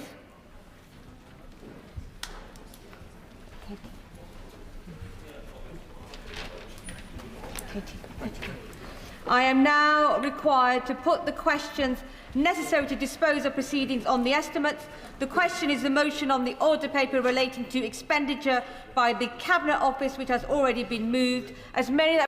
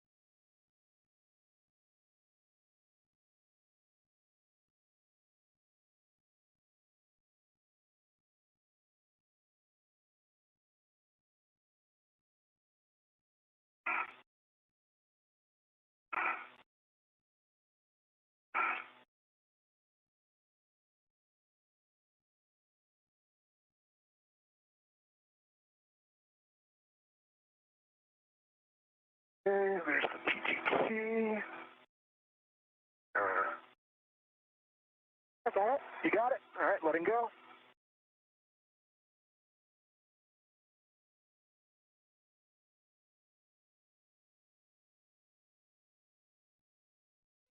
Hey, Jody, I am still in Alpha 7 clockwise 2. Good settings. Not in a good position on Bolt 6, starting turn. Copy, we're ready. Chris, you can get positioned on EDF 5. Okay, I will not be able to reach EDF 5 from this angle without the ERAD, I don't think. Try to roll maybe, but if you have words on what position I was in when we got it off, that'd be helpful.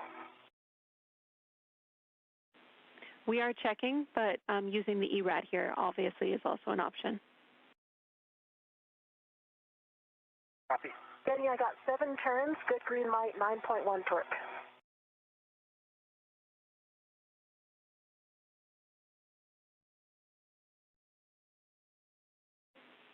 Okay, that is a good EDF 6. We recommend using the ERAD for EDF 5 as well. Coming back to you, Chris. Okay.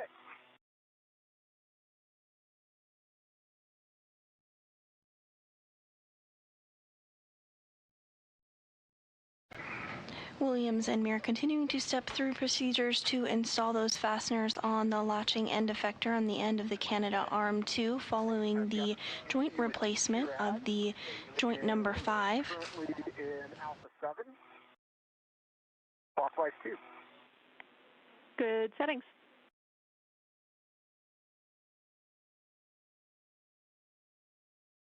Today's spacewalk began at 7:20 a.m. Central Time and is nearing the 5-hour and 45-minute mark. Yes, I'll take your question.